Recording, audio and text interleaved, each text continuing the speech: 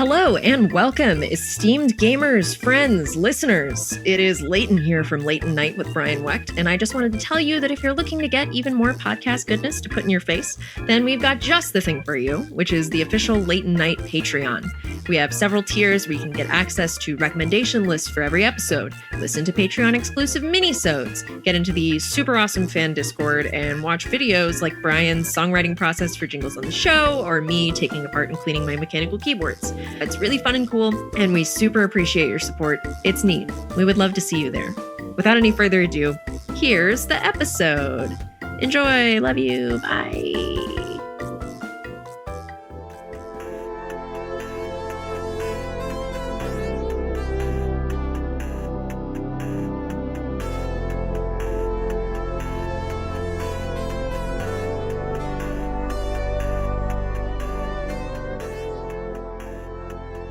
There's no worse call out than when you try to put the Breathe Right nasal strip on your nose and it literally will not adhere because your face is so greasy. Oh, yeah, it's awful.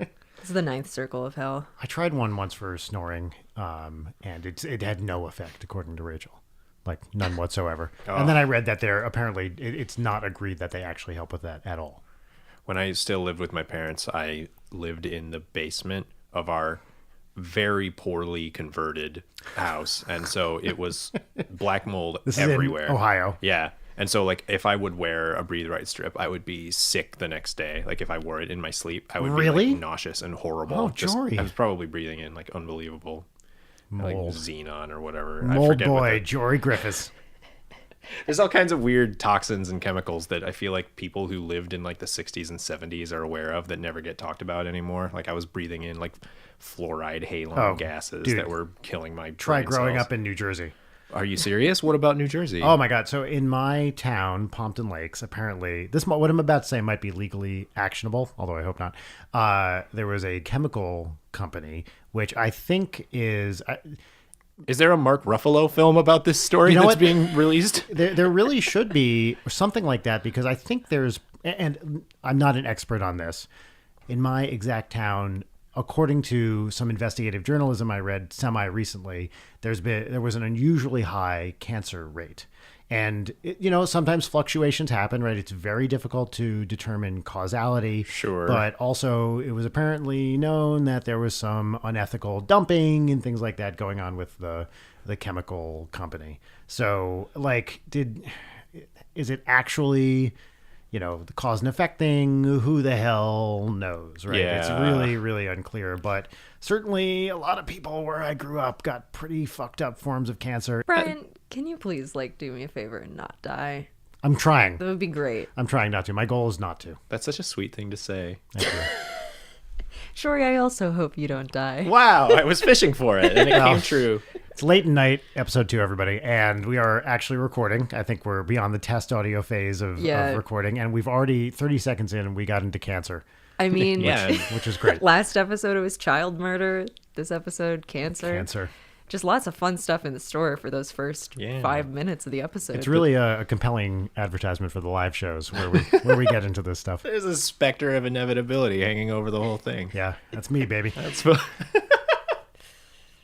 So we have a special guest today on only our second episode of Leighton Night, but already we're hitting a high point because Leighton, do you want to introduce you've heard his voice. So the first official guest for Leighton Night is very exciting because he was a part of our live shows, and he's a very dear friend of ours, as well as a narrative designer on Dream Daddy. He's very talented. Also, you might recognize him from the 10-Minute Power Hour on Game Grumps. We have Jory Griffiths with fuck. Oh, I'm sorry, Jory. I did that great build-up, and then I'm not editing this out. Yeah, it was a pretty natural ending for that build. I liked it. It's Jory Griffiths. Hello, gamers. Jory Griffith. Yeah. All right, I accept it. Joris. It's like in the ballpark. Jory, thank you for coming over and doing this. I'm so happy to be here. Because what are we talking about today? We're talking about movies, and I know that you have opinions on movies. Yeah, I'm a real cinematiste. I just couldn't think of anything to say about What's it the because word it all felt so disingenuous. Isn't there was a fancy French word for someone who loves cinema? What is it? Something like it's asshole. Killing me, right? It's something cineast, right? Cineast, right? Cineast, as we say. Yeah. Yikers. I guess that sounds better than cinephile.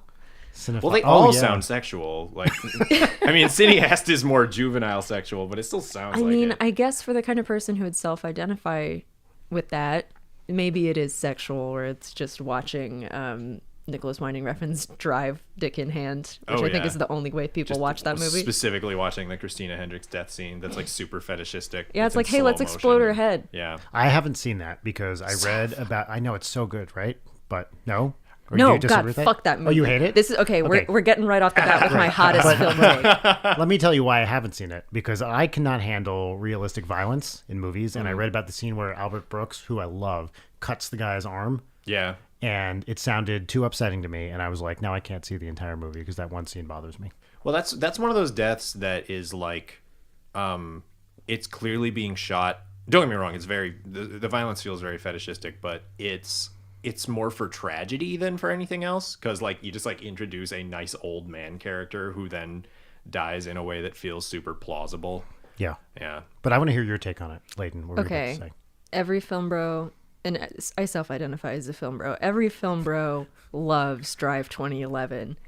It's a glorified music video. Refn should have stuck with music videos. Oh, wow. It's so dog shit, and I truly cannot. It's like, just because you used pink and blue gels doesn't make your movie good. Like, who you think you are? We really got into a hot take right off the bat. This is great. Also, this is the one that I get into fights about. Why did you qualify it as Drive 2011? Is there a contradictory drive? Well, there's License to Drive, the Corey Feldman, Corey Hart, Corey Haim. We both cocked our heads to the side when you started talking it's about from the 80s, from my youth. You're too young for it. Sorry, my friend. So, License to Drive with the Coreys. Big double Corey movie from the 80s. That's probably the other I feel like one. I compulsively like try to remember the date that a movie came out and then always drop it after the name of the movie, like The Thing, 1982. That's the ultimate film bro move. Because it makes it funnier when you're doing a bit. You were in no tangible way doing a bit. My life is a bit, Jory. You should know this by now. That's Jory's autobiography. My life is a bit. Wait, And Brian. it's me legit like ugly crying on the cover.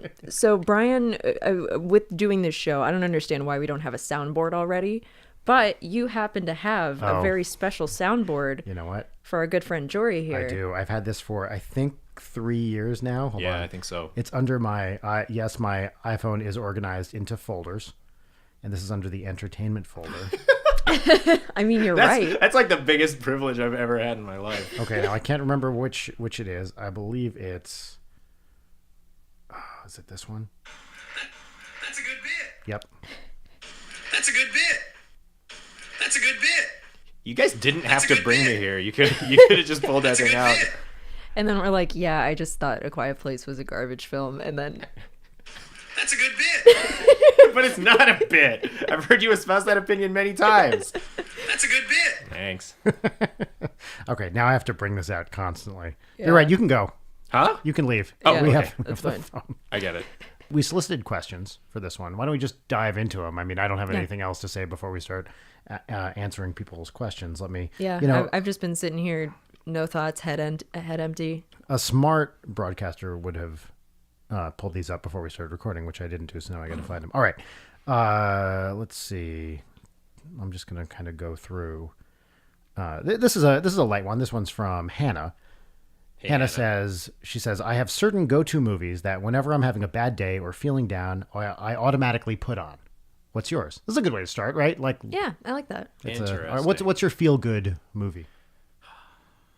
That's a tricky answer because I feel like I have this weird thing with movies where they don't have a lot of, I can't think of a good way to put it. They don't have a lot of like inertia with my affections where like I feel like I tend to move past movies really rapidly. And so That's why like, they're called movies.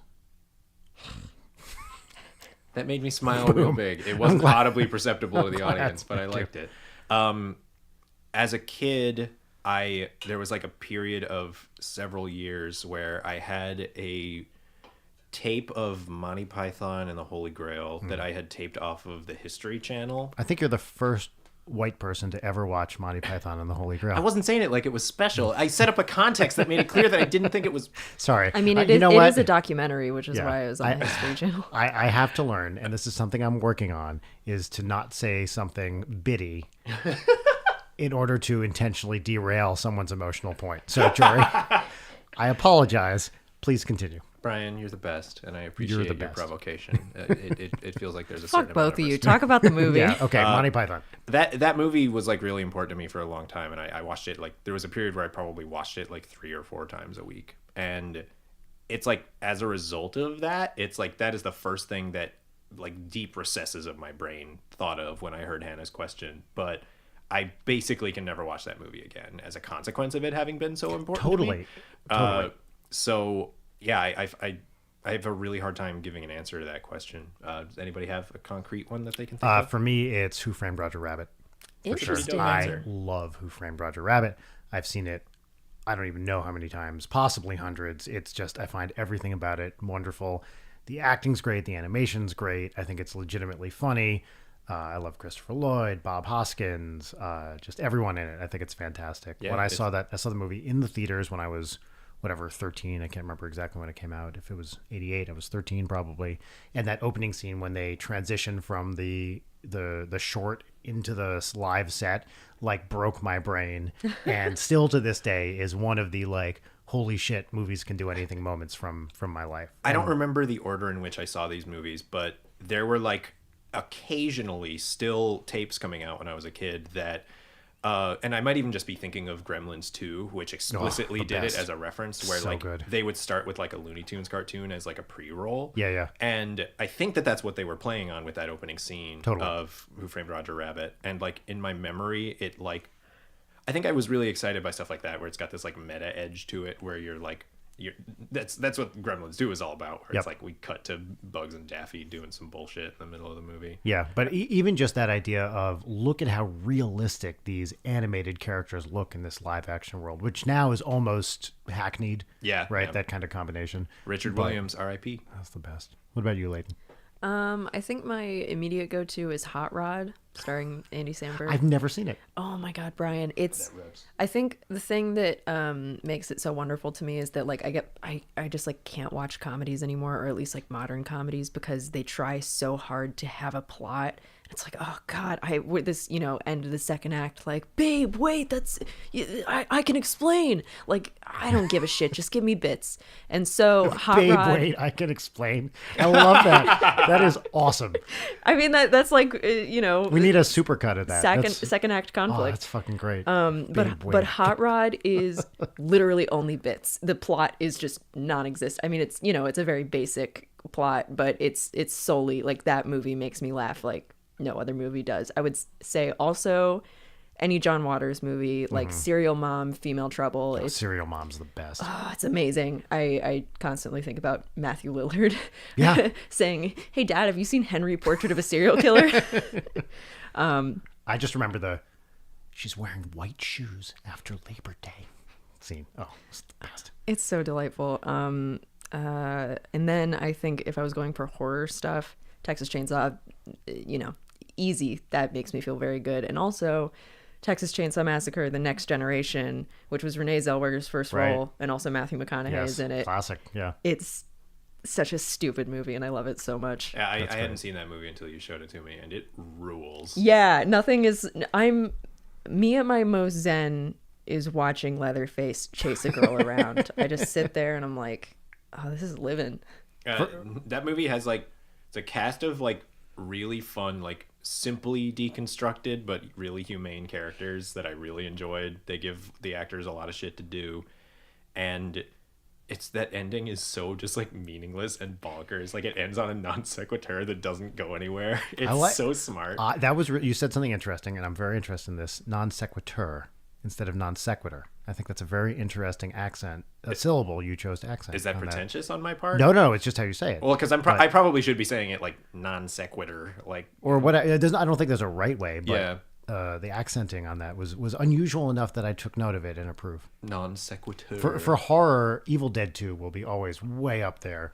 I mean, it is like, who doesn't love Evil Dead 2? But Yeah, those movies are really important. it just to me. never gets old. It's so funny and great. Have you and I talked about Ash vs. Evil Dead? You watched that show, didn't you? I did. I liked it very much. Yeah, I like that show a lot too. It- It doesn't quite solve the problems of like the latent misogyny that runs through those No, movies. absolutely not. It didn't really do enough to subvert it, aside from making Ash a little more blatantly a scumbag. Right. But that doesn't like It work did. completely. It did more solve the problem of the insane whiteness of the Evil Dead movies. Yeah, totally. To some extent. I mean, not completely, but I felt like they were trying to be more inclusive in some way. Yeah, I think the sidekick characters are really successful. Totally. think they're a lot I of like fun. them. What, Dana and Pablo, right? Weren't their Dana, names? her name is Dana De Lorenzo, the actor. Oh, Kelly. Kelly, and yeah, Pablo, yeah, right. totally.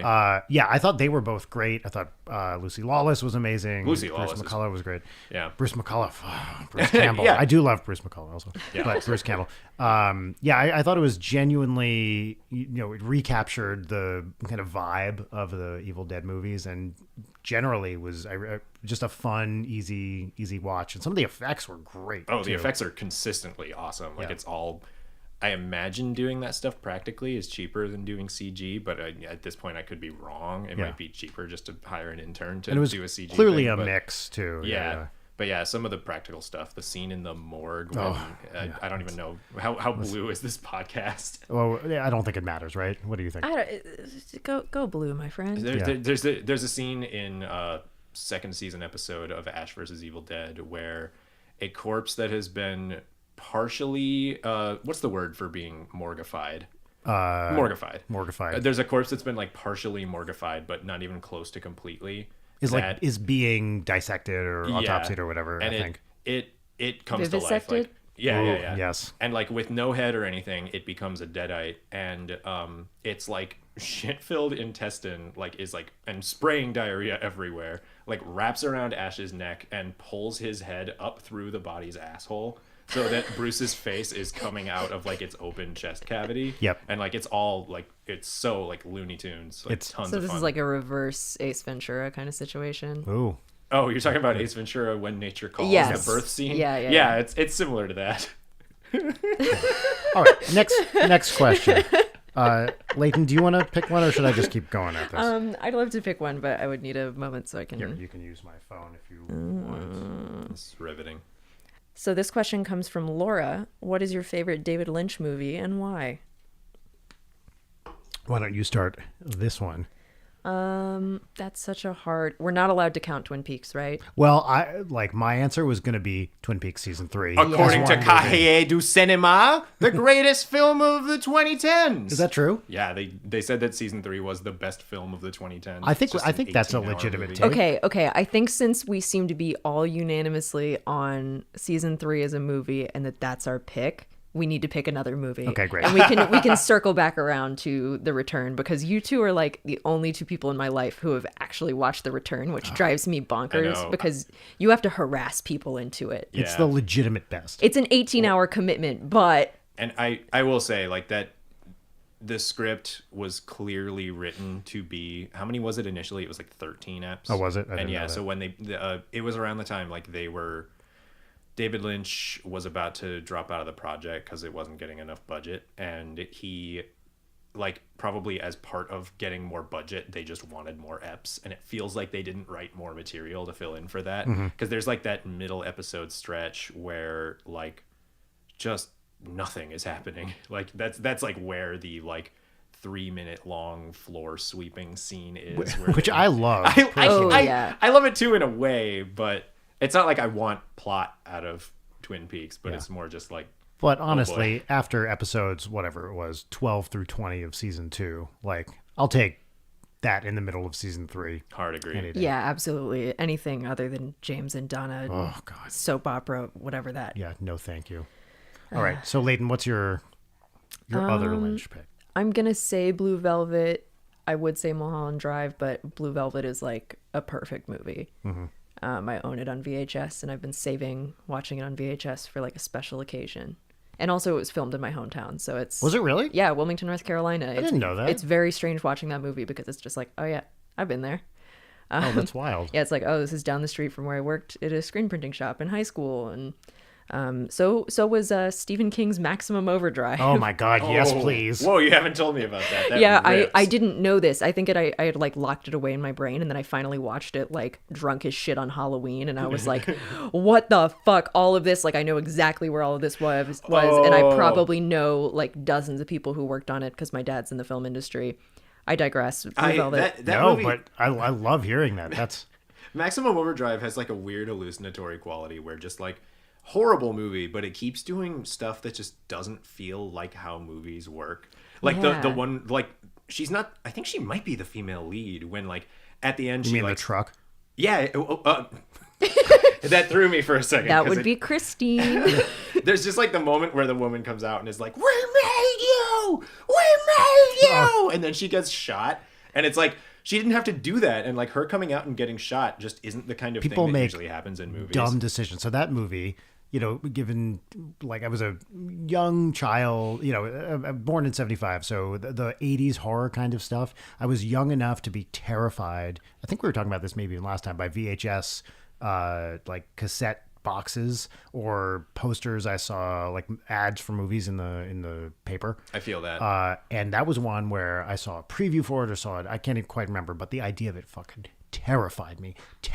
And then when I was like, I don't know, 25 or something, I saw the movie and realized how much it sucked and was not at all scary. And I was like, that's the shit that scared me. I think that there's something about being a kid in the 80s where you saw all these horror movie posters, which were like to a little kid actually scary, but the movies were low budget crap that are funny when you actually watch them. Directed by a coked up maniac. Oh yeah, totally. There's a prominent kill in that movie where it's like a baseball coach, and in my mind it's like very like, I don't know, phantasmagoric, because like I don't know why there's this like vending machine that's like near a little league. I remember hearing about this. Yeah, and like the vending machine is like the coach in front of all of the kids is using the vending machine, and then it like eats his money, so he's like throttling it, and then it shoots cans at him multiple times so that it like caves his head in and he dies, and it happens in front of these kids. And as a kid, that scene was like really upsetting to me.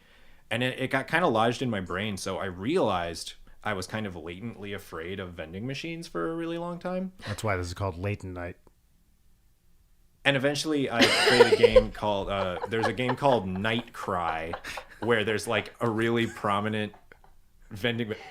What are you guys... What's happening? I just like that nobody laughed at that joke and just moved on. That tickled me so much. I'm sorry, it felt mean. I'm going to apologize for that off mic. It did what? What you did felt mean? Yeah. No, once again, It made both of us laugh. I interrupted your story with an unnecessary bit. You're not the wrong one in this situation, Jory. I think, did the previous time you interrupted an emotional point with an unnecessary bit get cut? Is that going to end up in the final edit? Are people going to get this reference? We don't know. But continue, please. I'm sorry that, once again, I apologize for my behavior. I accept. Thank you. All right. It doesn't matter. There's a game called Night Cry where in an opening cutscene a guy like dies because his like hand gets like pulled up into a vending machine, and that's like the version of it that was really scary to me. But like it was interesting connecting those dots and realizing, oh, I'm kind of afraid of vending machines because of awful pop culture and like Ramones songs playing like it's the coolest thing in the I love world. that. That's so specific. Oh, vending the machines. theme song for Maximum Overdrive. Yeah. I don't remember it. Wait, am I thinking of a different movie? I think you might be thinking of Pet Cemetery. Yes. Which is I am thinking what of is the Pet theme to Sematary. It's actually the Ramones. I don't want to be buried in a pet cemetery. I don't want to live my life again. And it's like, It's so sick. it's so earnest. I love that you sang that. And that was a pretty good Ramones impression, too. Thank you. Also, I think the fact that I thought that was for Maximum Overdrive, like I'm realizing as you're talking about it that I don't remember shit about Maximum Overdrive other than being like, I lived there, and also Big Truck. I would like a recut of Maximum Overdrive set to the Initial D soundtrack. Set to the what? The Initial D soundtrack? So I don't even know what that is. I think having Initial D music on Maximum Overdrive turns the vehicles and the machines into the protagonists. What is Initial D? I don't know what Initial D It's is. an anime and also like a arcade game about driving cars really fast. I've not seen a single episode. I've never played the game, but it's like Eurobeat music. The like really famous cool. one is Yep. running in the 90s. I was talking to Aaron last night. I forget why we were talking about Initial D, but I found a mix that was like 3 hours Initial D soundtrack Eurobeat. And then like, we sent it back and forth. And then, 30 minutes later, Aaron was like, I've been listening to this entire time. All right. I'll write that down to check out. Oh, it's delightful. Every song has the BPM of a panic attack. Yeah, certainly. Wait, you guys didn't answer the David Lynch question. Mulholland Drive for me, for sure. Yeah, that's so if I can't say Mulholland Drive, that would be 100% my first choice. My follow-up would be Fire Walk with Me. Oh, Which shit. is really, I saw it, being a huge Twin Peaks fan, I saw it in the theaters when it came out, then did not watch it again until I was preparing for season 3 by watching everything. And so revisited it after, 25-ish years, right? And I was like, this rules. Especially watching it, I think when I saw it in the theaters, there was some distance between having seen the show and having seen the movie. Watching it right after, like literally after the final episode of season 2, getting into it, the continuity felt a lot more present than it did to me in the moment. And also something that's really worth checking out, there are a million like deleted scenes from it that you can see on YouTube now. It was from some anthology or whatever, some DVD that they put out, and there's like extra Bowie stuff, and it deepens, and a lot of it shows up in The Return as well. It really deepens the mythology in, I thought, a meaningful and interesting way. So I watched Fire Walk with Me and then all the deleted scenes, and it was just a great experience. So 2 things. First of all, I retract my answer. Fuck Blue Velvet. Fire Walk with Me all the way. It's a fantastic movie. B, I just bought it on Criterion Blu-ray where they have the restoration of that like 90 minutes of content. Oh, great. I've been saving that one for a special Have day you watched too, them yet? I have not watched them yet because I just, you got to be in the mood to watch that movie Yes. because it totally does and I that's one of the things that I love about The Return so much is that it was like, this show has been flanderized by the public into being like, oh, it's cute and it's about diners and coffee and solving crime. And it's like, this is literally the darkest story on television. And I would straight up say the summary, and I don't want to spoil it or trigger anybody, but it's the darkest shit in the world. And like that movie just leans into it. And Cheryl Lee's performance, like I'm on too many medications, so I can't physically cry anymore. But when I watched that movie, I was just like dry heaving, like with sadness.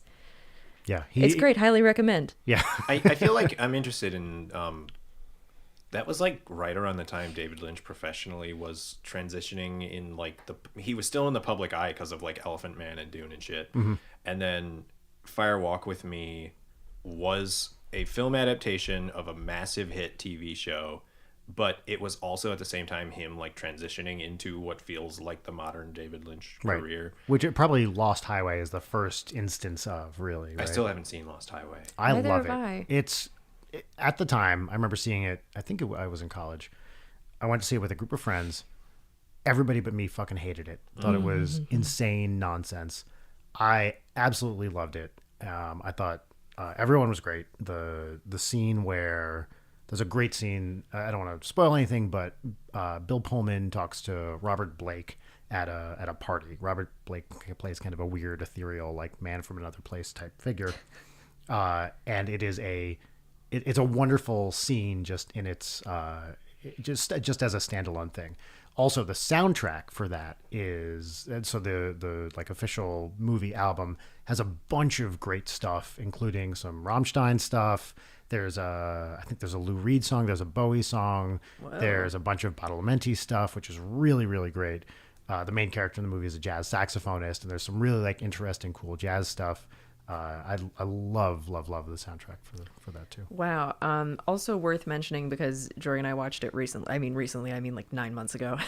But neither of us had seen Inland Empire. I've never seen Inland Empire. Maybe keep it that way. Yeah, that's what everybody says. We're both like diehard Lynch stans. Like, I will follow that man to the ends of the earth. I bought his like fat brick-sized Room to Dream autobio that I've been slowly reading.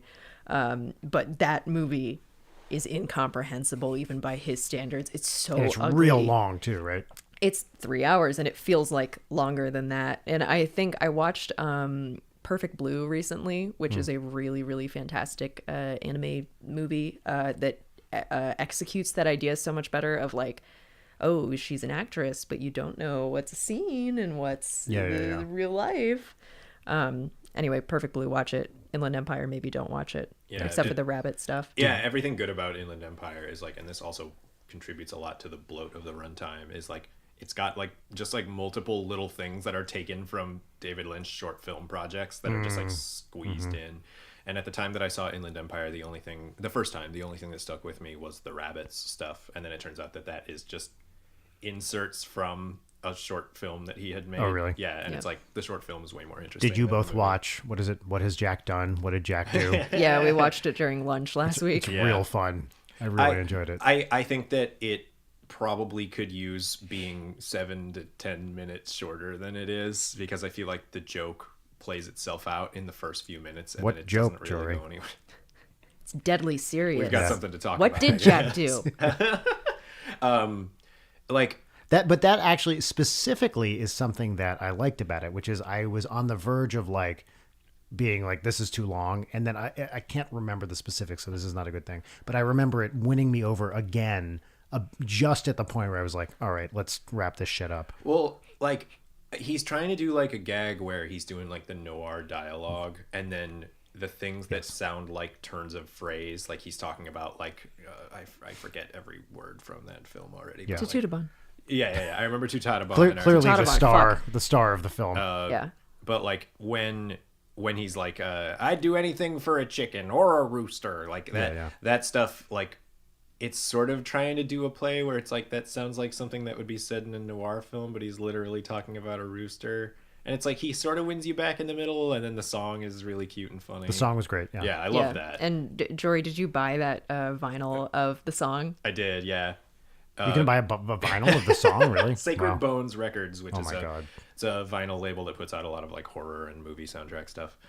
They are putting out a 7-inch that has the song from the film on one side, and then on the other side it's apparently another original song that presumably is David Lynch's voice slowed down, Yes, just like the please. one from the movie. Yeah. So I'm looking forward to hearing that. All right. I'm going to read another question. Oh my God. I seriously have like 10 other things to say about David Lynch. We should just do an episode, Yes. separate I'd episode be about David Lynch, because Very I down could for pop that. off on that shit. I'm wearing my David Lynch shirt today. Whoa! It's directed by David Lynch. Oh, yeah. That's a good one. I didn't do that on purpose. I thought for a second you were talking about the skeletons fucking. Yeah, I'm like, also wearing a sweatshirt. sweater with skeletons fucking on it. Jory, you do a really excellent David Lynch. Oh, really? Oh, now I'm on the spot. Oh, I'm sorry. You do a terrible David Lynch. The secret is to move the cursor up to the word filters.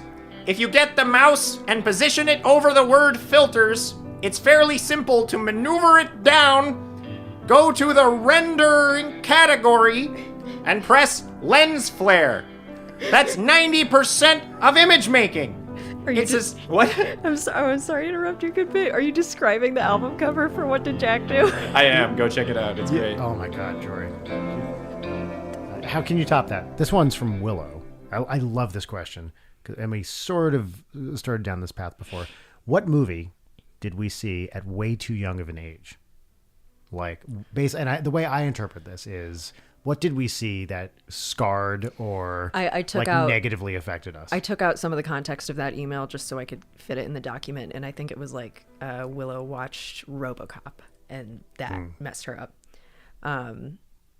Now that I'm talking, Signs was my big one. Oh, really? I was terrified of aliens as a kid, and that really just like do not like it. I mean, it doesn't hold up, even though I still love it. But the scene of Joaquin Phoenix watching the newsreel from Brazil, Oh yeah, and it's real like, I saw that in the theater. Yeah. and people jumped at that scene. it's horrifying. I love it. And, you know, Jory and I have talked about this movie at length. I rewatched it recently and I wasn't as into it, but I still think it's like pretty great movie. I agree with that. People talk about it like it's a bad M. Night Shyamalan movie.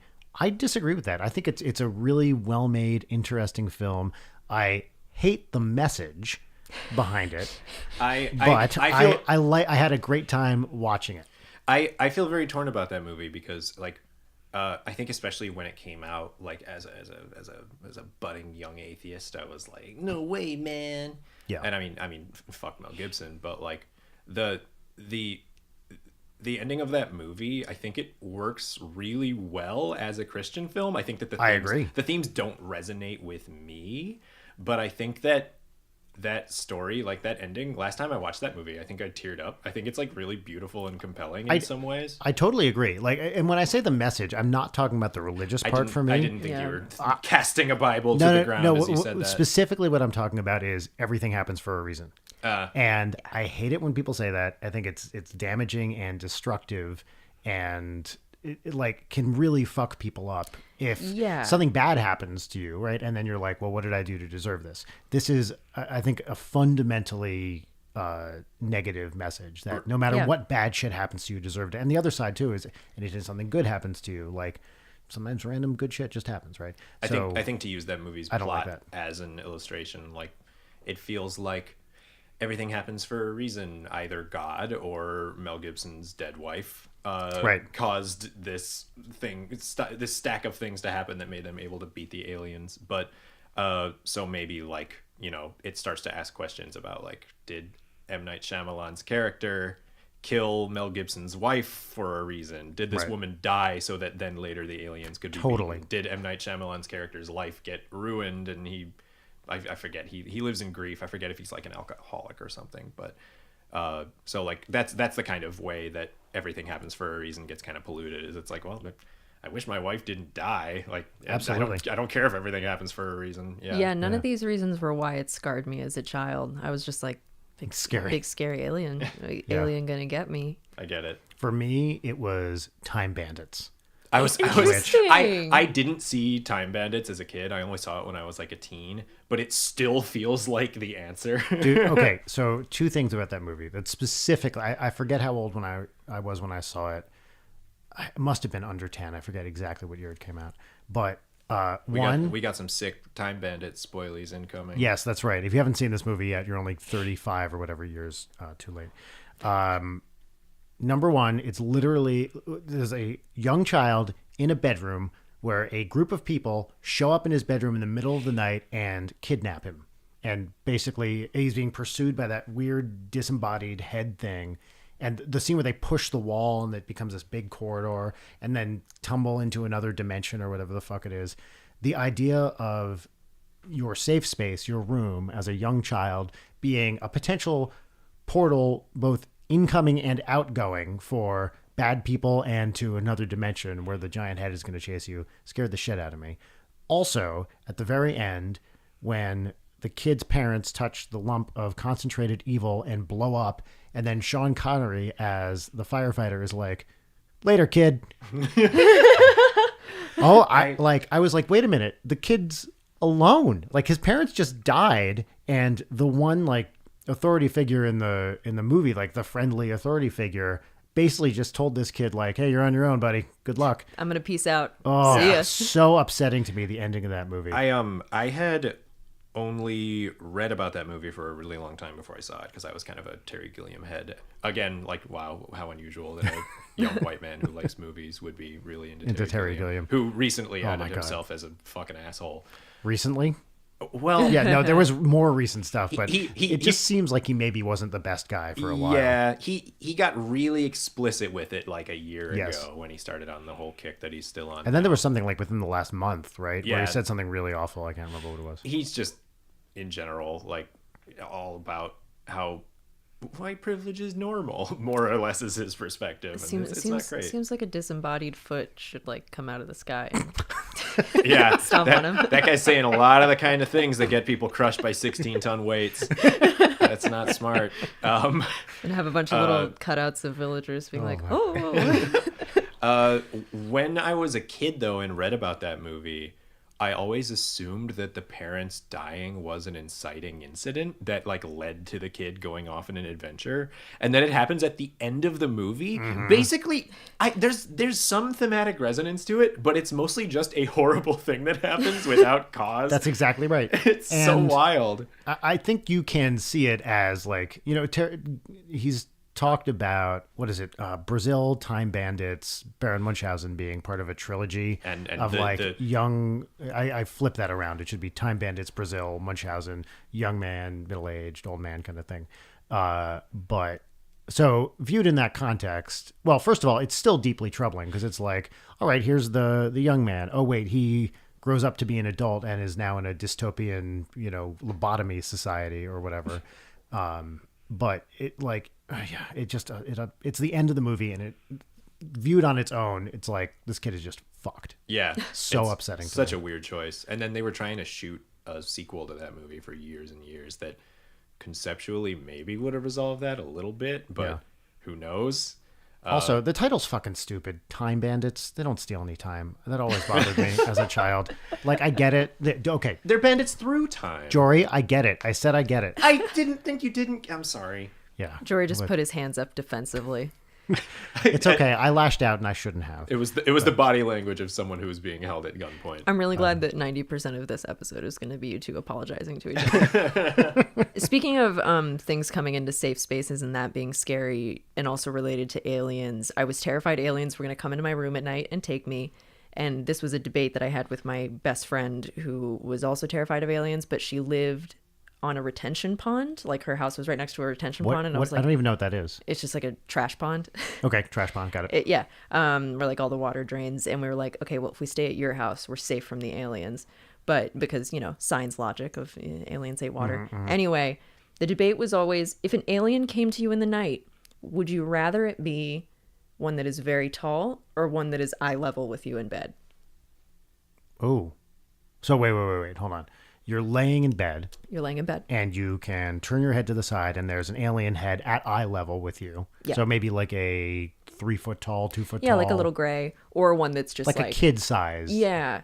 When I was a kid, I had E.T. bed sheets, and I really liked. I loved E.T. I love that movie a lot. E.T. was one that I was terrified of. That's understandable. And even though that's one of those things where, like, I knew the text, I knew E.T. was a lovable little fella, but the bed sheets scared me a lot. And I would think about, like, E.T. at the foot of my bed, basically at, like, laying down, looking down, like, seeing E.T. down at the, like, eye level is the worst. I'm just eye gonna- level Yeah. is the last thing. I'm fully with you. I'm going to say it. E.T. is terrifying. The character is terrifying. The movie still scares me. I don't like that film. I don't like E.T. I don't like anything about it. I don't see the childhood magic and wonder. I just It's think fucked up. No, but it's a horror show for the entire thing, and I never want to watch it again. That's my opinion on E.T. That movie is like, it's like a loss of innocence story. Like, it's all about how, like, life is horrible. Yeah, like, I lost my innocence when I went to see the movie because of how bad it was. Like, I really don't like that movie. I really huh? hate E.T. It's Well, very bad. Jory, I've told you this, but when I was a kid, I obsessively rewatched Ron Howard's How the Grinch Stole Christmas, which I maintain is a good movie. But there was hold on, I maintain that it's a good movie. I will die on this hill. But there was a trailer for E.T., and I would, like, force my parents to come back into the room and, like, stop whatever they were doing and fast forward through the E.T. trailer because it would make me cry. That was probably a trailer for the special edition. It didn't even have scary guns in it. They were It's not walkie-talkies. the guns. I wasn't afraid of the guns. Use the guns to get rid of E.T. Well, yeah, exactly. That's why the guns were good, because that way E.T. dies and you don't have to deal with them anymore. The bad guys are the protagonists. You guys are I agree both with that. like super anti ET. That's right. And don't get me wrong, like I really like there's like divorced family energy all over that movie. Like, there's so much relatable stuff. Deeply It's just, like, traumatizing to me as a child. the creature or the divorce. Every single fucking thing about that movie. I hate the whole thing. I can't defend any of it. The only thing as a kid that genuinely scared me, and I think it's just because the movie works really well, is like when you see E.T. like ashen white dog poop like dying in the experimental facility. Yeah. That's bad. Like that was awful. Yes, and I have really mixed feelings about that because I wanted him to die. You want to see him die and go to hell. But that particular death is horrifying. Yeah. I do want the sequel, E.T. Goes to Hell. It's like a Freddy versus Jason kind of thing. Oh yeah, Okay, yeah. Well, he does get dragged by Freddy Krueger into the dirt at the end of that movie, setting it up for a sequel. And by the way, as a kid, I saw nothing but movies that I saw too early because I watched like a ton of R-rated horror movies when I was a kid. No, I couldn't handle it. Edgelord. I loved it when I was a kid. Like, I was all about like slasher movies and stuff. The only one that really traumatized me, and it's kind of hack to be afraid of clowns, but Killer Clowns from Outer Space got You know me what? real good Yes, when I was a kid. 100% yes. Really I recognize it's supposed to be a comedy. Yeah. When I saw it, it was on HBO all the time. When I saw it when I was whatever, not even that young, probably like 12. Yes, completely fucked me up. Not funny, just scary. I have a theory about that stuff where, like, I think that horror comedy, especially for a child, is when you're not very versed in the language of movies, I think is way scarier than actual horror. Because somebody's death in a horror movie, I mean, sometimes the violence can be pretty fetishistic in horror movies, but it's treated with a drama that makes a death make sense in context, whereas the deaths in those horror comedies always feel so kind of crass and flip. Like when the guy, like the cop, gets used like a puppet in Right. Killer Oh, Clowns, I it, like, remember that. scared me I a lot. definitely remember that. Did not want that to happen to me. Well, I think also with kids, like they can, kids who are, I don't know, maybe 7 or 8, by that point they've seen enough stuff, most of them, that they can appreciate what the beats or rhythms of a comedy versus not horror, but they've seen a bunch of comedies. And so when you see something that has the formal structure and beats of a comedy, but people are getting eviscerated, it's a real brain fuck. Oh yeah, it got me real bad at that age. And when I think about Return of the Living Dead, I'm like, that's like skirting an R rating. Like that Yes. movie Oh, yeah. almost is an R. Like there's full frontal nudity in that movie, but that movie like also scared me a lot as a kid, just because like all of the death and gore and stuff is so like sudden and violent because it's supposed to be camp and fun. Yeah. But as a kid, it scared me way more than like ever any other slasher movie did. Totally. It got me. So we're going to take a break so we can drink some water, and we're going to have a word from our sponsors, who we're super grateful to have like so early supporting our stuff. So here we go.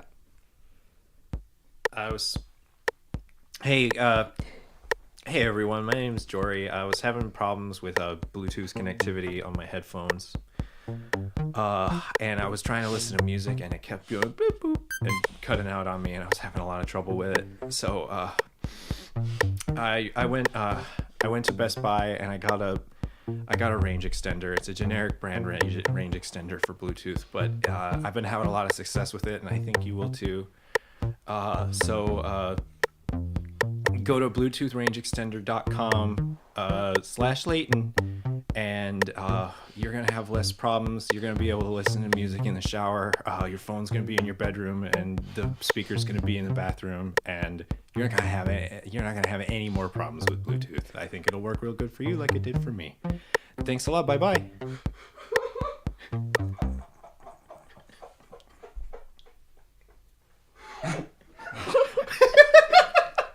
My hand is covered in saliva from like trying to. Crying. I'm honored. Oh my god, my stomach hurts. I can't come back from this. Looking up and just seeing 2 tears rolling down Brian's cheeks. Holy shit. I'm so honored, you Ow. guys. I don't know how. That's. You're a genius. I don't know what else to say. Brian needs a moment. Shit. Ah, Wow.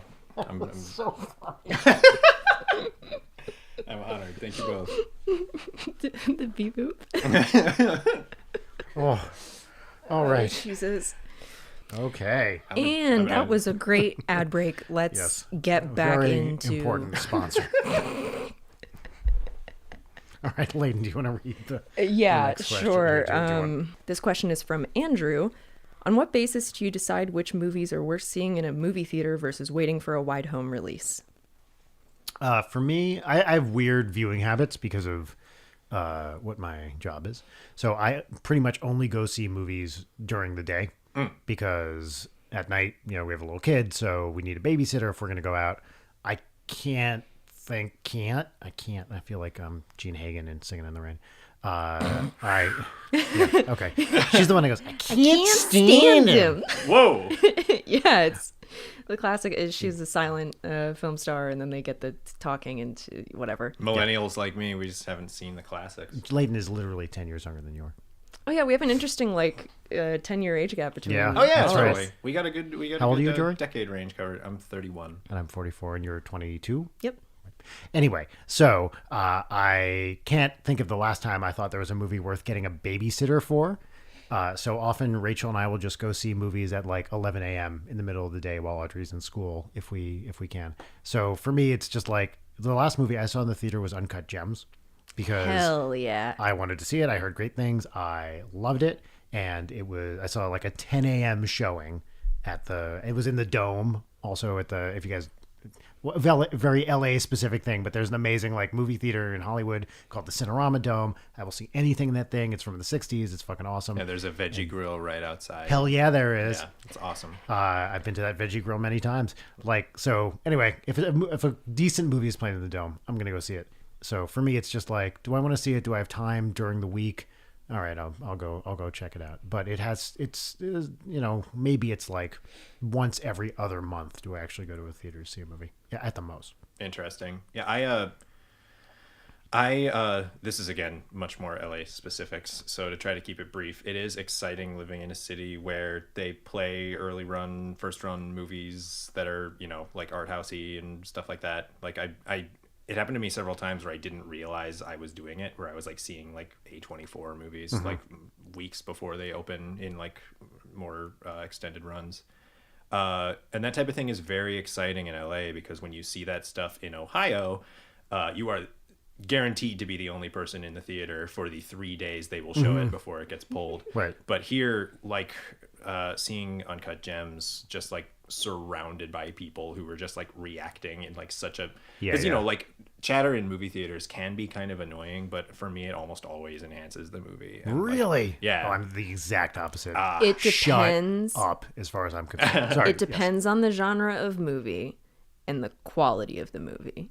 If it is a dog shit film and everybody is on the same page, like I went to see The Grudge recently, the new one. You saw that in a theater? Yes. So that's I don't mean to hijack your thing. You're totally fine. But my main criteria is terrible horror movies, or any sort of A24 movie, or whatever is fun for me to eat, like an upsetting amount of edibles and then go see. So that was The Grudge. We thought we were going to be the only people in the theater, and then maybe like 6-7 other people show up, and then by the midway point, none of us are like, they were screaming at jump scares like first half, and then you could just hear them like groaning.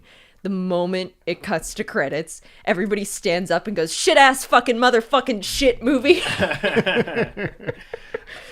That's great. Are you sure they weren't groaning because they were afflicted with the grudge? Oh, that's a good point. That's the sound of someone who hates the movie they're watching. That's also... That's a little grudge noise, right? That's a little grudge noise. A little grudge. I also, this feels like revisionist history to say, but like people usually say that in front of something that ends up getting edited out of a podcast. It's no promises, Jory. I feel like I've seen a lot of movies that are like absolute dog shit on DVD, and the main one that I'm thinking of is Steven Spielberg's The War of the Worlds, which is like that. On video, it's an absolutely I think it's a horrible movie. You get a little bit of that Tommy Cruise. Yeah, and he's like the least believable everyman. Like he's an everyman divorced dad, and like nothing about it works. It's really frustrating. But that movie in a theater was really fun just because of like spectacle and bombast and stuff like that. And there are movies like that that I think are made exclusively to be seen on a big screen and that just die on video. It was especially hard with comedies too, right? Like almost every comedy is better in a theater with people who are loving it, rather than the way I watch them, which is alone at 11 p.m. While my child is sleeping in the next room. Yeah, and they're still funny, but like instead of laughing, you do the like hard nose exhale. Like yeah. I've been trying really hard the last couple of times I've seen movies that have comedy elements in theaters. Writing is so hard. It's so hard to write stuff, and then probably as an actor, I can't even imagine the amount of pressure when the camera's on you to like say a line that you've probably been sitting with for weeks or months, and it's just not funny to you anymore, and deliver it like it's funny. Well, and 30 times in a row. Yeah, right. Totally. Yeah. So like I've been trying to go really hard and just like really open myself up to enjoying laugh lines in movies when I'm in theaters recently. I watched Ghostbusters 2016 again, and I was like, oh, this movie's not that funny. Because like when I was in theaters, when that movie came out first run and I watched it, I was like laughing the whole time. Like it's so full of lines that when I was in the theater with a crowd of people who had like a north of lukewarm response to it. It was like really, I had a lot of fun watching it. Like, yeah, it's the plot doesn't hold together, but like I was having a lot of fun watching that movie when it first came out. That's what I was like immediately thinking of as you were talking about that. Yeah, like I was really trying to go into that one because I was excited for it, and you know, Yep. there's something about and this is such a pretentious take, but ever since I got into like writing professionally, bad writing destroys me, and it makes me so mad, especially with comedies where it's like, that's not a joke. Just because you said fuck doesn't make it a joke. Like Ready or Not, which was a recent one that made me very angry. Yeah. Where it's like, look at all these people who are dressed up and they say shit and fuck. Like, that's not a joke. You can't use somebody saying fuck as a punchline. It's not funny. Yeah, I think You realize my band does Fuck. exactly this, like every single song. Yeah, but you guys are talented and do actual jokes. I will say of Ready or Not that it has routinely very good performances. I think everybody does a pretty good job in that movie. Yeah, I Adam like Brody, Christian Brune a lot. Yeah, Samara Weaving, like, you know, good. Yeah. I guess. I'm psyched about Samara Weaving becoming a thing because she's a lot of fun. She was really delightful, even though that movie was just, I wanted to pull all my teeth out. Yeah. Same. Maybe you weren't ready. Anyway, Ooh, doing that bit multiple times in one episode feels kind of rough. Feels like my wheelhouse, Jory. I refuse to apologize for this. That's the difference. Ira Glass to apologize for this. Brian, what's the next question? Yeah, great. Jory, I like that. You shouldn't. Let's see. Hold on, we're going to need to... You sucking up to Jory? Well, I have to. He's my boss. All right. So our next question is from Natalie, who asks, what are all your thoughts on the Oscars right now? Leighton, I'm going to go to you first on this. No. Jory? No. I'm also no. I think the only level of excitement I can muster is for the On Cinema Oscar special, which I'll be able to watch live for the first time. It was very exciting. It's really exciting, yeah. And the amount of legal trouble that they're in right now will make it a lot of fun. The That's Oscars really are rough. in legal trouble? No, On Cinema's in legal Oh, trouble. on cinema. I didn't know about that. The Oscars are constantly in peril, though, I guess. Well, Yeah, for are you- sucking too much. Yeah. Got him. Are you too far away from the mic? I don't know. That sounds better.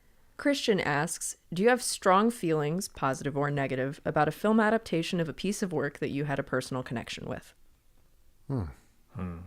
I think one of the most like profitably adapted writers of all time is somebody who I'm pretty fond of, which is Philip K. Dick. And there's like such an unbelievable range of quality in the adaptations of his work.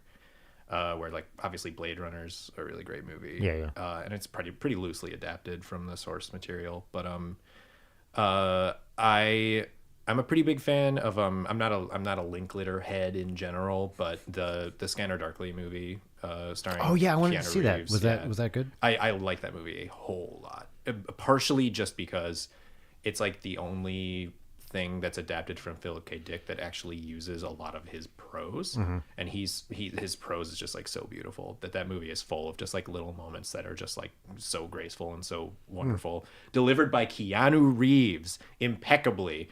Partially just because he's playing like a Neo type character where he can be like basically like out of his body and still be delivering the lines fine, just because he's playing like a drugged out guy who's got like dissociative identity disorder.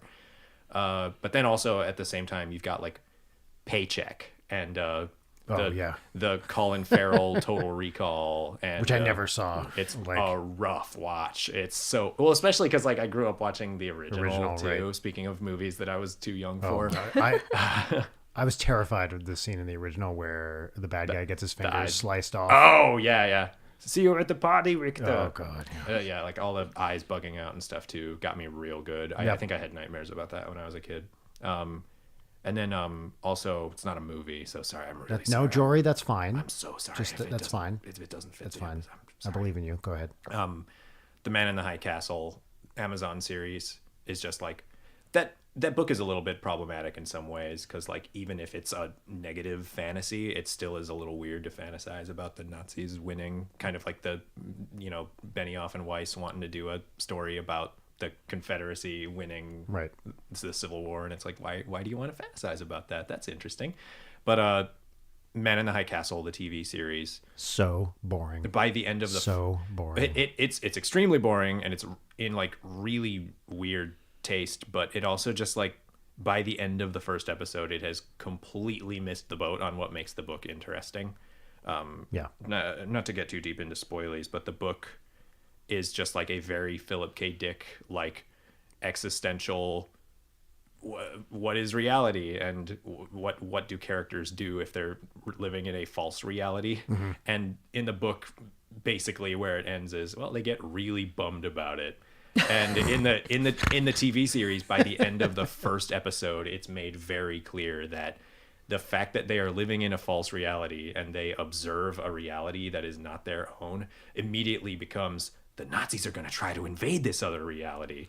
And it's like they kick Woofers. off I didn't the even plot. get to that point in It's it. it's unbearable. It's really rough. I started reading the book just because I was reading a lot of Stephen King books, and then I kind of exhausted the ones that I knew I would really like, and I was like, I should get in some other big ones that I haven't read, and I could not get more than a few chapters into that one. It just didn't grab me. Yeah, his work is so slow. It's like a really slow read, and he is not. He's really interesting because he's like, in some ways he's a really humane writer, but not in a way that really communicates to the reader. Like right away in that book, you start spending time with like Childan, right, the antiques guy, Yeah. and like it's like so slow to get into because he's just like not trying to ingratiate you to this character at all. It's a really interesting. That's an interesting way to put it, because usually when I think of authors or directors not trying to ingratiate a character to you at all, it's like somebody who's explicitly unlikable, which is the thing that I love. I love a thing that actively alienates you from the protagonist, of like, this person's a piece of shit, enjoy. Yeah. Whereas in that book, it's just like the tawdry details of what they're doing day to day, and like you spend like there's like 4 chapters where he's introducing characters to you in ways that do not make them interesting or appealing characters at all. Yeah, it's like, oh, we're trying to buy this thing. We're a couple. We're gonna go buy this thing. Yeah. The Stephen King thing reminded me of, I guess, it's more of a mini series than a movie, but I really loved I think it was on Hulu, 11/22/63 series. I've neither watched or James E. read. Franco. Yeah, James Franco. I can't remember the name of anyone else in it, but I am a sucker for time travel stories. I absolutely love them. Interesting. And the idea behind this one is basically a guy discovers a portal that takes him back to, I forget exactly when, it's like 1959 or 1960, and gets obsessed with stopping the Kennedy assassination. And, of course, he has to spend a few years in the past to like get up to that. And he falls in love, and it's this whole thing. And I had not read the book before I saw the series, watched the series, thought it was just really touching and interesting, had enough time travel stuff that was cool, and some historical stuff that was great. Really nice little period piece too, takes place in the late 50s, early 60s. And then I read the book afterward. I don't read a lot of Stephen King. I know people love him. I have never been like super into him. I read the Dark Tower, when those were coming out, at least for the first few years. Liked it, didn't love it. Read 11/22/63, which is again one of those like 1,500-page Stephen King books, but it takes you an hour to read because he's such a great, compelling writer. And the book was also really fun and interesting, and slightly different than the adaptation. But I thought they were both successful and really well done. And I know people have varying opinions on James Franco, but like he was really, really good in this. Yeah, I started watching. I don't even know why I seemed. My friend was like, "The show is really, really fucked up. You should watch it." And that's pretty much the one way that you can get me into a thing. The Outsider on HBO as an adaptation of the book. I watched the first episode and I was like, "Oh yeah, it was good." And so I read the entire book in like at one sitting or whatever. And classic Stephen King syndrome of halfway through it just completely falls apart. And then the show. Jason Bateman, great director. I did not know this. Oh, really? It feels a little bit like either in the editing or the cinematography, it feels a little bit rookie. Like the man loves like Iraq focus, but cannot get the subject in focus in a way that's really distracting. Like lots of weird choices, but I had to stop watching because the script is like abysmal. And that drives me nuts. But I think my pull in terms of adaptation of a thing that you have an emotional connection to, when I was a kid, off-brandedly, My favorite book was Little Women, I think, because I was just like, oh, emotions. They love each other. And as any sort of like tomboyish, like bookish kid, like Jo is, the ultimate book girl. And I watched the Greta Gerwig one recently. I had like a nice rolling mist the whole time. It's a lovely film. Their performances are really great. Florence Pugh Amy is literature's best brat. She tears it up. She's like the high point of the movie. Timothy Chalamet. I did not understand the hype for him, and immediately I was like, okay, I get it. All right. Cool. I've only seen him in Lady Bird. And that's I still haven't seen Lady Bird, but I think it's the best. It's so good. Okay, it's yeah, really I've been told that I'll really like it. But Little Women, like, I think I want to evaluate movies on what they make me feel, and it made me feel a lot. There were so many like technical, formal writing, editing, directing issues with it that really bothered me. It has like the worst ADR I've seen in a movie in a really long time. And I'll let it go. I don't care. It was a great movie and I enjoyed it a lot.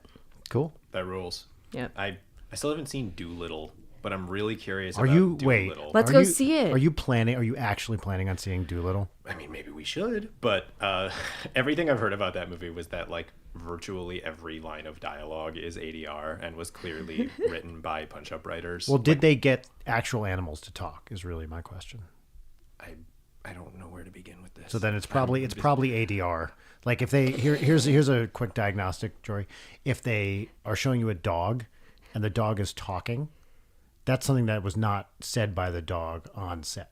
I think we should move into our final segment or our only actual segment so far of this episode, which is Peaches and Lemons. Do you want to describe what this is? So my aunt and uncle and my nieces do this thing every night at dinner where they go around the table and they each do peaches and lemons, which is a lemon is one thing during the day that they were frustrated by or that they didn't like.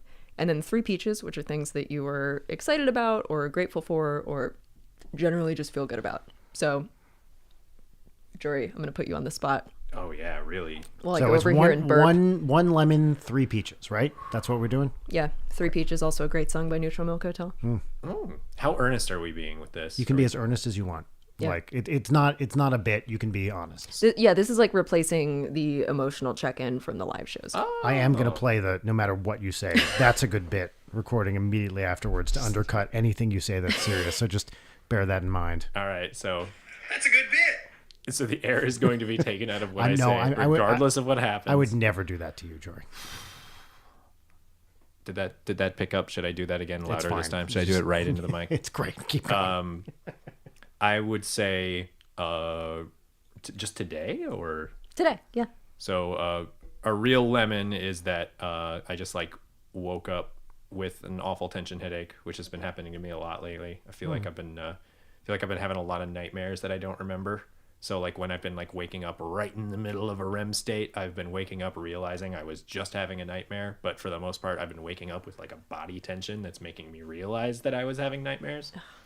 And I woke up with that today. So that was a little bit of a lemon. Oh. Uh, But do you feel better now? yeah, I'm feeling really good now. I've been having a lot of fun here with my friends. I've been having fun with you here. Wow. Thank you, Brian. I'm not having fun.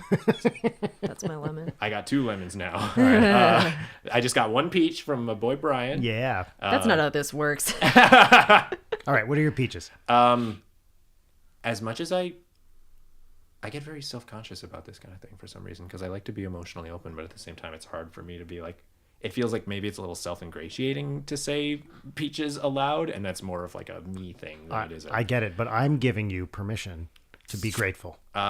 Jory, give yourself permission to be grateful. Denied. Great. I got a lot to be excited about right now. Got work project stuff that has been going really, really well. And I feel like I've had a really nice ability lately. I'm just going to make that my first peach then. Great. I love it. I was transitioning into another thought, which was that I feel like lately I've had a real positive ability to turn lemons into peaches. Oh, that's a good one. Which is a tortured fusion of 2 different turns of phrase. That's a meta peach. Yeah, that's like a delicious Starbucks peach green tea lemonade, Yeah. which I was just drinking. It was really ruining the acoustics of this podcast. The clinky ice. I don't think it actually was. The lately, like I feel like I've had a really good ability where when I get bad news, I've been able to see the silver linings of the black clouds within seconds. And it's like a little bit rare for me because I can be kind of a pessimist. So it's been really exciting to feel developing.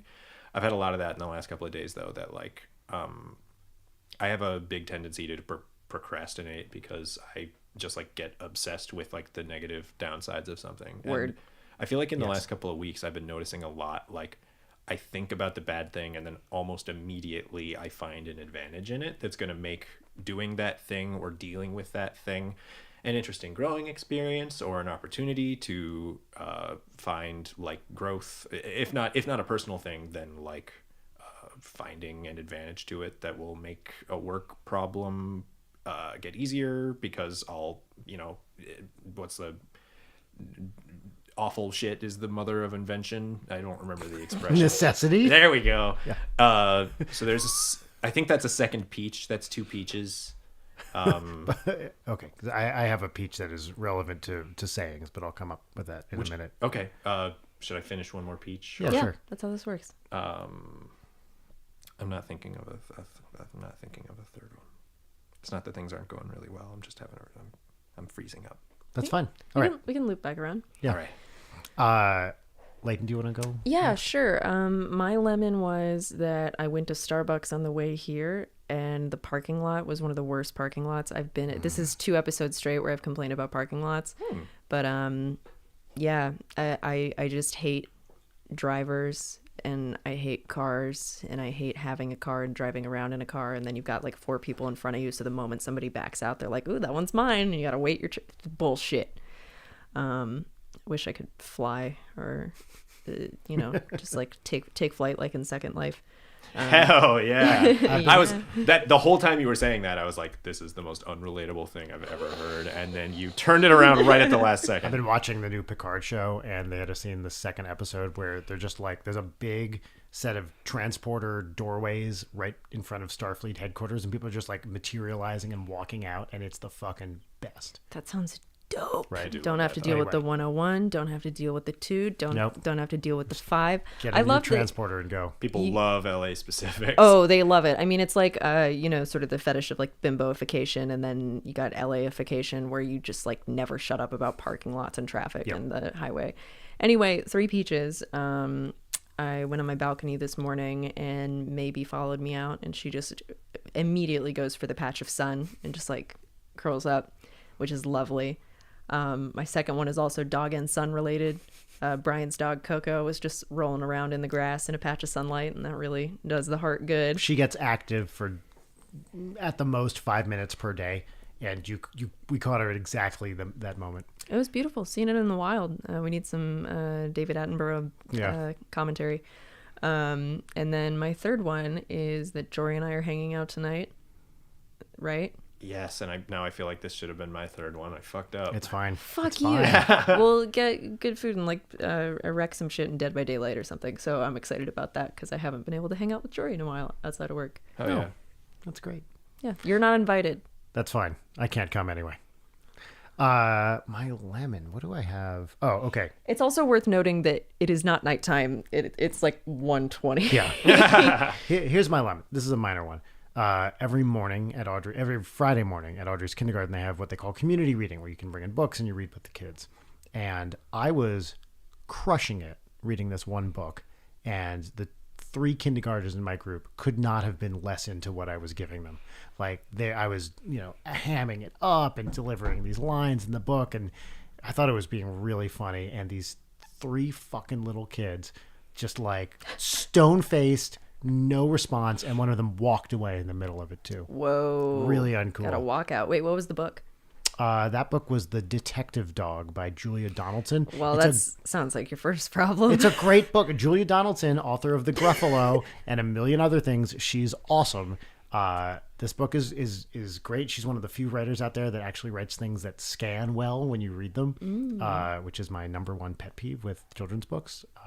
But got to get that flow. And I was in the flow. I was hitting the lines. I was doing voices, and these kindergartners, of which my daughter was one, not into it. And was she the one who walked out? Yeah, no, she was not. It was one of the ones who wasn't it was into a it. different one. Yeah. Anyway, that's my lemon.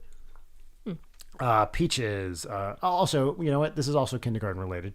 I had to go to Audrey's school yesterday for a meeting, and I saw one of her kindergarten teachers in the parking lot, and the teacher said, "I just want to tell you something Audrey said to me today." I had asked, I was doing a thing, I forget what she was talking about, polar bears or some shit, and I asked the class for if anybody had any questions, and a bunch of the kids just started saying random stuff, and this is what the teacher said to me. She said, "But your daughter, Audrey, said, guys, those are comments, not questions. A comment is when you say what you think about something, but a question is when you ask about something."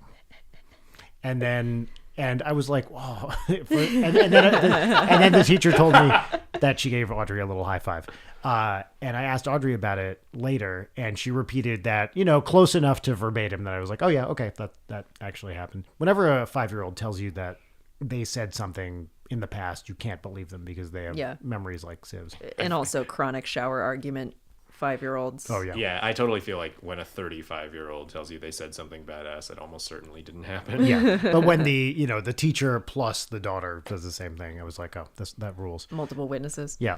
All right. Another peach. Been watching The Boys on Amazon, and it's really good. Yeah? I really like it. Yeah. What, you don't like it? No, it's not that I don't like it. I just I think that I think my deconstructive superheroes phase ended a while back, and that doesn't make me special or better or smart. It's just like I was reading books that were all about that stuff like 10 years ago, and so Yeah. And I believe the book it's based on is from 10 years ago, but it's an interesting adaptation that goes I haven't read the original, so I can't compare it, but it does things that surprise me. That rules. And doesn't feel like the same boring retread of what if superheroes were dicks kind of stuff, even though that is, like, if you really boiled it down, that's what it is.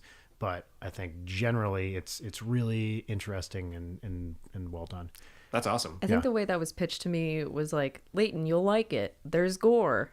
There is gore. It's like bad CGI gore. The effects are not. Come on. Yeah. Okay, listen up. If you're going to recommend me a thing on the merit of gore, better be practical special effects or get the fuck out. Oh, it's got to be practical. Definitely baby. If not. you show me that CGI blood splatter, no. If if there's a CGI blood splatter, it better be ironic, baby. Yeah. Oh, And this is not, I mean, it's clearly meant to be funny at times, but some of it is serious. It's also nice. Elizabeth Shue is in it, and it's great to see her. I haven't seen her in a while. She maybe is doing a ton of stuff I don't know about, but she's someone that I grew up watching in movies, and she's doing this too, and she's great in it. I can't second it's great to see her because I have not had that experience. I have not seen her in forever, so it sounds like it would be great to see her. Yeah, it is wonderful. And the other one, I might have even said this the last episode, but it's another parenting thing. Rachel is away this week, and I'm having Dad Audrey time all week, just me and my daughter, and I love it. We get to read books at night and cuddle in the morning, and it's kind of just the two of us for a little bit. And it feels like a special little, moment that we're sharing for 5 days. I love doing stuff, just me and Audrey.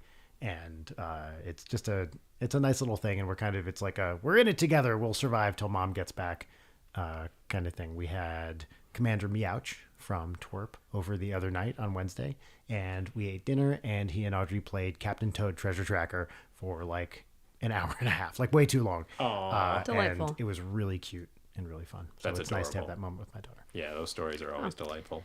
Jory, thank you so much for being here with us. This is the second episode of this podcast. We're still very much figuring it out, but it means a lot to me that you, who is such a dear friend and so funny and talented, would show up and be a part of this. Yeah, especially at like 11 a.m. on a Friday when you have work that you're excited about doing. And, we really cherish you. You're one of my favorite people, and I'm honored to be your friend. And I would really love to have you on again in a future episode. I think that would be delightful. And I'm happy to tell you guys, I don't mean to pander, but peach number 3 right here. I thought you guys were going to pop big time for that, and you didn't. I'm really worried about this. Aww. Well, Yes. I think you crushed it, Jory. Yeah. Thanks, buddy. I appreciate that a lot. Also, that ad break was fantastic. I mean, it wasn't Jory, but it was a very good. I'm so happy with our sponsors. I'll definitely be giving that Bluetooth extender company. Whoever did that ad read did say their name aloud, and I think it was pretty similar to my own name. So. You realize that website that was said is something that we either have to edit out or purchase. It's probably pornography already, as of this recording. All right. Bye, everybody. Thank you. Goodbye.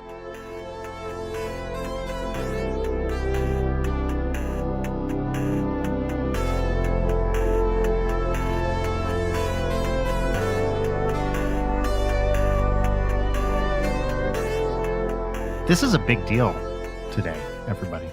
This is a big deal because I get to hang out with two of my favorite people and just shoot the shit, and then that's quote unquote work. I was on, which was it, the second episode of the show? And now I'm on the third episode of the show. It's super exciting. You are our first ever repeat guest, Jory. Wow. First ever. Wait, isn't our first repeat guest Jarek? I don't consider Jarek a guest because he's part of the family, like the production team. Okay.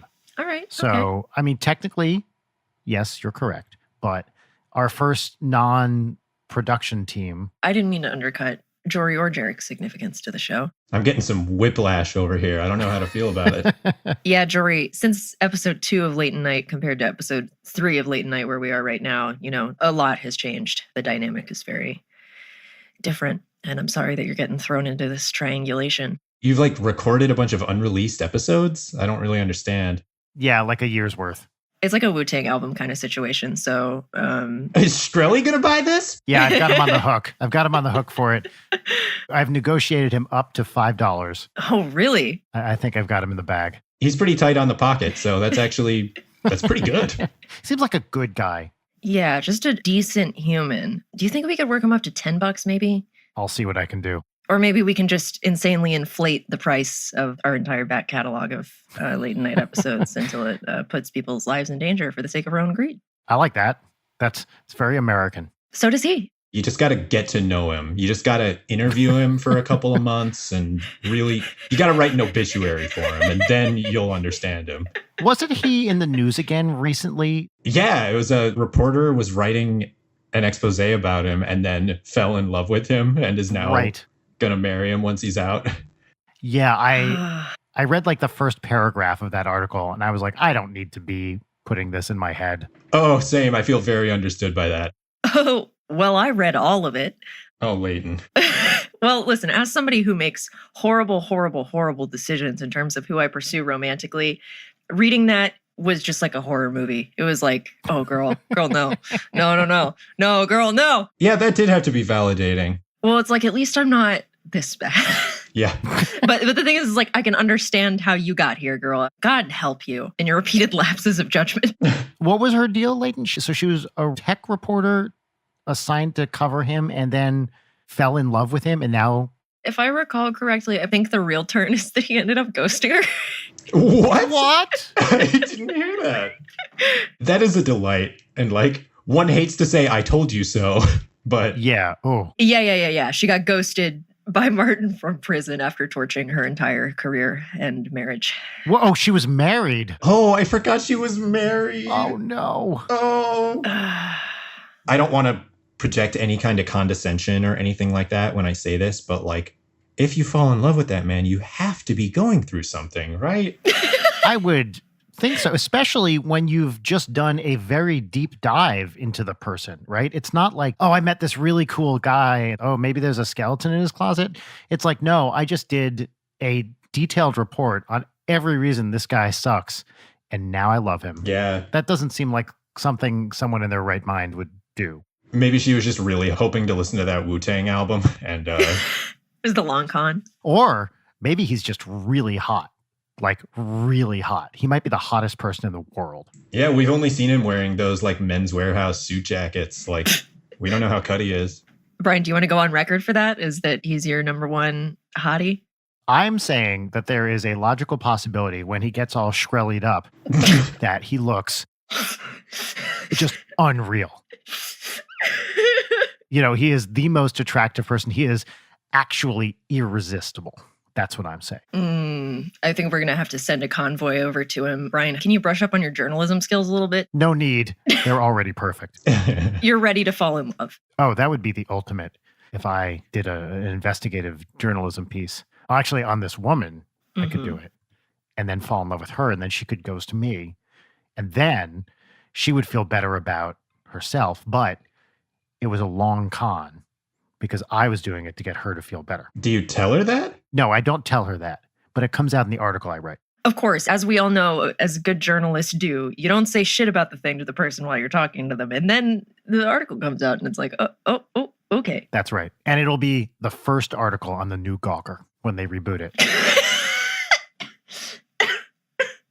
Fucking Hulk Hogan's coming for you. Oh. Hey, bring it. He's old. I could definitely beat up Hulk Hogan. If there's one thing that my whole deal screams, it's I could beat up old Hulk Hogan. Hogan? I couldn't say it right. I said Hulk Hogan. Old Go Rolo. Old Hulk Hogan. Old Hulk Hogan. I was thinking a lot about Arnold Schwarzenegger, as you do. And I watched that clip of, there was that thing where there was like something called like the Arnold Games. It was like a wild combination of like a cool thing he was doing and an insane like puff up vanity piece where he was What? he was like hosting a like exhibition for like child athletes in South Africa like 10 years ago. And like a dude came up behind him and 3 feet off the ground, both legs drop kicked him right in his back. What? Yeah, for no reason, out of nowhere. He like called him the Terminator and did that or something like that. Oh my God. And you know, how old is Arnold Schwarzenegger now, like 10 years later? He's like 140. I would imagine he's like 60. I think he's 70. He's got to be older than that. Yeah, and I think he was like 60 at the time. And like he takes these 2 planted feet right in like the upper part of his back. I know that I would be fucking in bed for a week if this happened to me.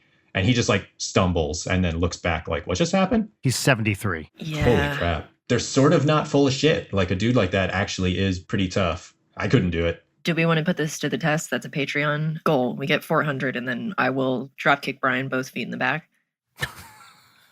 There's no downside for me. Well, and it's perfect because the Patreon money will cover the medical bills, like a little bit. Yeah, for sure. Wikipedia lists Schwarzenegger's birthplace as Thal, Allied occupied Austria. He was born in like 43 or something like that, right? 47. Wow. So it's post-war. But I assume that Thal, that's got to be the same Thal of the Neanderthal, right? Oh, wait, is it? Thal. Yeah. Huh. Does that mean like person or something? When I look up Neanderthal, the first thing under synonyms listed is Homo stupidus. What? It's a Haeckel classification from 1895. Look this up. Look up the Wikipedia for Neanderthal. And the first synonym is Homo stupidus. I think that whoever wrote that has been canceled. Well, I assume that's the same Haeckel as those posters, you know, of all the old animals. Yeah. Homo stupidus. I vibe with that. They retconned that within 3 years. People were so judgmental back then. There's like a whole anti-elitist bent when it comes to science. And it's like, I see where it came from to an extent, like when these guys were assholes. I just love using science to be a dick. Okay, so I was wrong. Tall, I think, is just something different for Schwarzenegger. It is the Neander Valley. Does tall just mean man, like you said, Jory? I think that's right. Anyway. But Arnold Schwarzenegger, having been born in tall, Allied-occupied Austria, in the city of Man, that explains the toxic masculinity he carried with him into his adult life and into his governance as governor of California. And it explains why he's tall. I mean, having just done a Wikipedia deep dive on the man, it seems like there's some dispute about his height. He actually probably is somewhere around 5'10". That's it? He's pretty average. Yep. Really? Yeah. He wears lifts. Wow. And he's insecure about it. Has either of you seen Terminator Dark Fate? No, I did not. Is that the newer one? Yeah. I've watched the half in the back for it. I know I did that. Yeah, I've seen the first Terminator. I haven't seen any of the others. It's not really my... Wait, you've never seen any Terminator movie except the first one? I think. Not even T2? Maybe. Wow. The first one is basically a riff on Halloween. It's pretty much a slasher movie. Yeah. The second one is, it's not even the type of film that I think of myself as loving here in my adult age. It is one of the best movies of all time. It's so great. It rules. Shit. Okay. I'm pretty sure it was the first R-rated movie I went to see without my parents when I was underage.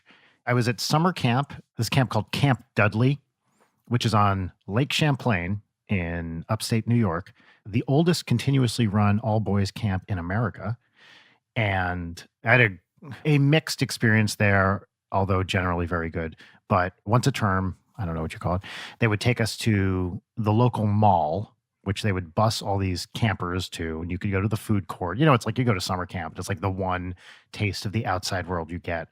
And I and a bunch of other very much more confident than I 16-year-olds, quote unquote, snuck into, by which I mean paid to see, despite not being old enough to go see an R-rated movie, to see Terminator 2. And it was absolutely not the kind of movie that I would have gone to see either. And I just was blown away by it in the theater. Also feeling like, you know, a Terminator-like total badass because You paid money for goods and services. Yeah, exactly. I'm sure the 17-year-old working the box office was like, yeah, all right, I don't care. Oh, yeah.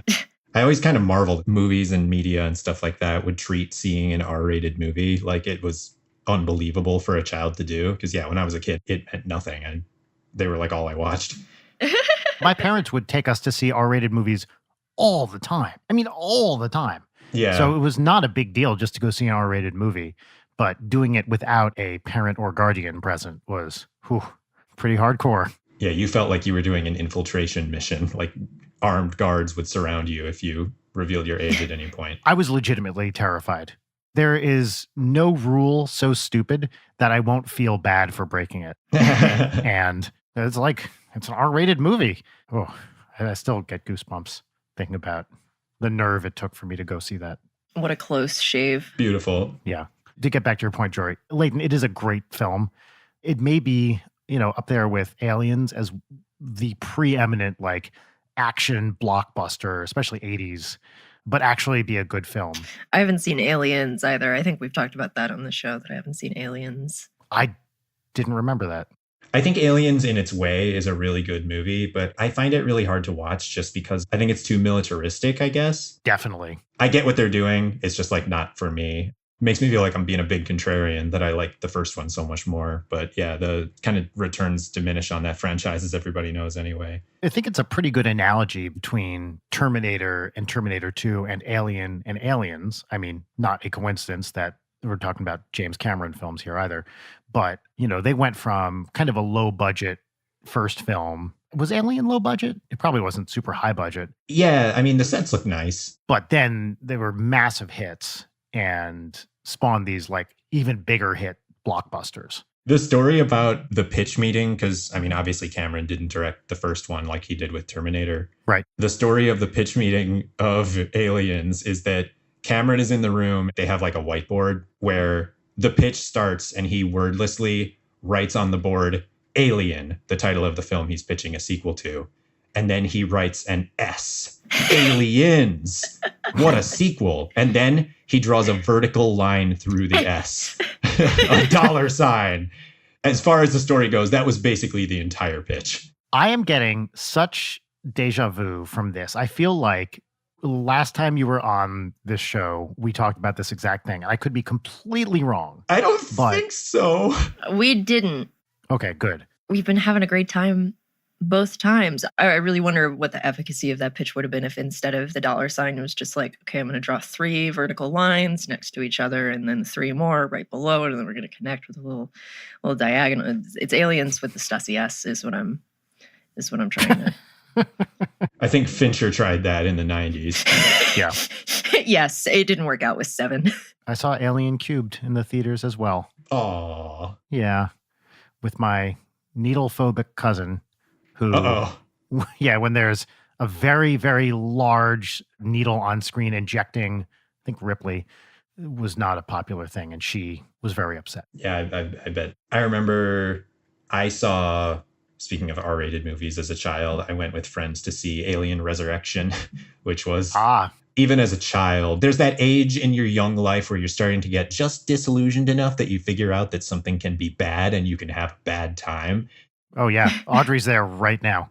Oh, no. I remember having a conversation about how it was like, that wasn't what I thought it would be. There was I think that in my mind, that movie is so, and it probably isn't. I'm probably being really ungenerous, but I think I confused that movie with Jason X. What? Hold on. You don't mean that when you went to see it, you thought you were seeing Jason X? I feel like they're going to do a movie where Jason goes to space. It might not happen for another 6 to 7 years, but No, I mean, like in like retrospect, trying to think about it, because Resurrection, since they have like the child xenomorph human hybrid thing, and it's just like an infantile killer that's just like a brawny moron going around a spaceship killing people. It's like the exact plot of Jason X. Jory, that's a really good point. Thanks. I remember being very excited for Alien Resurrection because I love those Jeunet and Caro films, especially City of Lost Children. Do you know what I'm talking about? Yeah. I like City of Lost Children a lot when I watched it in college, the time at which someone watches such things. Precisely. I believe that was also the last time I watched City of Lost Children, but being very excited about Jean-Pierre Jeunet directing a big, like an Alien. I love the Alien movies. You know, after the disappointing Alien Cubed, it was like, all right, we got this cool director and he's directing an awesome franchise. And then you go see it and you're like, well, there's some cool ideas, I guess. Initially, I was like, I don't know who the fuck you guys are talking about. I didn't realize it's the fucking Amelie Delicatessen guy. Yeah. Wow. Well, and the other thing was, like, Jeunet and Caro were this pair, and they did all these things together. I believe Amelie 2, right? There's an Amelie 2? Yes, Amelie 2, Amelie in the City. They kind of went off the deep end with that one. Yeah. I think this was the first major thing he had done without Caro, at least that I knew about, which is not saying much. So I was maybe a little skeptical because of that. Not like I knew what their fucking partnership entailed or anything, but I remember being like, oh, just Jeunet on his own. Let's see what happens. Yeah, I really like that bit in Alien Resurrection where Xenomorph cracks the top of some creme brulee with a spoon.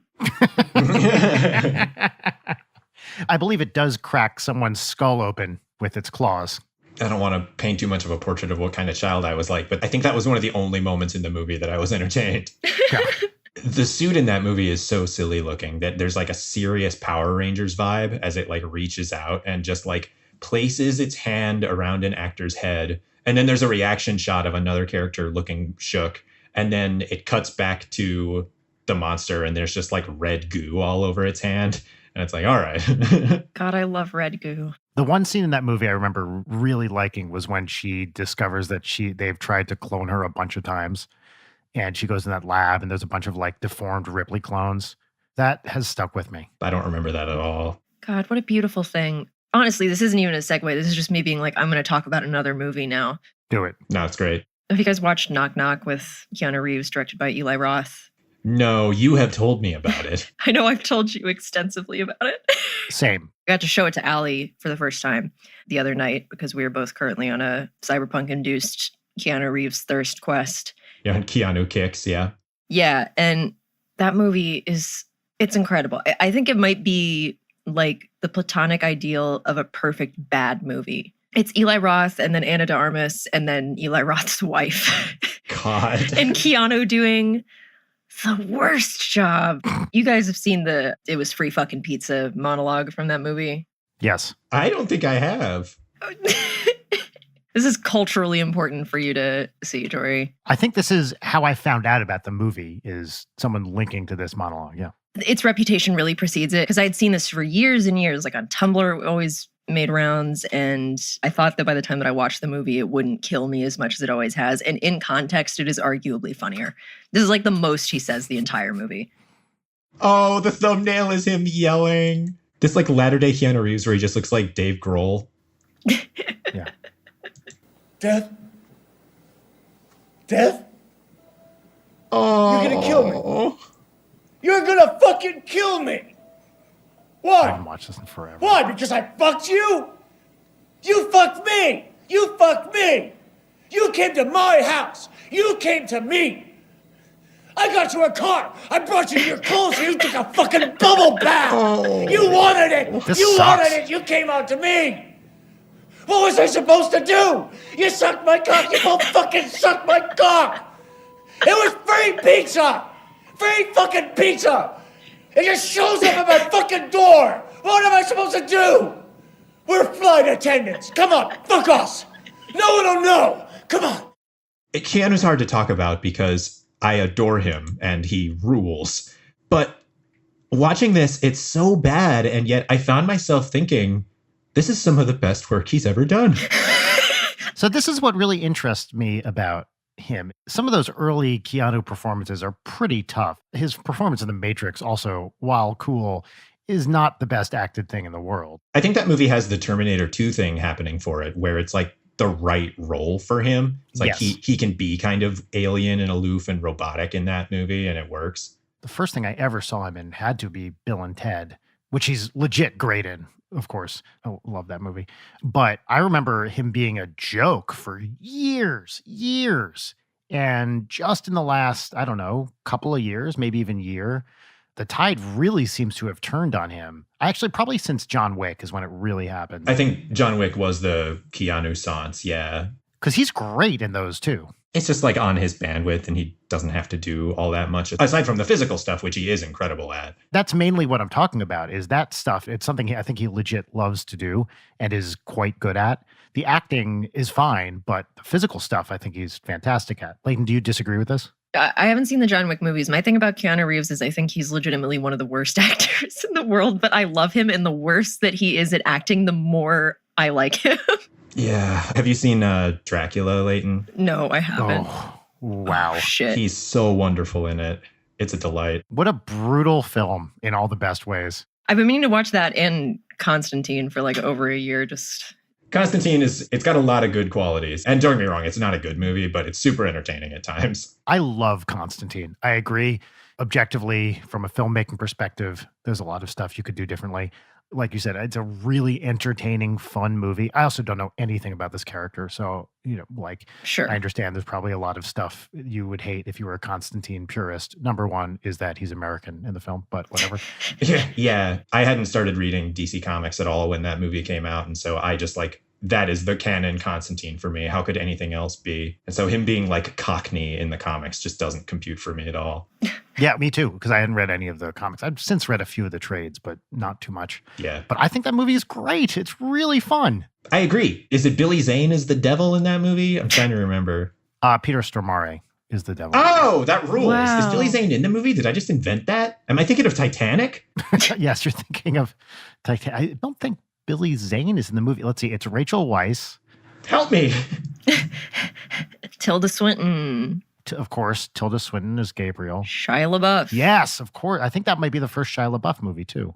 Michelle Monaghan is in it. Yes, of course she is. Yes, that's right. Is she also an angry wife in this? I can only assume. Yeah, let's just say yes. She got typecast as angry wife, but she's so good at it. Jory and I were talking about how Keanu is also terrible in Cyberpunk, but it works and he's the best part of the game.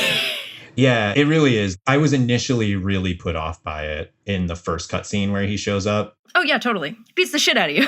It's clear that the game had problems with voice direction. So sometimes the line reads are a little funky, but for the most part, the voice acting, if you're female V and it's V talking to Jackie, they're both really well acted and it all holds together. And then Keanu shows up and it's just ridiculous.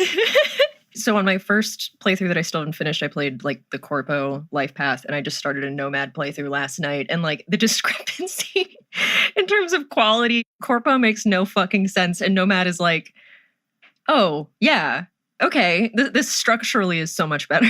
Keanu is clearly pretty much the raison d'etre, or however you pronounce that, for the game. I think that game was pretty hyped up before the trailer that had him in it and the one that he ambled Frankenstein-like onto the stage to announce at E3 or whatever.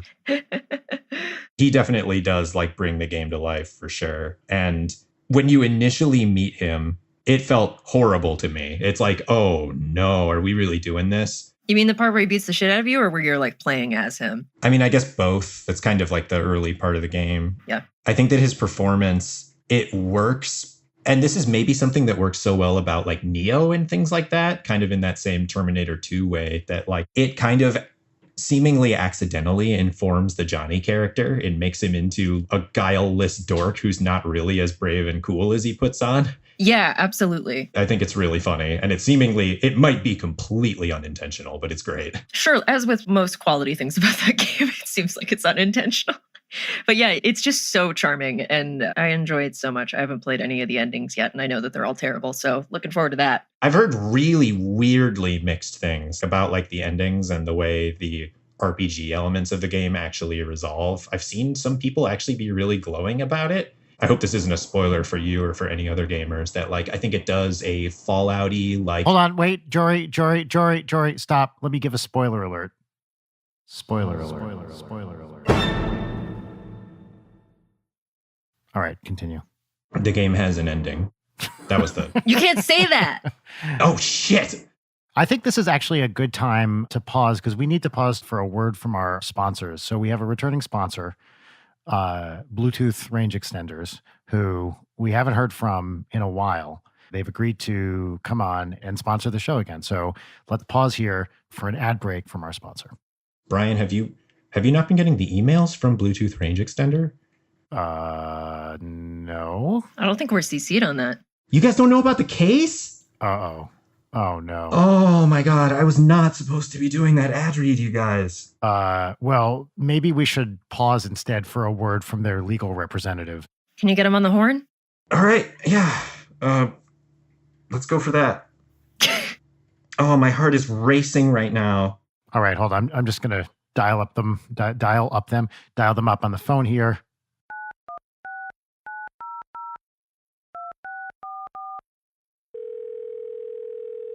Hello, Bluetooth range extenders. Wait, am I the Bluetooth range extender guy now? I don't know what the boundaries of this bit are. Jory, I swear to fucking God, do this bit. I threw you into it without telling you.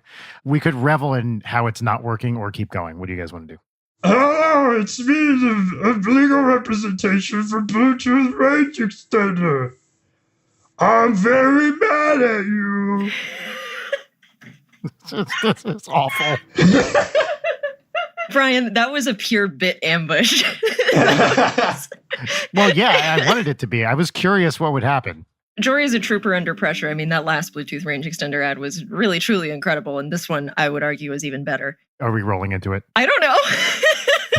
Jory, do you want to do this? You are free to say no. I already said the thing about me being in trouble. I don't know how much clearer I can make this. If this gets edited and put out, I'm done. This is catastrophic. Jory, what are you being held liable for? I had nothing to do with that IP. Bluetooth isn't supposed to be extended. That's not what it was designed for. Do you know what could happen if the Bluetooth Council finds out about this? Bluetooth Council. Why are you laughing? What is it? The IPCC?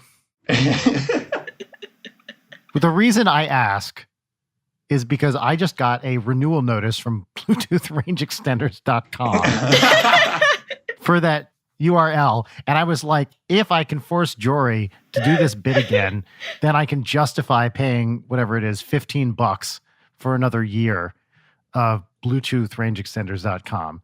But if not, I probably won't renew it. The swing I took for a second beat on that joke was me being afraid about the repercussions of the fake ad, and that didn't work out. So I can just do another fake ad if that's what we want to do. Well, what do you feel like? I'm happy to do anything. It really doesn't matter. I need to think of an angle. Leighton, I also love the idea of bit ambush. That's a good bit. Where we, without warning, we don't tell guests we're going to do it. We throw them into some stupid situation and just see if it works. I like that. This is a level of antagonism that is the kind of energy we should be bringing into 2021. I mean, that's what we do every week with What's Poppin', isn't it? I don't like that you're using we, but yeah. I don't know what sort of royal we situation. That's a classic late night bit ambush. All right, I think I'm game. All right, I'll set this up again. Or Leighton, why don't you set it up this time? This is a bit ambush on me. We have to keep like all of this in. I'll do it. It was your fucking idea. You do it. Don't you know how I work? I come up with these ideas and then I tell someone else, why don't you do it? And that is how I get anything done. You know what would be great if we had chocolate chip cookies right now? Rachel, do it. Jeez. That makes me sound like Bean Dad. Am I right? Stop.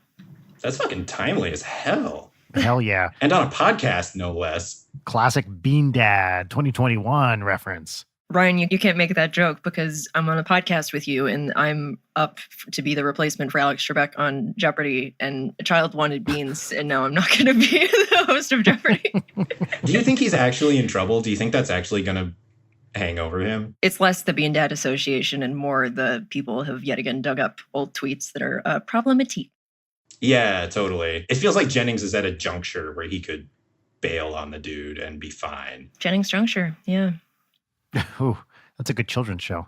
I mean, there's been such a significant backlash against Jennings in the last couple of weeks that I'd be surprised if they gave Jeopardy to him at this point. People seem legitimately mad. And I mean, I don't know how many of those were Jeopardy watchers anyway, so do they care? I don't know.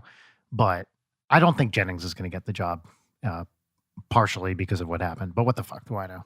It makes me think of the iconic film, possibly my favorite, The Wedding Singer. Oh, did you say possibly? Please tell me you said possibly.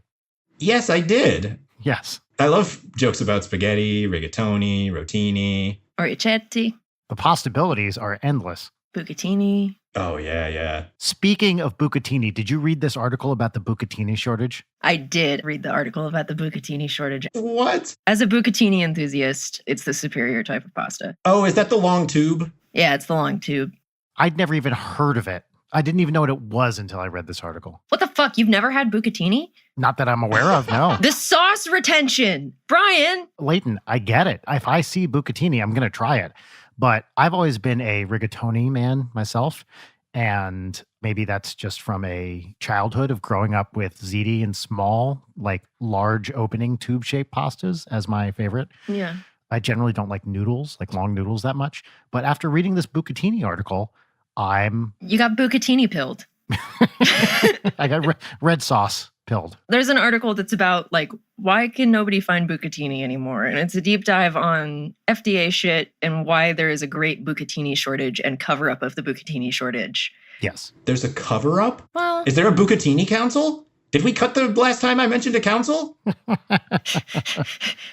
It was a great article, actually. I thought it was fantastic. So she is a Bucatini fan, can't find it, and then casually mentions it to someone, and they're like, in a different city, and they're like, I can't find it either. And then she mentions it to someone else in a different city, like a month later or whatever. I think it might have been her mom. And her mom was like, I can't find it either. And then pieces together that there's been a major supply disruption in Bucatini and gets to the bottom of it. it's a lot of her harassing pasta reps who are increasingly exasperated with this woman who keeps asking about where the bucatini is.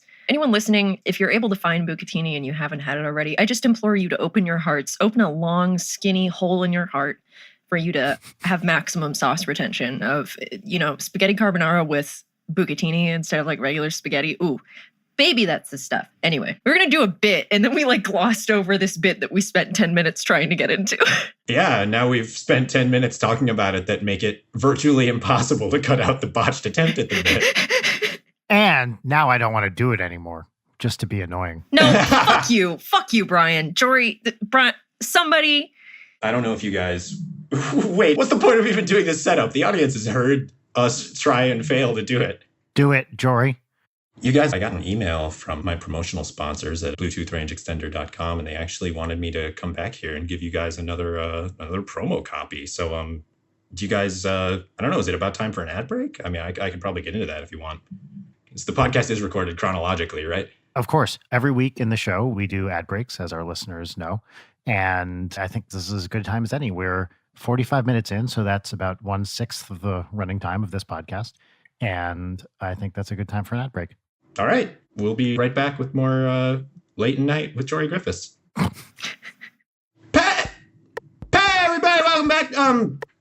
My name's Jory. I'm here to talk to you about Bluetooth range extender. You're going to love it. Is your Bluetooth not going through a piece of paper? If you're trying to talk on a call on a Bluetooth and your arm gets raised and it separates between your phone and your headset and you can't hear yourself talk for another 10 minutes after that because of the way it disconnects, Bluetooth range extender can't do anything about that. And we're very sorry. Instead, it's going to make your Bluetooth go another 1 foot, another 2 foot, another 2 foot. That's as far as it goes. BluetoothRangeExtender.com. You're not going to believe the increase in quality in your ability to go another 2 foot. Have a great day. I love you. Bye-bye.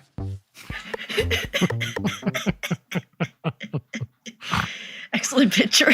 I mean, excellent ad. Wink, wink. Fully real. Everyone use promo code Jory to get $2 off your BluetoothRangeExtender.com. Yeah. And remember, Jory is spelled UMMMJOR. J-O-War. You got it. You heard me. J-O-R. In Dracula, Keanu Reeves does an English accent. Yes, I remember this. It's awful. Oh, I would have assumed he would be so good at it, just like he's so good at acting and everything else. Well, also, I mean, we're burying the lead here.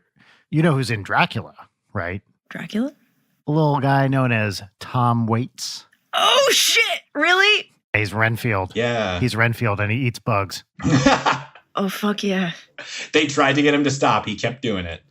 Honestly, anytime Tom Waits shows up on screen acting in something, I'm on board. Yeah, Imaginarium of Dr. Parnassus. Awful movie. Tom Waits is the devil, though.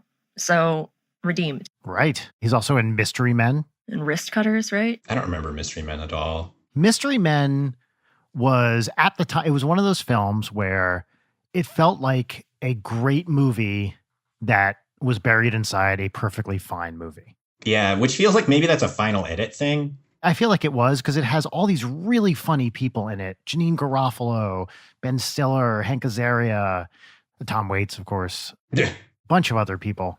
And Ben Stiller is like the ostensible lead, Mr. Furious. It's got Greg Kinnear as Captain Amazing. Oh! Spoiler alert for Mystery Men. Do you want to set that up, Brian? Yeah, okay. Spoiler alert. Spoiler alert. There's like a Raiders of the Lost Ark bit, or maybe it's more Last Crusade, where Greg Kinnear turns into a skeleton. He turns into a skeleton? Really? I don't remember that. I remember him dying. If I remember correctly, yeah. Actually, to me, one of the most interesting parts of the movie is they set him up. You know, he's like the real superhero, essentially Homelander. Yeah. He's Homelander before Homelander. And then he gets captured by a bad guy. You know, it's supposed to be some kind of like easy, stupid thing. And then whatever it is, 2/3 of the way through the movie, they straight up murder him and he dies. And it's great. Tight. I love it. I've literally not once ever heard of this movie. Yeah, that makes sense. I don't know why you would have. Like, it's probably, it came out in 90, 96, 97 maybe. It was 99. And at the time, obviously before all the Marvel shit, there were not many superhero movies beyond Batman Beyond. Oh, a simpler time. Do you see what I did? Batman Beyond wasn't a movie. It was an experience. Yes, but having like these comedy people doing a superhero movie, I remember being very, very excited. And then you watch it and you're like, that's funny. It's not great. What's that one with Tim the Toolman Taylor, the sci-fi send-up? Home Improvement?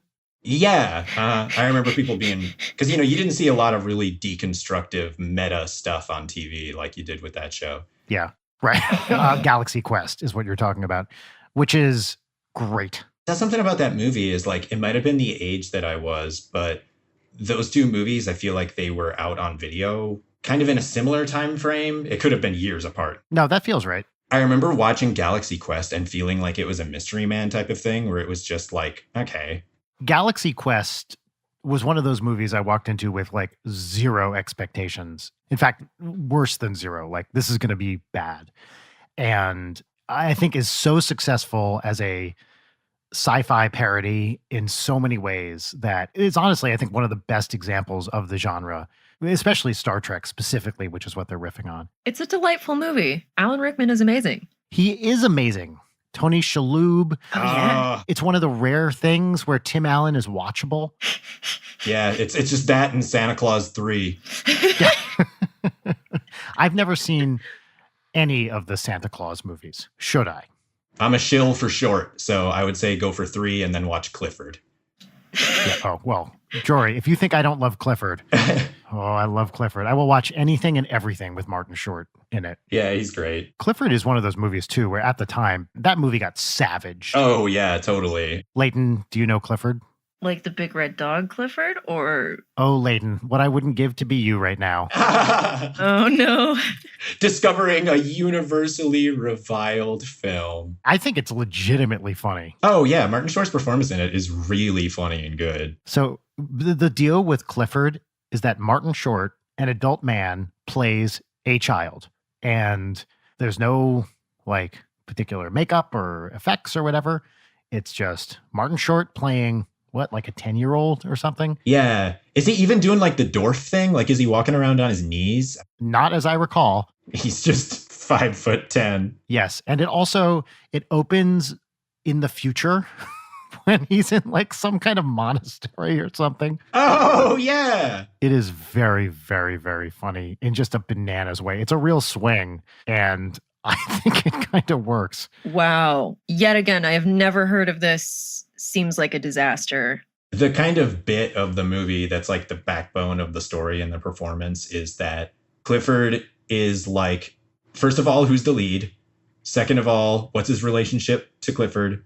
You're referring to Charles Grodin. Charles Grodin, yeah. One of the all-time great middle-aged, comically angry white guys in film, playing largely the same character as in Midnight Run, which is another great film. He's one of those people for someone around my age who there's just like literally no way I would know who he is or what he did. He just vanished, right?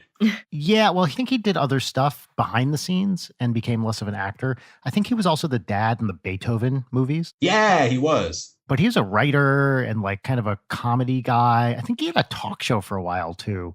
But he was one of those like guys who's probably in his mid to late 60s now, who did a lot of stuff in Hollywood, but never had like major breakout fame. I love him. I think he's very funny in everything he does. He does this like barely simmering rage kind of thing that then erupts very, very well. And Clifford is a fantastic example of this. I can't remember his relationship to Clifford, if he's his... It's like his nephew or something. Yeah. There's a real art to people who can do the simmering rage super well. For me, that's like Tim Heidecker and Glenn Howerton are so pro. Uh-huh. At the veins popping anger. The Tim Heidecker version of it is funny because it's so real. Yeah. Like this like impotent man rage is so funny. Yeah. I will go to bed sleeping every night knowing I did what was right for this show. You go fuck yourself.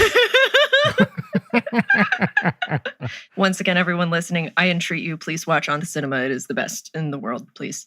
Jory, you do some great impressions. And I'm not setting up a bit here. I just want to tell you that I really enjoy your impressions. Brian, that's so generous. They are very spot on and extremely funny. Even when you're doing it like subtly and you're not even like fully committing to the impression, it's like you just have like a very deft knowledge and ability to convey that stuff.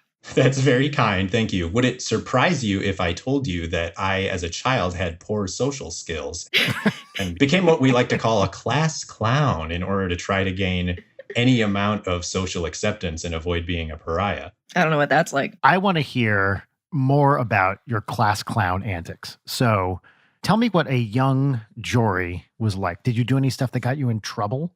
Like, did teachers like you or did they not? No, as a really little kid in like elementary school, I had to walk the delicate line between being a complete teacher's pet and being funny to try to gain acceptance.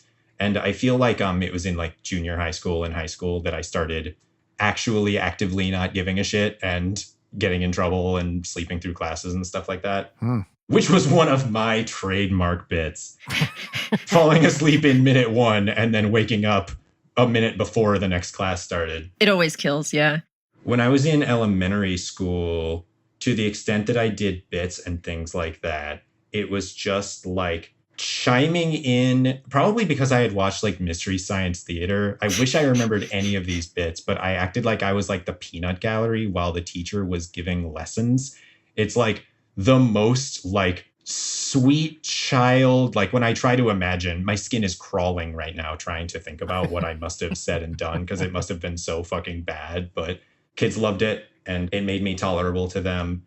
And then like you kind of go through the transition in like 7th grade and 9th grade when you're going to new schools and everything where people don't know you. So you get bullied endlessly for like 6 months and your life is a living hell again as it was. And then you kind of reacclimate to being somebody who everybody knows is a harmless dork who will pitch in bits and is really game for stuff. I love that last 30 seconds you describe as a universal experience when I suspect it is not. But a lot of people have gone through it. I suspect most people aren't going to like new schools and stuff, right? I don't know. Is it really common for there to be like K through 12 schools that are all in one building? For me, at least, it was like the districting of based on where you lived, you would probably be with like the same set of kids through middle school and high school. So it's sort of like a different building, but, mostly the same people. That was my experience, yeah. I feel like at every step of that process, twice my best friend would end up going to a different school and I would hardly ever see them again and stuff like that. I feel like that was a pretty normal thing for me. That shit's a real bummer. I remember the redistricting hitting me really hard because I had to switch elementary schools and, only half of my friends went, blah, blah, blah, blah, blah. Who cares? Yeah. Anyway. This is kind of similar to the level of game that I am for bits. Acting like Bluetooth range extender isn't a real product that I'm actually shilling and is actually something I'm in trouble for. But I remember it was around Halloween and I had a Halloween costume that involved me wearing a skateboard helmet as part of the costume. And I remember being in the hallway outside of a class, waiting for class to start and thinking to myself, while I'm wearing this helmet, I could ram full speed into the steel lockers here in the hallway and I'll be fine. So I fucking whipped back and full speed rammed my head into... Head first? Oh, yeah. Top of skull into locker. And you know what? It didn't work. It didn't feel good. And then a couple other kids came by who I didn't know, but they were like, do it again, do it again. And so, of course... Well, then you got to. You're complicit and you immediately do. And I'm pretty sure I had a nauseous headache for the rest of the day. You concussed yourself. Totally. Did you have long hair at this point? Because I know that you had long hair for a significant period of time. Before college, I had shaggy late 90s shoulder length. And then it got longer after that. The ponytail was in college. Oh. Hey. Got a couple of college ponytail bros. Wait, did we all have college ponytails? Yes. Yes. I don't want to project too many ideas about gender or anything, but I think it's a little less humiliating that Leighton had a ponytail in college. Yeah. Did you have a ponytail before college, Leighton? In high school, my hair was chin length, so it was only longer and me dyeing it ridiculous colors because mentally ill and in art school. So yeah, the ponytail came back in college. Yeah. And Jory, did you have a ponytail in high school at all? I did not, no. It was year one of college. It began. Dude, same. Are you fucking kidding me? This is the kind of liberal think tank stuff that colleges are just really shoving onto the children, just brainwashing. You need ponytails. Inculcated with this liberal elite hairstyle, the ponytail. Can I ask, Jory, do you look at pictures of yourself with long hair now and think, oh, that looked pretty good, or do you shudder? You know the answer to that question, Brian. Yeah, and again, I worry that I'm projecting. Do you look at pictures of that time and think to yourself, hey, I looked pretty good, or do you shudder? Oh, no. No, I look at myself in college and think, what the fuck was I thinking? So this was a time for me, and I feel like I may have talked about this before in the podcast, when I cannot remember actively worrying about what I was wearing. I would literally just go pick whatever out of a drawer and throw it on. And not like I spend a lot of time fussing over my wardrobe these days either, but I am more aware of what image I am projecting with what I wear. In college, by my junior year, I had hair down to my waist, big round glasses. I wore big baggy jeans and Tevas with socks, often a t-shirt tucked into the jeans with no belt. But actually, I would only tuck the t-shirt in the front of the jeans because I didn't like the way the button felt when it was pressing against my skin. And then usually wearing a large Oxford shirt over it. Wow. College is also when I became cuckoo for cords. I was wearing corduroys nonstop, exclusively. That was when I stopped wearing jeans. Oh, wow. I've never returned to wearing jeans. Ever since high school, just been pretty much exclusively jeans, occasionally khakis, but not often. Yeah, it's interesting. I know very few people at this point who are jeans wearers. I know many people who are staunchly anti-jeans. I'm wearing jeans right now. I love some jeans. It must be a contrarian culture clash kind of thing. People my age, our dads were exclusively jeans all the time. Did you have a Dockers dad, Brian? I had a Dockers dad. I absolutely did, because he had a clothing store that sold, wait for it, Dockers. Wow. And so we got pretty much all of our clothes from the store because they were quote unquote free. By the way, everybody, I'm not saying he stole from his own store. We just could pay wholesale or whatever for them. Yeah, it was his inventory. Yeah. It was his inventory. So at least my father and I, they only started selling women's clothes when I was in like junior high or something. So it wasn't as available to my mom and sister, but my dad and I would wear clothes like exclusively from that store for most of my childhood through when the store closed in like late high school, early college for me. It was like, well, they're selling Lee jeans. Great. Acid washed? Yes, please. I remember wearing a pair of pants from that store that had the flap. When you unbutton pants, there's two sides that come together. One of those was diagonal, and it was like a statement. I remember putting it on and being like, I am a fucking edgelord right now because of how badass this diagonal flap on these jeans makes me look. I can't imagine what you're talking about. So where the zipper is, like the fly on a pair of pants, whatever, take that and now turn it so that it's like at a 45-degree angle from the vertical. Okay. So that flap, instead of being straight up and down, goes diagonally. Wow, that's so cool. It's so cool, Leighton. Is that like a retro futurist thing? Like, did you feel like you were Han Solo? I felt like I was in Total Recall. Yeah. That's like truly the first thing I thought. Like the rainbow colored jacket from Back to the Future 2. Yes. It's like updating modern clothes in one silly way to try to feel like it's like a new vision of what fashion is going to look like. By the way, Jory, I feel so of a kind with you. The fact that as soon as you said rainbow colored jacket, we said Back to the Future 2 at the same time. That was a beautiful thing. My version of the, real like future fashion was same Darth Vader t-shirt every day that was from Hot Topic, like low rise, like flare jeans with a long skirt on top of it.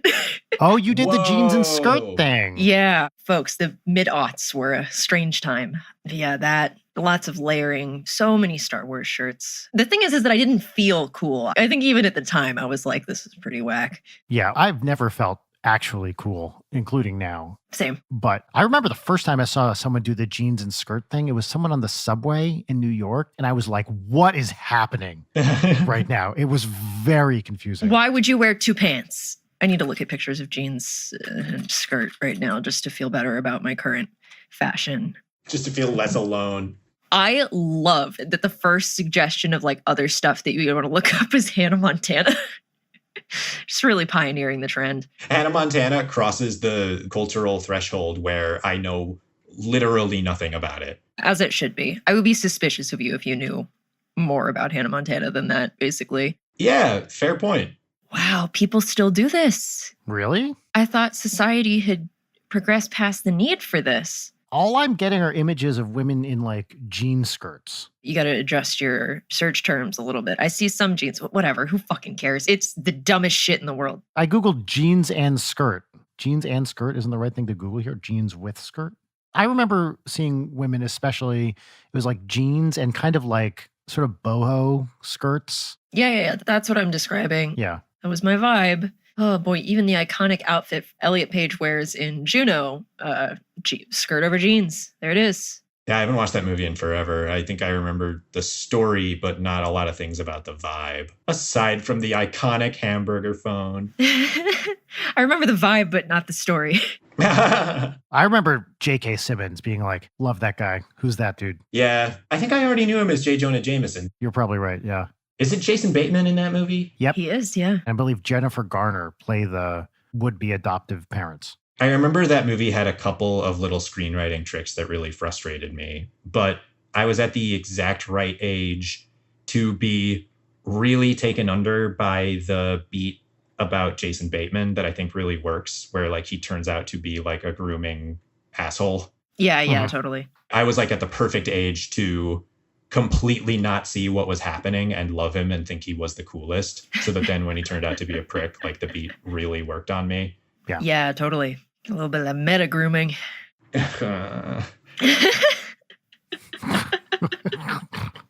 But you think that character was totally justified and you support everything he does. Are we not doing that?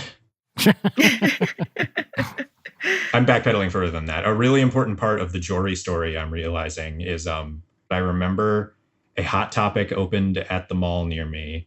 And within a week, instead of wearing like exclusively plain color t-shirts and polos and stuff like that, I swaggered into the lunchroom wearing a System of a Down Toxicity t-shirt. Oh my God. Wow. I'm pretty sure my imposter syndrome was already bad enough at the time that I did not think I was actually cool, but I pulled the wool over their eyes. I made them think I was. Had you ever listened to System of a Down? Yeah, I did. I was actually cool. Don't get me wrong. It was imposter syndrome. I was fucking awesome. And yeah, I think MTV's Return of the Rock was already out at this point. So I was familiar with System of a Down. I remember the Hot Topic makes me think of all the many mall stores that I was too scared to go into. Yeah, Spencer's. I was terrified. Oh, Same. Yeah. Was that just like a universal thing at a certain age? Just like you're very afraid to go into Spencer's? Oh yeah, you walk more than 2/3 into the store, you're going to be scandalized. scandalized from several perspectives. The number one being taste. Because that stuff is so off-puttingly stupid. I mean, maybe when you're like 10, you're like, ooh. Once you turn into a teenager, you're like, well, who finds this funny? Nobody likes this. A postcard with like a butt on it? There's like a really strained pun using the word crack on the inside or something like that. Yep, I remember a lot of golf-related bullshit. My dad, who legitimately thought this stuff was hilarious, got a postcard of Mount Rushmore front and back view, and the back was like all the presidents' naked butts, like they were leaning over, resting their heads on Mount Rushmore, which I'm sure is a done-to-death thing. I'm laughing really earnestly. I'm extremely charmed by that, because at least that's not just like, I'm literally vividly remembering a shirt because I didn't know what any of the words meant at the time that I saw it, but it was just like, here's 10 things women are good for. And it was like, number 1, tits, number 2, ass, number 3, pussy. And then like then the rest of the numbers were blank. This is real? Yeah. Jeez. I like vividly remember this. Because I was like, what is tit? What is pussy? Question mark? The order was tits, ass, pussy? Yeah. The hierarchy is fucked. But you gotta laugh, don't you? It's so funny. I can't think of a better, like, you know how in nature, if something's poisonous, it has really bright colors on it and shit? Like, that's the wardrobe equivalent of like a poison dart frog. I like the idea of Jory's catchphrase being, you gotta laugh. A very half-hearted, you gotta laugh. Yeah. Brian, you're talking about there are other stores in the mall you were afraid of. Yes. Number 1 was Chess King. Oh my God. Yeah. You know, I was a nerd. And I remember being in the mall and seeing the sign for Chess King and being like, oh, sweet. Like a chess store. This seems awesome. And then I walked into it and it was a bunch of like clothes. And I got very nervous and immediately left and then could never walk back into a Chess King again. I fucking love the idea that you're just like, oh, I'm going to get some like nice rooks in here. I just thought it'd be like a game store or like a puzzle emporium or something the kind of store that was my speed. Yeah. Puzzle emporium. And instead, I don't even know what kind of, is it a men's and women's clothing store? I don't know anything about Chess King, but it definitely scared me. Yeah, that sounds horrifying. Yeah. I was very afraid of like Abercrombie and Fitch because it's loud and it smells bad. Well, and the entrances were always dark and scary. It's like you're going on a dark ride at a theme park. Yeah. No, it's like you're going into Mr. Toad's Wild Ride. Because they have this kind of, building-like facade in front, and there's plants and shutters. Ooh, I didn't like that. Yeah, and it's all the animatronics are just shirtless, ripped men. Yeah, and then at the end you get hit by a train and go to hell. I had a friend that worked at an Abercrombie. Maybe this is common knowledge. It wasn't to me. But apparently what they would do is if you were a customer there and they thought you were hot enough, they would try to get you to work there. I think I remember that about Abercrombie. Wasn't that one of those chains where they had like draconian dress and appearance policies for the people who worked there? Yes. Yeah. Like you had to like cut the mustard to be the person who was like standing in the front, intimidating people like the three of us from wanting to go into the store. 100%. Yes. They don't exist anymore, right? They went out of business. I was about to ask the same question, maybe more about like the broader cultural policy of being allowed to treat the teenagers who work for your company like their product. Yeah. Also, the clothes are fucking ugly. Yeah, I agree. Why has Banana Republic been allowed to keep its name? Isn't that weird? Abercrombie and Fitch still exists. They still sell shit. Oh my God. Aww. Do you remember the parody t-shirts that said Pimpercrombie and Bitch? No, I don't. Were they selling those at Spencer's next to the tits ass pussy shirt? Was that 3/4 of the way into a Spencer's? That must be why I never saw it. I love calling like at 3/4 of the way. Yes, it was right next to the Tommy Pull My Finger shirt with Beavis and Butthead on it. Because when you get to the final frontier of a Spencer's, that's where they sell the vibrators and shit. Yeah. They have sex toys? Oh, they have sex toys at Spencer's. I remember in college, my roommates and I went to start some shit at Spencer's. Start some shit. Bought some fake septum rings, you know. As a college student with your roommates, going into the final frontier of a Spencer's and being like, oh, numbing gel. Neat. I think it was in like the mid to late aughts that they just became Hot Topic, and now it's just been Hot Topic for the last 10 years. Yeah, because Hot Topic now is like, you guys like Disney? You want like a R2-D2 dress? Oh, yeah. So Spencer's is still the one that is like legit countercultural, like Hot Topic was in the early 2000s. Was Hot Topic ever legitimately countercultural? No. Yeah, okay. That's what I thought. It's the same parent company that owns American Eagle. Really? They're extremely cynical.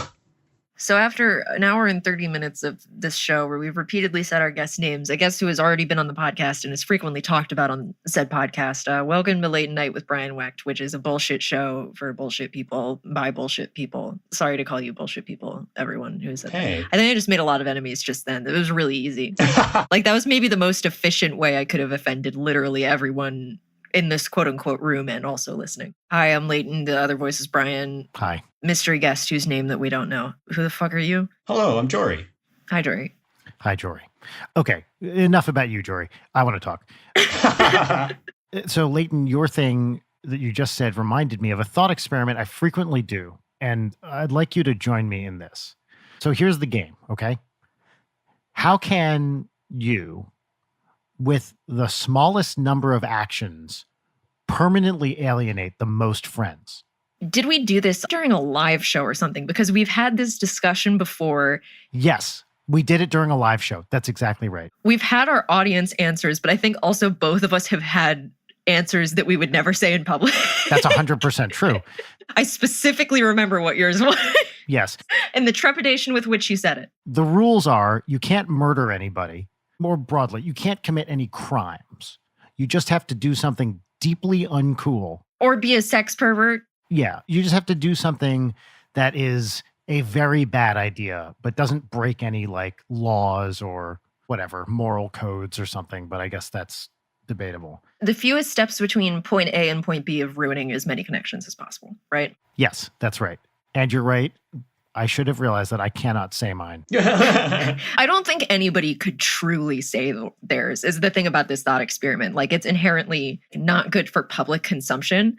And also because if you talk about it between friends, the true thing that it would be something that you would be too afraid to tell your friends, right? Yeah, something unconscionable. That's the whole premise. Yes. I think that it would be if you came into a group in a physical circle when in 2025, when we're able to do that, wearing a MAGA hat, and everybody like tries to act like it's a funny joke and you act like it's a funny joke, but then you just keep wearing it. Wearing a what hat? A MAGA hat. The internet dropped out and I heard you say a man hat. And I was like, what?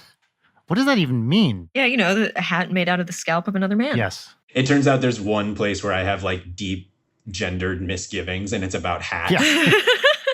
I'm talking exclusively about a trilby, the only kind of hat that is acceptable for a man to wear. Don the flesh yarmulke.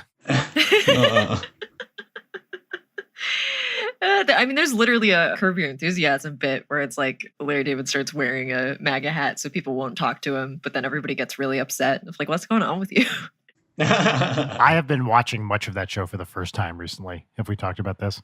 I had never watched it, and I only started watching clips of it on YouTube because just some stupid, awful bullshit happened. And in my head, like all day, it just kept doing the Curb Your Enthusiasm theme, just self-mockingly. Mm-hmm. And I was like, you know what? I've never watched anything from Curb Your Enthusiasm. And so I was just watching clips on YouTube. I should probably watch it. Is it good, Brian? Is it good?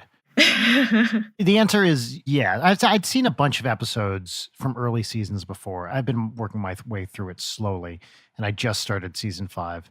It is very, very funny. And I know this is an untrue statement, but I'm just going to say it. I cannot imagine anyone not at least partially Jewish enjoying this show because it is the most Jewish thing I have ever seen on air. That's a big part of why I love it, because all of these people remind me of people I grew up with. like my uncle and cousins and stuff like that. My dad's friends were a bunch of middle-aged Jewish guys from Jersey. So all of these people are similar. My dad's friends were not like aggressive people, but that kind of vibe is exactly what I grew up with. And the show is so deeply unflattering to Jewish people. Obviously, Larry David is supposed to be a monster in the show, as are many of the people he associates with. But it just seems that you have to be so versed in that kind of culture to like get what they're doing.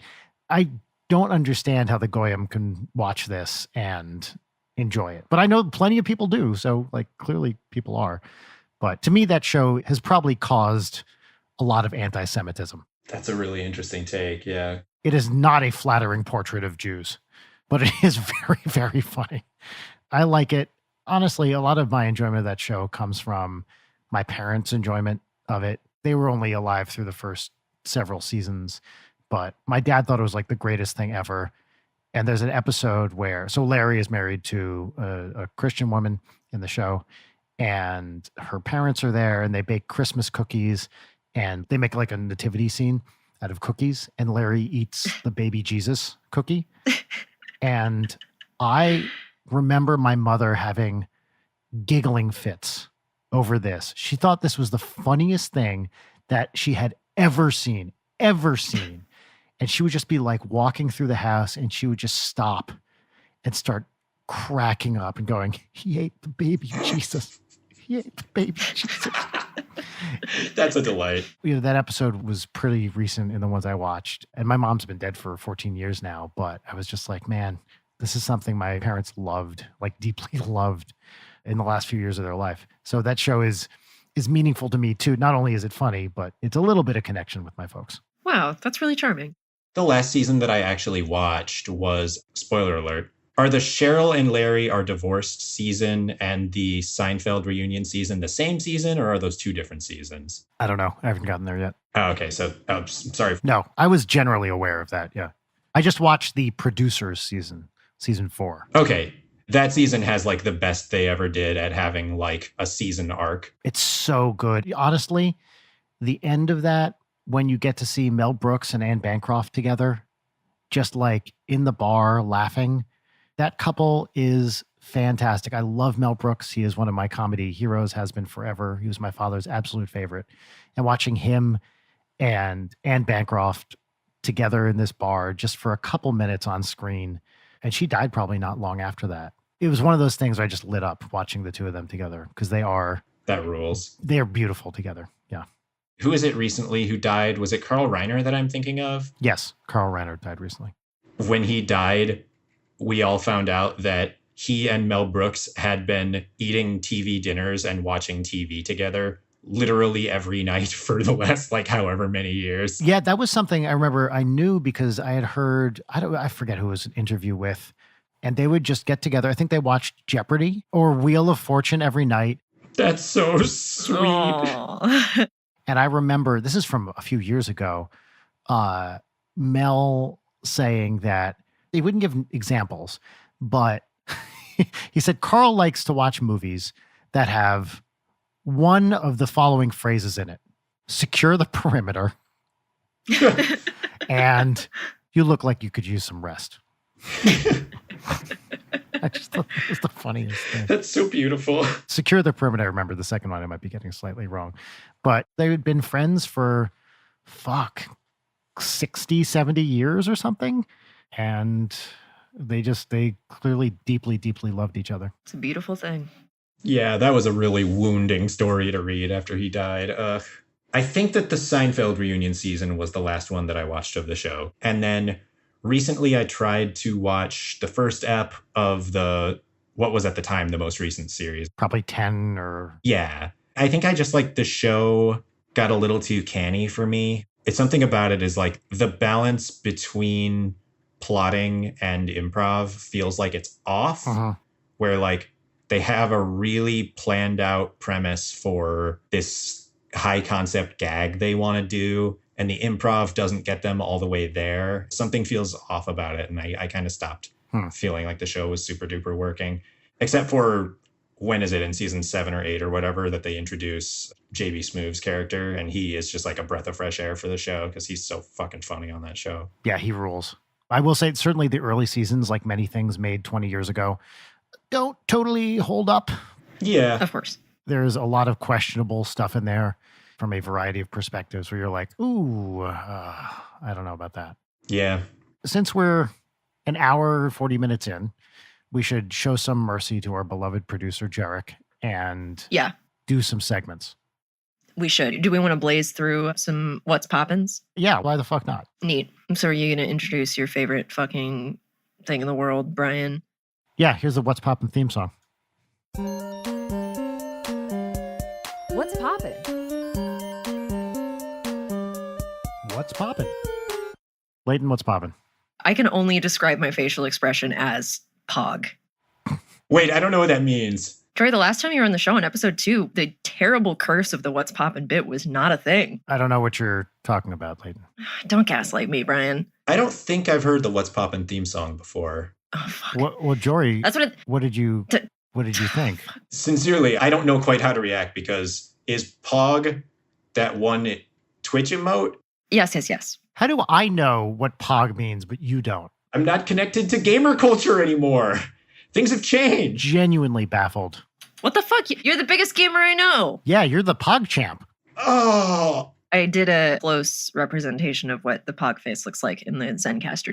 the image repeatedly being presented to us is a colon and then an O, making the expression of a person who is wide-mouthed in shock and disbelief. Yeah, because it's important to note audience. Explain it to me, Brian, please. Okay, so let me tell you a little bit about my process in writing the What's Poppin' theme song. I'm going on my phone.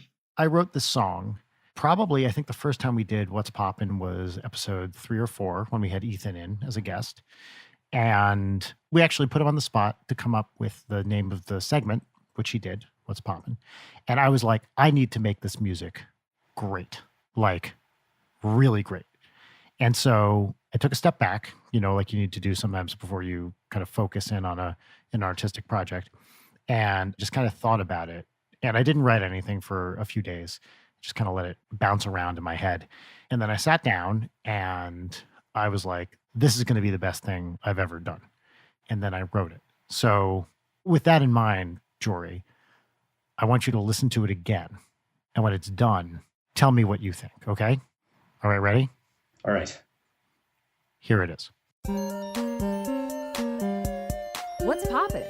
Am I supposed to... What's poppin'? All right.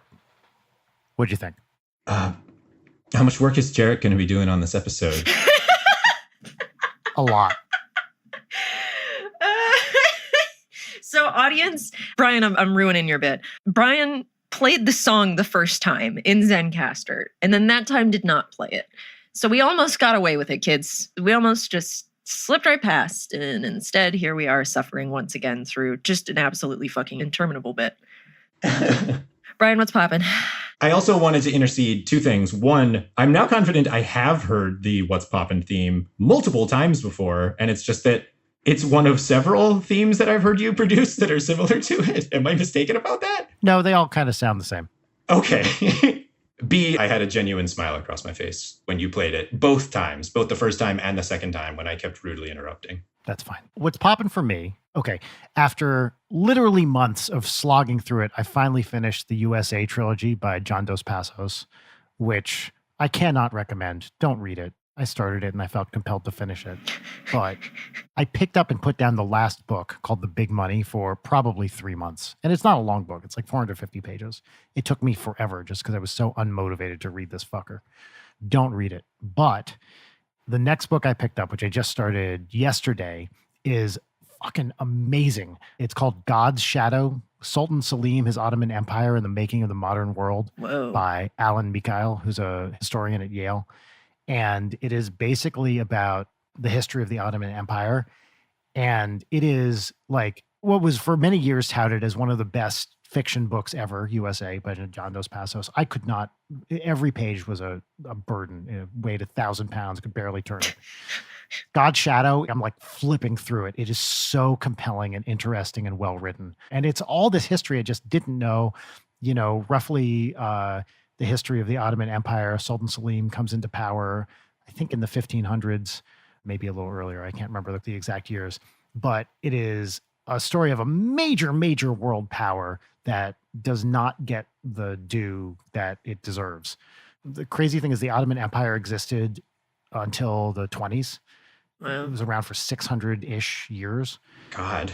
Yeah. And for many, many years, especially around the time period that this book is about, was the dominant world power. Like, one of the points this guy, Mikhail, makes early on is that you thought Europe, a bunch of little like fucking stupid warring cities, were going to be the dominant world power when you have the Ottoman Empire. Are you crazy?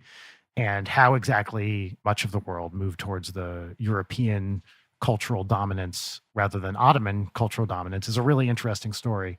But the fact that we don't give a lot of credit to how much of the stuff that we take for granted now comes from Ottoman innovations is what this book is about. Can you give an example? I haven't even gotten to that part yet. Keep us posted. I expect double space Times New Roman 12-point font on my desk tomorrow morning. Yeah. One thing he was talking about was how the heirs of sultans would be picked.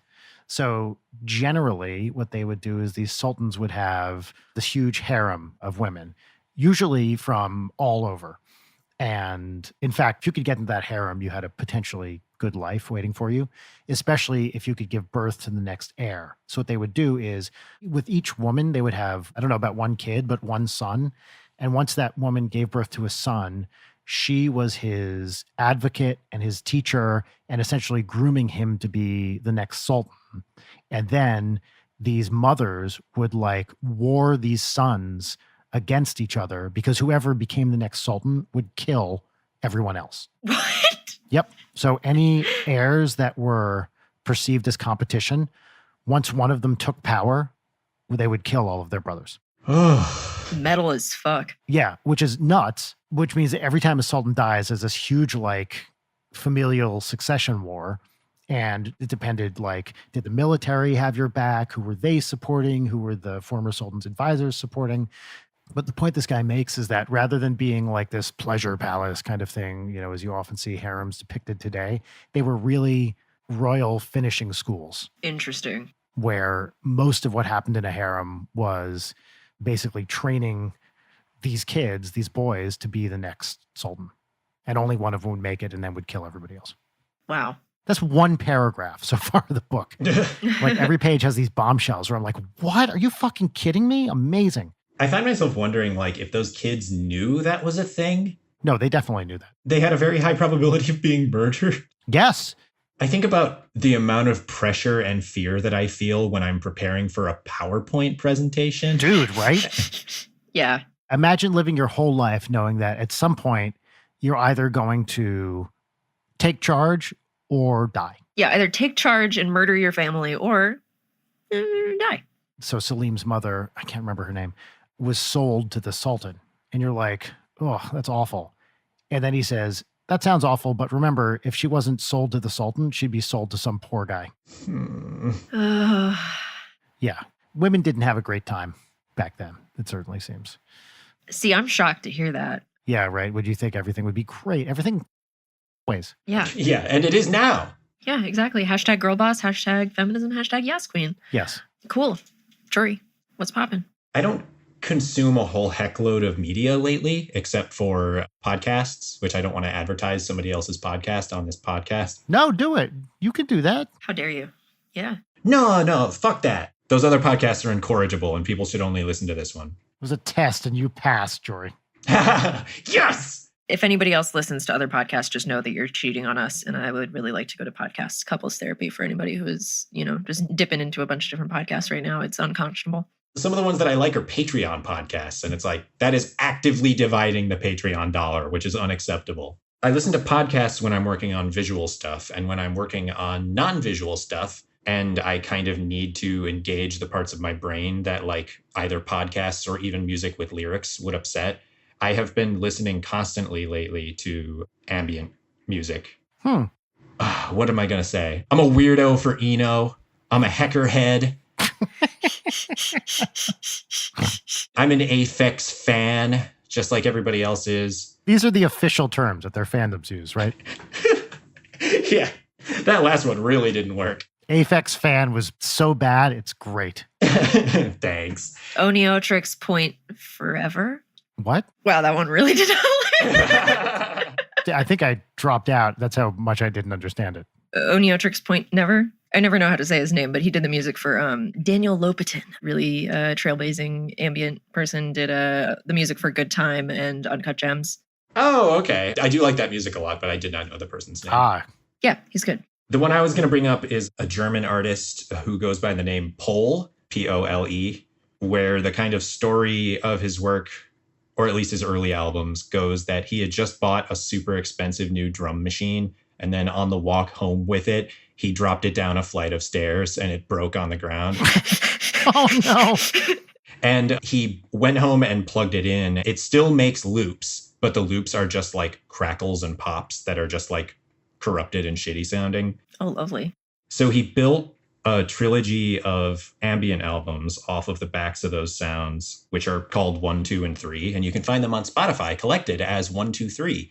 But it feels like just like the platonic ideal of ambient music, where if you're lost in thought and you start really paying attention to the music, it's like almost groovy. It's got like a dubby kind of like funk groove to it that's really listenable and cool. But if you're not paying attention to it, you can literally forget that it's playing and it'll just like roll around in the background while you're doing something else. It's like perfect ambient music. It's great. That's awesome. I was glad that you mentioned Tim Hecker because you introduced me to Tim Hecker and I really like him. What's the album that you showed me, the good one that has like flames on the cover? I don't remember the title of that record. It's a Japanese word.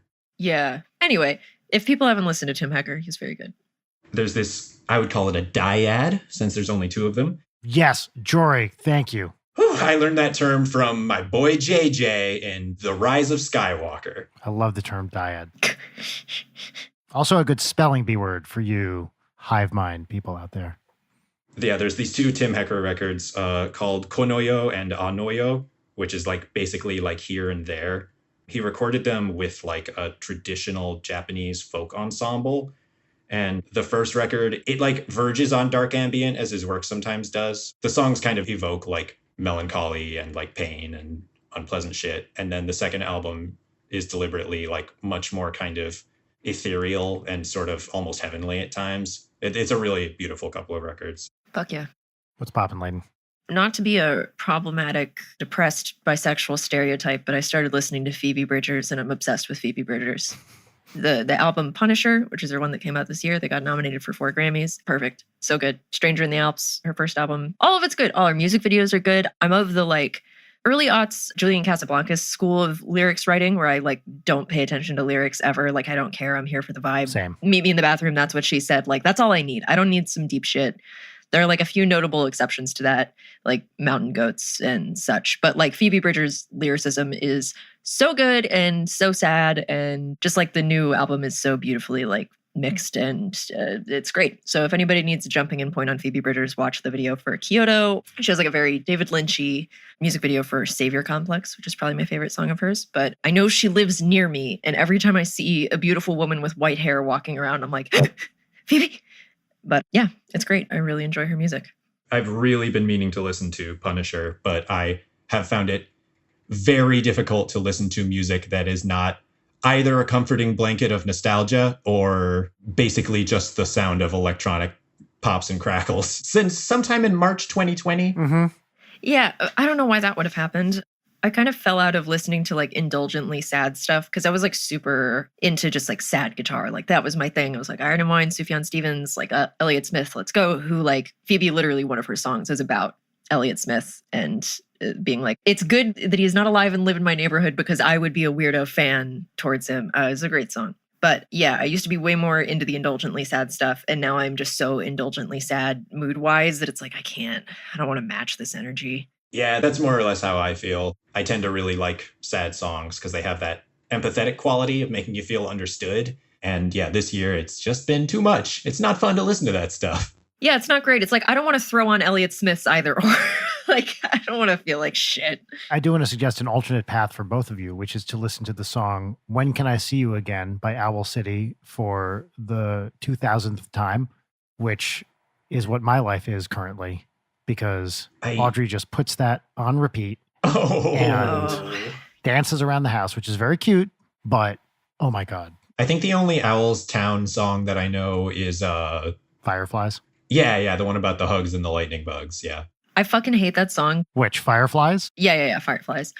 When I would wake up to the clock radio in the morning at 6 a.m., for some reason, every single morning they played Fireflies for like so long. And so the idea of waking up at 6 a.m. to go to middle school, which is the worst feeling in the world, is just inextricably associated with that song. It's a real cold sweat inducing song to me now. Do you know what the biggest bummer to me is?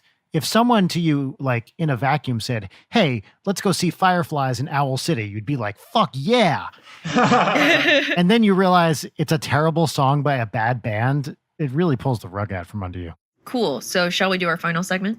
Yes. Welcome to our final segment of the show called Peaches and Lemons, where we each go around and we share a lemon, which is the thing that's like a petty grievance. We're going to air a petty grievance, and then we're going to each do 3 peaches, which are things that we're excited about, happy about, grateful for, blah, blah, blah. It can be as petty or as meaningful as you want. We'll each do a lemon first. I literally forgot that we did lemons anymore. Peaches and lemons. Peaches and lemons. I can go first. I have a downer. I'm not quite as petty as we often are with these things, but I just got to say it. Our dog died. Poor sweet Coco is no more. And it's a real bummer. She was a great dog. And the day after Christmas, we decided we had to put her down because she basically couldn't eat anymore. It's been a real bummer. On the plus side, it is something Audrey can use for capital A acting, which there's been a lot of emoting going on. And I think she was genuinely sad for about 48 hours. And since then, it's just been an excuse for Wells for Boys style looking off into the distance and sighing. And it's... It sounds like she's processing it like in a healthy way. Like sometimes you got to be in your feelings. She absolutely is. I mean, we talked about it. We told her that, Coco wasn't doing well and we had to do something, and it was all her fault. I found myself reading one of your tweets about it. I think a lot of things that Audrey does, you know, that like whole like stranger than fiction, the like inverse premise where it's like some real stories rendered into fiction actually strain suspension of disbelief. Yes. The thing that you tweeted out that was Audrey realizing how sad she was about Coco. And then you say to her, yeah, this is probably the saddest thing that's happened in your life. And she gives it a beat and says, I'll probably be sad when you die too. A little sad. A little. Yeah. That is so unbelievably precocious and cute and funny and heartrending that I would not believe it if a kid said that in a piece of media. It's so beautiful. It was very fun because she doesn't know what death is. She doesn't really understand it. How did you guys approach the like death talk with her? I mean, we just said it. We said, look, Coco is really suffering and we're going to take her to the vet, and the vet is going to give her something that puts her to sleep and kills her. Because, obviously you want to give kids what they can handle, but I don't want to do any of the go off to a farm bullshit. Like, I think it's important to be honest with your kid. So our attitude towards a lot of that stuff is give her the information and then answer the questions asked, which is what we did. And she didn't have a lot of questions. She was sad. She cried. And we talked about, once we take Coco to the vets, she's not coming home. And that's something that a kid can understand. It's COVID, so only one person could even be in the room, which was Rachel. So Audrey was not there to see this, which is honestly for the best. That's good, though. Having to be there when you put a dog down is like just the worst thing in the world. I don't think you ever really get over it. Yeah, and we decided not to do it at home either because, as Rachel pointed out, she didn't want the next, 5 years to be like, and this is where my dog Coco died, So... Oh, God. Yeah. Yeah. So I think she handled it really well. We were honest, but gentle. Are you guys going to get cremains or anything? No. Interesting. I remember the vet that we put my sweet childhood dog down at. I'm not sure if we even paid for it or anything, but they sent us a little clay imprint of his paw and this beautiful box that his remains were in with his name on it. And it was just really nice. Yeah, that's super sweet. We just don't have any place to put it. We're not going to bury it. Yeah. We just decided that we didn't really have anything to do with that. So Yeah, it's dog ashes. I don't know. And honestly, if I can be totally honest with you, I'm still carrying around the ashes from my mom's dog that died in 2007. So I still don't know what to do with those. That is really tough. Yeah. You can't get rid of them. And I'm not saying you can't, but just like the emotional experience of being like, time to discard this. Well, if you want to get real, my sister and I still have our parents' ashes, and we don't know what to do with those either. Like, yeah, they are in a Lord & Taylor, which is a department store, bag in my sister's closet. They were in my closet until I moved to England, then I gave them to her. But our parents never told us what they wanted done. And we've talked about it for years. We keep putting it off. And we had like services, when they died.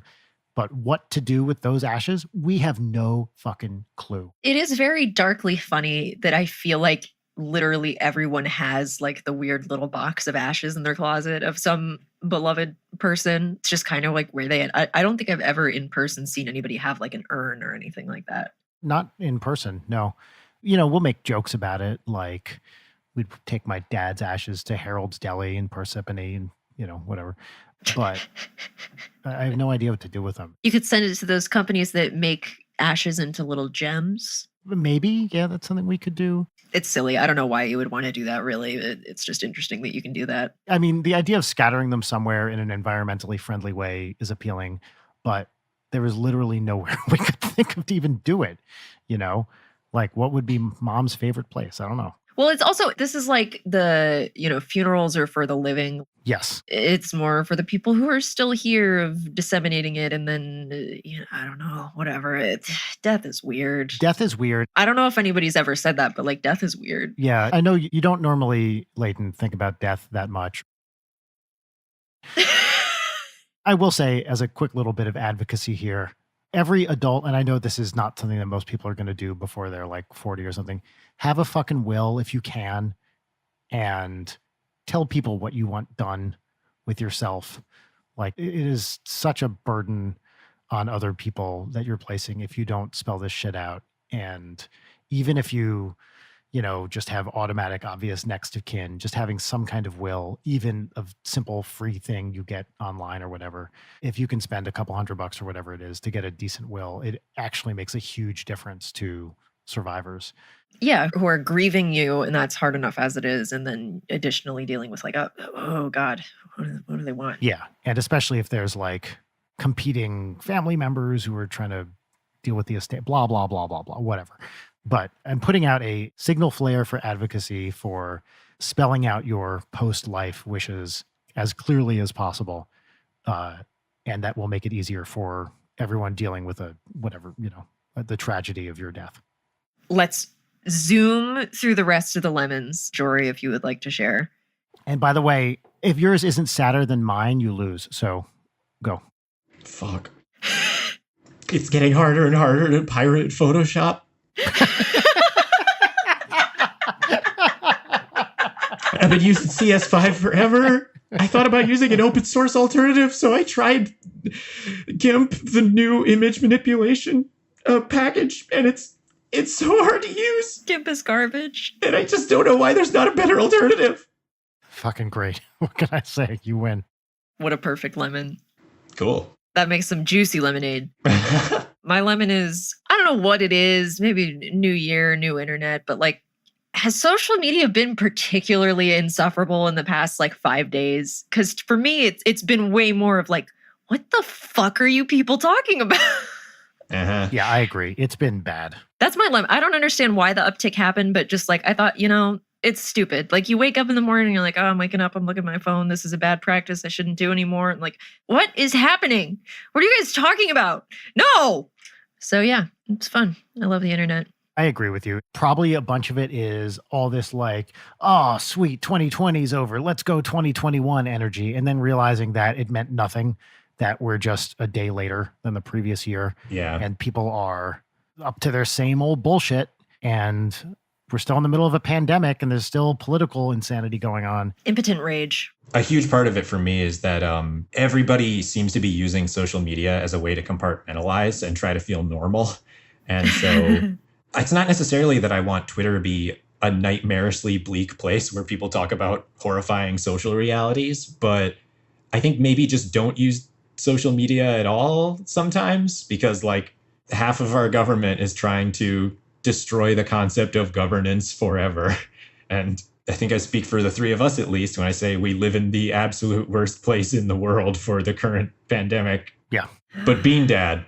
But Bean Dad, Yeah. totally more important. I think the forever good advice is just log the fuck off. There are some people who need to be forcibly logged out of Twitter. Like, Yeah. forget your password. Don't come back. Not everything needs an opinion, people. And No. most things don't need your opinion. And I mean that to everybody, including myself. Yeah. Gene Park, a former late night guest and all around great dude, linked to an article yesterday that I read. I can't remember the name of the woman who wrote it, but she had, and admits that she's not the first person to say this, but had a lovely paragraph in it, which was like, you know, when I was first on the internet, whatever, late 90s, it was like a place that people with shared interests could come together.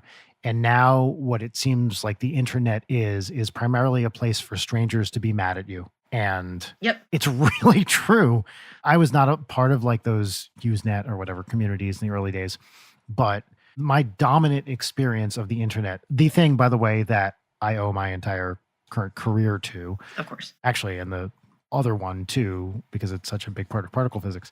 But my dominant experience with the internet these days is being terrified that something is going to blow back that I didn't expect, which is why I am very, very careful and judicious about what I post. Yeah, you know, I have traveled places and given talks about this exact phenomenon. If anybody wants to watch my GDC talks on YouTube, it's right there. You can just look me up, GDC, where I talk about context collapse and why it's really easy to take things out of context on the internet. And people will be mad at you for justifiable reasons often, but also like we should think about what we're doing, a bunch of crabs in a bucket. Anyway, internet bad, peaches good, actually. So I'm going to go first because I'm going to forget mine if I don't just speed them out and go very fast. Peach number one. I'm so happy Jory is on the show today. I've been really excited to have him back on. Wow. And I haven't spoken to you voice in a long time. So that is peach number one. Peach number two is I won an auction for 2 vintage Blockbuster Video thermoses, and I've gotten back into drinking green tea, and it just really sparks joy for me to walk around with my Blockbuster Video hot pink thermos with my green tea in it. Yes, that rips. It's great. It's a vibe. Makes me feel real good. And then my third peach is, as mentioned, I got to show Allie Knock Knock, which just a delight to watch somebody react to that dog shit movie in real time. Those are my 3 peaches. Quick little peaches. Maybe more like nectar. No. What's like the tiny? Fuck. It doesn't matter. Yeah, nectarine. Nectarine. That's a good Okay. one. Oh, yeah, nectarines are peach adjacent. Or like a pomelo. Nectarines are to peaches what satsumas are to oranges. Of course, we all follow that metaphor. I'm trying to remember what they're called, the fruits that have a pit. Pluot, No, pluots are plums and apricots. Wait, pluots are a thing? which have pits. But yeah, I meant like the name for the overarching. Oh, droop. Droops! Wow, Brian, I knew you would know. Yep. I'm your droop boy. Jory, why don't you hit us with your peaches then? Bit of a cop-out, but one of mine was definitely that I'm very grateful to be talking with y'all. This has been very uplifting. Very fun. Thank you. This has been a treat. One of the ones that I wanted to say is certainly, even though I'm experiencing a lot of pretty inexplicable social anxiety that sometimes makes it harder to emotionally trick myself into engaging than it probably should be, for the last couple of weeks, I've been feeling really grateful that this is happening in a time where we're post-internet accessibility. We all have the internet and it works super well, and tech works well enough that we're able to reach out to people that we care about. And it feels very valuable to me. I would have days where I had no communication with anyone if it was not for that. Oh, it'd be like weeks and months and like the lighthousing yourself, but you're Willem Dafoe and Robert Pattinson. Yeah, you're both sides of that equation. I think another thing I would probably say, I'm very grateful for the parasocial relationships that I've made in the last year. And we already talked about, I don't want to advertise other podcasts on this show. I think if podcasts were not so accessible, and I say that in a time where literally every bubble is bursting around us in the worlds of commerce and media. But it seems like it's really possible for artists to put their voices out there and for listeners to find really specific niche things that they're interested in hearing. And I think that's a really cool thing. Fuck yeah. Brian? My first peach is that Coco died.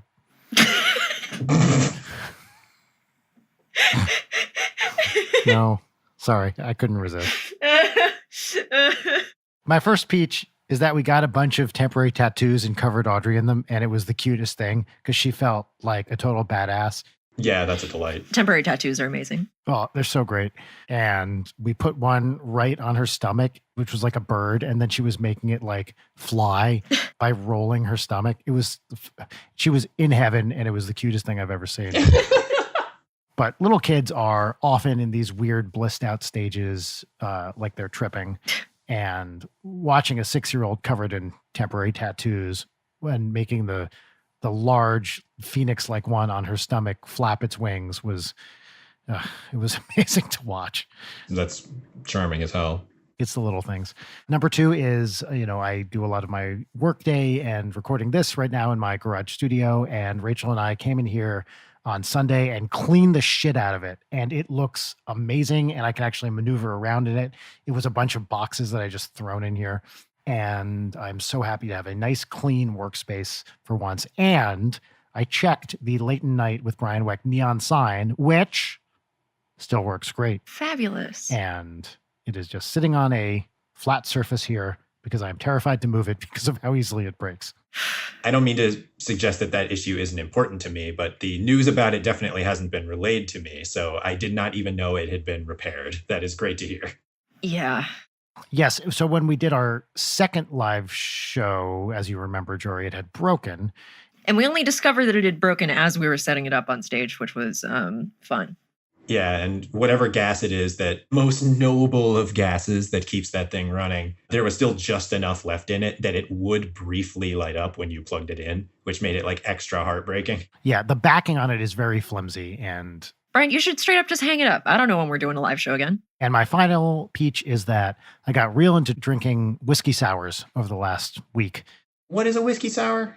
A whiskey sour, Jory, I'll give you my recipe. It's 2 ounces of bourbon or whiskey, but the sweeter whiskey is good. 3/4 of an ounce of lemon juice, 3/4 of an ounce of 1-to-1 simple syrup. So that means like, a cup of water, cup of sugar, boil them, mix them together, let it cool. And then 1 egg white. Interesting. Put it all in a cocktail shaker with some ice, shake that fucker up. With egg whites, you got to shake them for a while to really get them nice and broken down and foamy. So like 20 seconds of solid shaking. Strain into a chilled glass with some cherries, maraschino cherries, if you like them. And that is a lovely, lovely drink. It's a little bit sweet, a little bit sour, a little bit whiskey, and the cherries add a nice little zing to it. That sounds really nice. Whiskey sours are good as fuck. I used to drink them all the time in shitty bars made with bad sweet and sour. They probably weren't very good. And I don't think I'd drunk a whiskey sour in, 15 years or something. And making them this time, especially with fresh squeezed lemon juice, real nice. God, that sounds great. Jory, this was fantastic. I do want to apologize to Jarek for another 2.5 hour recording session. And also listeners for a very indulgent Brian Leighton Jory episode. Oh, yeah. We talked a lot about things from the 80s and 90s. Yeah. If anyone's listening to this show for the first time and got this far in this episode, congratulations. You are a superhero.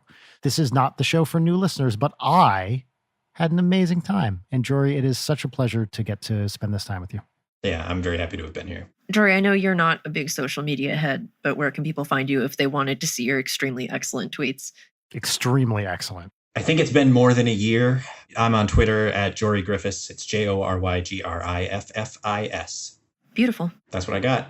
Folks, thank you for listening.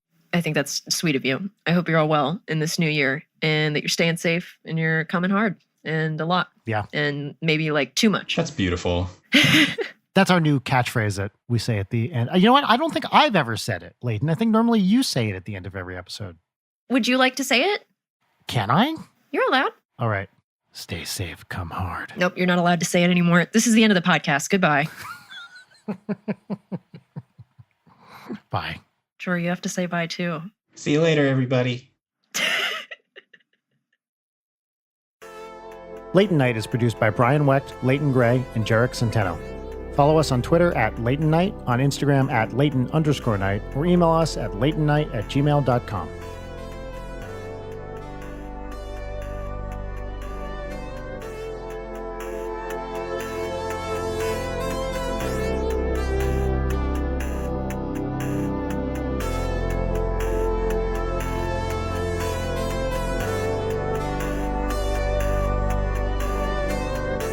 So, Jory, keep talking about how much you love Alec Baldwin. I think that it's a complicated case, and I think that if we're going to make it a study of character, then I think that he's shown himself to be a model individual who's never had any kind of record of acting irrationally or bizarrely or being terrible towards his children. Yeah. I mean, he's certainly hot as hell. We can all agree on that. So weirdly enough, I never saw like Hunt for Red October or anything like that when I was a kid. Like, I think the first time I was ever aware of Alec Baldwin, and this like is weird, but when did The Royal Tenenbaums come out? Like 2003? Oh. Sounds about right, although maybe a little later, but yeah, roughly that. Yeah, he's the narrator of that movie, and I think weirdly that somehow was the first time I was ever aware of him. Like, even though he had very interesting. Yeah, like tons of significant movies, obviously, before that point. But I think somehow that was the first time I ever really heard his name. For me, I'm pretty sure it was Red October, because that would be my appropriate age movie. I think that's his first like blockbustery thing that I'm aware of now in retrospect. For me, it was 30 Rock, because I started watching 30 Rock when I was in like 6th grade. Oh, my God. And I thought Liz Lemon was so cool. Wow. I can't imagine what it would be like to have that be one's first exposure to Alec Baldwin. Because, like, to me, the whole point of 30 Rock was he's not the Alec Baldwin he used to be. He's older. He's got a little bit different body type. You know, he's more stentorian or what, like, Yeah. He's a different figure than he used to cut. And part of what I enjoyed about that character was how it related to the Alec Baldwin we all used to know when he was, 20 years younger or whatever. But of course, you wouldn't have known that. Nope. I was just like, wow, funny guy. Neat. Yeah. I was thinking about this recently. I think it is very interesting, with these stars that have long careers, how you check in at different times. And some people only see the old stuff first. Like, if there's an actor who is working into their 70s and 80s, and that's the first time you know them, you're not even aware of, the 100 movies they shot ahead of time. And it's a totally different thing. A couple big examples for me are like Michael Rooker, who it's I saw like Slither, and that's the first time I think I ever was aware of him. Or like Harry Dean Stanton is a real big one. Yes. Where it's like he has so much stuff that I still haven't seen. For me, that was Repo Man with Harry Dean Stanton. Was the first like Harry Dean Stanton movie I ever saw. I still haven't seen Repo Man. So much praise for Jory, can we watch Repo Man? I've never seen it. I want to watch Repo Man. And I've gotten so much shit for having never seen it. There's a watch along. It's definitely the kind of movie where it's not going to be as great as people say it is. Yeah. It's pretty rough around the edges. It has a lot of great stuff, but it is definitely a victim of its own cult status. It's like a Buckaroo Banzai or a Six String Samurai or something like that, where the movie actually isn't that amazing. It just kind of precedes itself a little. Hold the fuck on with Buckaroo This movie Banzai, insists Jory. upon itself. Because I could not disagree more about Buckaroo Banzai. love Buckaroo Banzai. It is a very flawed movie. Okay, sure. There's a lot of insane stuff that happens for no good reason, and nothing really makes sense, and they decide to not describe basically anything. Yeah. That's part of what I like about it. And the dramatic stakes like wildly deflate in the third act, so that suddenly it's just a farcical comedy, even though there's been like an actual threat of death up to this point. Yes. I deeply love. Actually, I was just talking to a friend about it. Leighton, have you seen Buckaroo Banzai? I don't want to exclude you from this conversation. No, exclude away. One of my favorite things about having you guys together is that you mesh very well. Finally, the white male point of view is on display. Oh, God. All right, let's stop talking about Buckaroo Banzai. Yeah, let's go back to talking about manslaughter. There it is. Thank you, Jory. You're welcome. Brian, you have to repeat the joke that you said that made that funny that I don't think we were recording when you said. Well, I can't remember the setup now. Sorry, no. It was Jory said murder, corrected to manslaughter, and then you said, Brian. I call it man's laughter. And I chortled at that. Right, yes.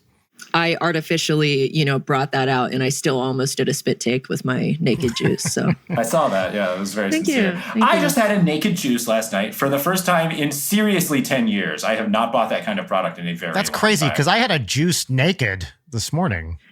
Yeah, and you were doing that thing that you see on Reddit where it's like you were sending us photos of your hand holding the juice, and it was like, Brian, And you could see, know like, something's up here. Yeah, Part of my leg. Yeah. Jory, can I guess what flavor you got? yeah, I this think is you good. can. Was it Mighty Mango? Oh, it actually wasn't. Was it the green one? It was the green one. How was it? I'm not a fan of the green one. Me neither. That was always my favorite, both of that one and of the other one, which starts with an M.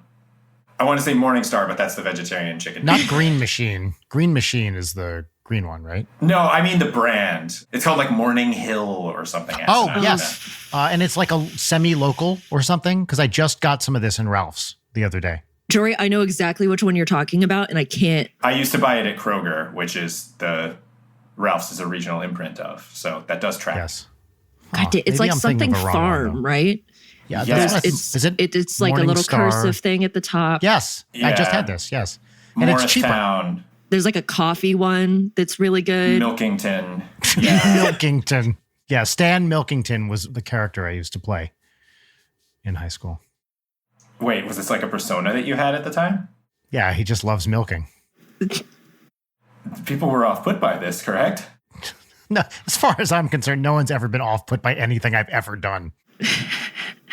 Why would you pay attention to that? We need to put a pin in Buckaroo Banzai, but I had this like embarrassing affectation once where for some reason I in high can't wait. school, I turned in an English paper once. It was something about family, and maybe I had just been reading like The Hitchhiker's Guide to the Galaxy for the first time. I was like a real Anglophile at this phase, but everything about the essay was totally normal, except I exclusively referred to my mom as Mum. And I remember my English teacher calling me on it, like this was supposed to be like from your POV. Did you really call your mom Mum? And I remember I think I'm a pretty good liar when I need to be, but I remember very plainly what a terrible job I did of lying, where I was like, yeah, I called it. Thinking back on it now, it's like, why did I do that? That is amazing. I don't want to dox your mom, excuse me, but just knowing your mom's name and just the general aura, the idea of you calling her mom is very, very funny. That's incredible. Okay, let's talk about affectations we've had because this is very interesting to me. Okay. There was a period in college where I got really into using boss as like a slang word meaning cool. Like, oh, that's boss. That's boss. Yeah. And it was not in fashion at the time, which you can tell because it was a thing I was doing. That was probably like 80s slang. And I remember someone once calling me out. They're like, are you from Texas? Because it was so out of place for a college in Northwestern Massachusetts. That's the first one that comes to mind for me. Most of my affectations probably just have to do with the fact that I was like pretty out of touch and just like had bad taste when I was in high school. Mm-hmm. Whereas now you're no longer out of touch. You're out of time. Maybe that was actually what I was trying for, was that I was like, maybe I was trying to act like I was like an old soul. Because don't get me wrong, I love Steely Dan very much to this day, but like I exclusively listen to like Steely Dan and like the band and things like that. And yes, I would like try to get on with my teachers about it. I had a sculpture teacher in high school whom I would talk to about music, and I would like start talking about Steely Dan, and he would be like, I like Rage Against the Machine. What the fuck are you talking about? Like, yes, I'm 40. That doesn't mean I like Boston. Like, right. My entire life is just a catalog of cringe, but I think maybe a much more put on affectation that is only an affectation now because I flipped in the reverse direction. Look, so I was on the school news show in middle school, right? Like I dropped out of orchestra. Really? This yeah. is exciting. Oh my God. I played viola for 2 years, and then it was like, you can have another elective and you can, be on the little school news team where you make the news every week. And so I got on there and they let me have my own segment, and my segment could be whatever I wanted. This was like a broadcast thing? I mean, to the school, they would show it on the little TVs, and then they would put it online. So I think how did I not know this? Somewhere they used to be online. Anyway, but the segment that I chose for myself, I'm just reiterating that this is a thing that I chose to present to a school of middle schoolers who were not nice. My segment was called Word Nerd, where I played a superhero who corrected people's fucking grammar. Yes. And I did that faithfully every goddamn week. I had a costume. Oh, Leighton, that is so great. What was your costume? It was a big felt W and a cape and then like glasses with tape on the middle. That's fantastic. Do you I've have gotten any messages in my adult life like, it's Word Nerd. It's like, no, I have to jump off a cliff now. Wow. Please tell me you have a picture of this. I will see if I can find the picture. I think the like AV Club weekly segment Word Nerd would be too cute of a fictional specific. Like if that was in a screenplay, it would feel too on the nose. Yeah. It was like I was willing to subject myself to this shit. Anyway, so I was a big, that early 2010s, like some e-cards, like grammar corrector, I was that type. And so I was very militant about all emails, instant messages, texts, proper punctuation, grammar. If you do anything less, I think you're a fucking idiot. Wow. And now I turn off spell check. I turn off auto caps and auto punctuation. I'm not doing it. We're freestyling. It's coming from the heart. And fuck whatever I was doing then. Also I was so quiet aside from being on the school news that despite the fact that I spoke every week on the school news, people thought I was fucking mute, and I would be asked if I was mute, like repeatedly. And that pissed me off, so I would not say anything. Great. Good. Fun and cool. I'll see if I can find a picture of Word Nerd. I love that. I love that for you. I love that for all of us. Yeah, I had my Jesus sandals. I had like rope sandals that I wore all the time. Hemp? I think so, yeah. I got them from a yard sale. I can't picture what you're talking about. They were just sandals that were made out of rope. I thought they were really cool. They were not. The like Tiva style sandals? Like what is the style of this sandal? No, it was almost like a flip-flop. Like, Send me a picture of a foot. Yeah, hold on. Let me boot up MS Paint. Great. I want to post some vacation pics, and I was looking at it and I was like, this is a fucking cornucopia of feet. I can't post any of this shit. Yeah. It's a Footopia. What hell? Brian, you're still all about that wiki feet, right? Am I all about it? I mean, I think about it basically every day, all the time, but I wouldn't say I'm all about it. Yeah, I mean it is like specifically your obsession with your own profile. Not... Well, you know what? I honestly have not checked. I guess this is a good time to do it. I'm doing it as we here. speak, and I apologize for looking at my phone, but... I haven't looked at WikiFeet Men, of course, for a while. I got good news, my man. Oh, you holding steady? All right, you know what? Yeah, break it to me. I'd rather hear you break it to me. Actually, you know what? I guess I don't know what it was the last time you looked, so I don't know if this is an increase or a decrease. 4.91. That is really good. Oh, that is shit. Really good. I think bizarre. This looks like the same pictures I had before, I think. Yeah, those are good feet. That's a good rating. Okay, now let's look at Dan. Oh, shit. 4.9. Hell yeah. Fuck you. Holy fuck. 4.9 what? Just 4.9 Just flat? 4.9 straight. That feels engineered, frankly. Edged him out, baby. Okay, I've done a very good drawing of a Jesus sandal that I will text to the thread now. Great. I want to reiterate that this was made of very itchy, uncomfortable rope, and I don't know why I loved them so much. Oh, yeah. Okay. I actually, Great. I do 100% Yeah. get what you mean when you call it a Now I Jesus understand. sandal. Yeah. This is a hot pick. Thanks, yeah. Well done, pick. Mouse? Or do you have a Cintiq off camera? Oh, mouse, yeah. Hell yeah. Well done. Wow. I do have my tablet that I had whipped out, and then it just was not plugged in. Now, I want to billboard something that's going to be mentioned later in the show. I have a tablet update for you, but I'm not going to say what it is, but it's not good. Can I reschedule this for 2 a.m.? Or is it going to force update? Yeah. Wait, are we plugged in? It wasn't plugged in last night, so it wasn't able to update. It's a really good bit. Thank Thanks. you. Thank you. We diverted from the original question of affectations and also Buckaroo Banzai, since you're so fucking desperate to talk about Buckaroo Banzai. Oh, I'm very excited to talk about Buckaroo Banzai. I'm trying to think of other embarrassing affectations I've had. I've had 48 years to have embarrassing affectations.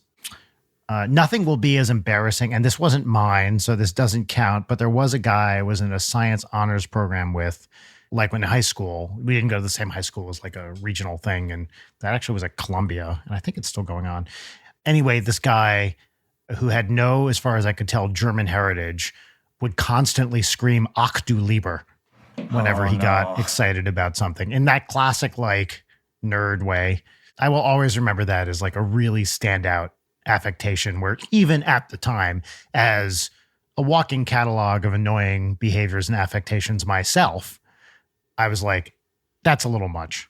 Don't get me wrong. I probably shouted "Mein Lieber" or something a couple of times when I was a kid, and it was like a reference to Wolfenstein 3D or something. Right. Yes. But it is like, I think back on having known a couple of those kids who would like challenge a history teacher about their knowledge of like what the Luftwaffe was up to in Africa in 1941. And it's like, nowadays we understand the types of like psychological traits that lead a person to be obsessed with the military actions of World War II era Germany. And I think back on that, like, I don't know how to assess that on a case-by-case basis. Well, for me, those were like my friends in middle school. I was token girl that was also token girl who was easy to bully. And you're a token, right? Like, yeah, token, you know me. I was super... Token the weed. Is that a Boston song? Yeah, Token the weed. Yeah. Well, no, token... Smokin'? Is Smokin' a Boston song? Hold on. You're not thinking of Steve Miller, are you? Is that Steve Miller? Well, I understand he's a smoker, a joker, and a midnight toker. I feel like I'm looking at my phone a lot in this, but there's just some Googling to be due. Yeah, it's the song Smokin' by Boston. Okay. Wow. Anyway, to finish that up, I was like with all of the outcast, like super smart, grimy boy. Like that was my friend group of all the like weird gamers, but they were all on 4chan and were obsessed with South Park. And so I was in that milieu. It was lovely. Yeah, I was in it was nerds, mostly centered around my math class. Everybody in my class, except one other person, was a year ahead of me. And so we did a lot of socializing with that calculus class. We were all on the cross-country team together. It was a lot of fun. I was a teacher's pet up through like middle of high school when I got my first, I forget if I ended up getting an F or if I just got a D in chemistry, like AP chemistry. And that just like broke my brain, and I never tried ever again. I recall a nickname that I had in my calculus classes in like senior year of high school, where somebody called me Sleepy Jory because I would just go to that class and just deliberately go to sleep. I would just put my head down on my desk and sleep through the entire thing. That's basically a Rick and Morty character. In that it's a thin, hackneyed premise that you can't lampshade until it's not. Yeah. Yeah, it's just those kinds of classes, perfect for napping. Chemistry was also my breaking point where I was like, wait, I'm not good at science because now there's math in it and this sucks. Okay, was this when you had long hair? I mostly had long hair in college, which is maybe even more damning. Yeah. But I had like a shoulder length mop at the time. Wait, were you a pony guy? I was a waist pony guy. Like it went all the way down. I was like shoulder blade level. I'm fucking impressed. Real fucking cool. That was me. I bet. Did you wear glasses, Jory? Nah. I think power of suggestion, maybe brought on by some kind of Munchausen by proxy, thought that I had bad vision when I was a child. Oh my God. So I had a glasses prescription for a number of years. And then I was like, that you didn't need? I don't need these. Yeah. That's amazing. Thanks, Mumsy. And I still have very good vision to this day. Yeah. Wow. We keep almost returning to this Buckaroo Banzai thing, but I have a question. What are some of your favorite or most impactful needle drops in TV and film? This is so fun. I was literally just thinking about this and listening to the song. Okay. Asterisk next to this movie. It's at the end of High Fidelity when he puts on, I Believe When I Fall in Love This Time It'll Be Forever by Stevie Wonder. It is as like the last scene in the movie. That song rules. And as like a final like capper on the whole thing to just go out on that, to this day, it's one of like my all-time like, wow, that just like buttoned everything up really, really nice. And I love that song independent of that. The asterisk on that movie is I'm pretty sure if I watched that movie again now, I would find it intolerable, but maybe not. I don't know. Winning performances top to bottom, I think, like, redeem it. And the other thing I was thinking about that movie in particular is when Jack Black at the end of High Fidelity gets on stage with Sonic Death Monkey and sings, we didn't know who he was. And we as a culture did not realize he could sing unless you've been like paying attention to, I don't even know if the Tenacious D stuff was out at that point. I think it probably was, but I'm not sure. I think the HBO show was already out. But I didn't know about it.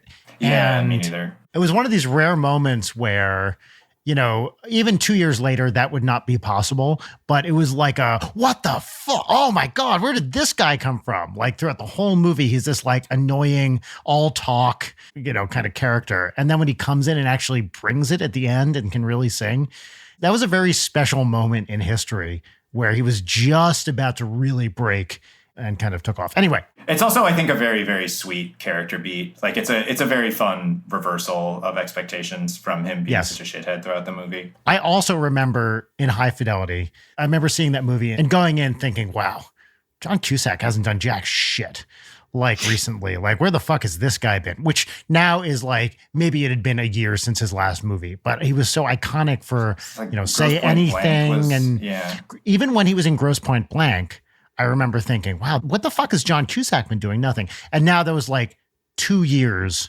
in between, you know, his last movie or something like that. Yeah. Anyway, sorry. So that's my needle drop answer, is that end of High Fidelity. Great what answer. About you, Jory?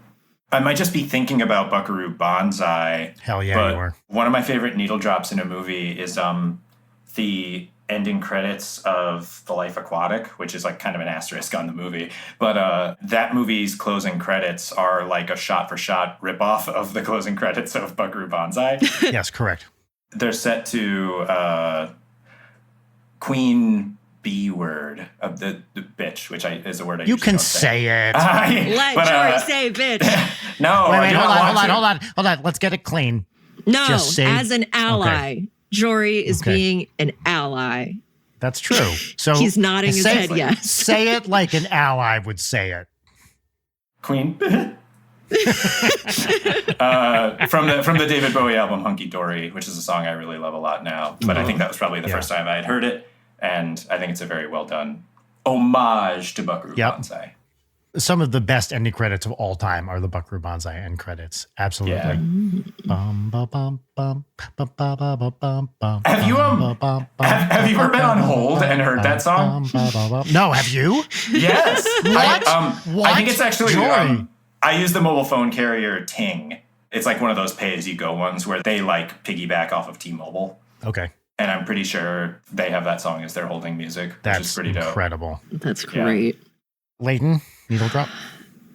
I do not have a definitive answer to this question. The reason I thought of this question is because I was thinking about that scene in Manhunter where William Peterson as Will Graham.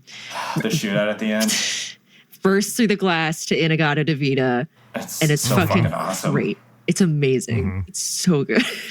So that's a big iconic one for me. Also, I've been talking about this movie and this particular scene for years, and I've just come to accept that nobody will watch it or will watch it and be like, that was fucking stupidly and led me astray. But the total eclipse of the heart pool knife fight scene in The Strangers 2, Pray at Night, better than Baby Driver. Baby Driver fucking wishes. Also on that note, I hate Baby Driver, and I think all the songs selected were fucking mid. I've never seen it. One of my spicier takes tends to be, and of course, I think the lukewarmness of what I'm about to say probably speaks to how spicy my takes are. Edgar Wright, man, I don't know. He seems awesome. I really like him as an individual. Yeah. Wait. You don't like the Simon Pegg, Edgar Wright movies? I like Shaun of the Dead enough at the time. I like how kind of nasty it is. But yeah, Hot Fuzz, I think. Oh, I love Hot Fuzz. I love Hot Fuzz. Wall to wall, great jokes. It's full of amazing jokes. I just think as a movie, I just find it kind of confusing. I also do not like the Cornetto trilogy. I don't understand the appeal. Jory and I have spoken about this, that I like how kind of mean Shaun of the Dead is at the end. Scott Pilgrim is my favorite of his, and that even that's dubious because that's a real like nostalgia one for me. I like that movie a lot. I wouldn't call that dubious. I think it's a fun film. I think Jory and I are aligned on several different strains of deeply contentious takes that I will not call out. Some of them. No, call them out, please. No. Oh, there's one in particular that would really piss you off, Brian, and that's going to make you beg no, for you it. have to tell. And I'm not going to tell you. I'm not going to tell you. Please tell me. Please. I also don't know what you're referring to. So. You can't say that and not tell me. Jory, check your Discord. Just tell it. Oh, yeah, I don't know. That one is like, no one can reasonably be offended by that. Come on. Dr. Brian White. Except the one other person on this call. Come on. Tell me. Brian, I am going to tell you the thing Leighton texted me in a way that I'm trying to be as diplomatic about as possible. Okay, yeah, tell me, so, please. I promise I won't be mad. Anytime big exciting news comes out involving astronomy, any kind of like long range, like lunar at lunar. Jesus Christ, I'm so nervous about saying this, and I'm trying to find the words. Jory, your eloquent defense of your position is already winning me over. I'm falling apart here. Any kind of like telescope imagery of like far away galaxies and things like that are so beautiful. We all feel very moved by them in that like tiny blue marble touching the face of God type of way. Okay. If you say you don't love these with all of your being, I'm going to explode.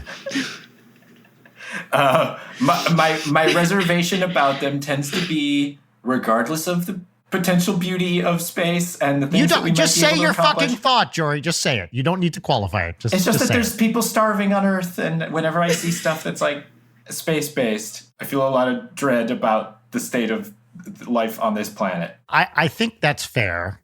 However, if you spend any money on the entertainment industry, then one could argue there's always, hey, we could be allocating our resources differently, right? I know. And I'm not saying your position is invalid, because I think it is a very fine opinion to have. Hey, we should be allocating resources, to things that actually matter. But none of us. Brian's argument here is very critically well formed and serious. He's taking this very seriously.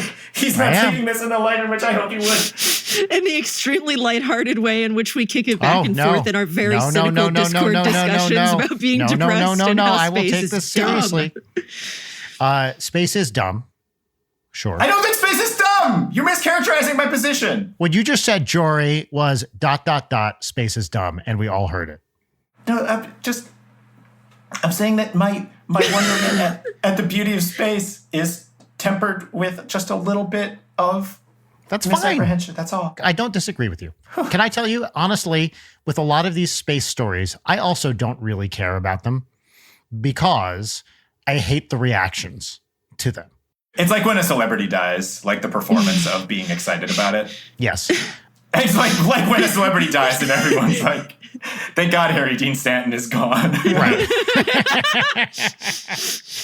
I'm going to draw him in a cowboy hat with a halo above the cowboy hat. And I'm going to post that on Twitter like a very normal person and expect praise for doing something completely fucking weird like that, of conflating people with characters they played that meant something to you when you were 8 fucking years old. Shut the fuck up. I have a friend who was texting me semi-recently about black holes and was very concerned that a black hole was going to eat the Earth. And I was like, okay, but are you worried about climate change? And he said no.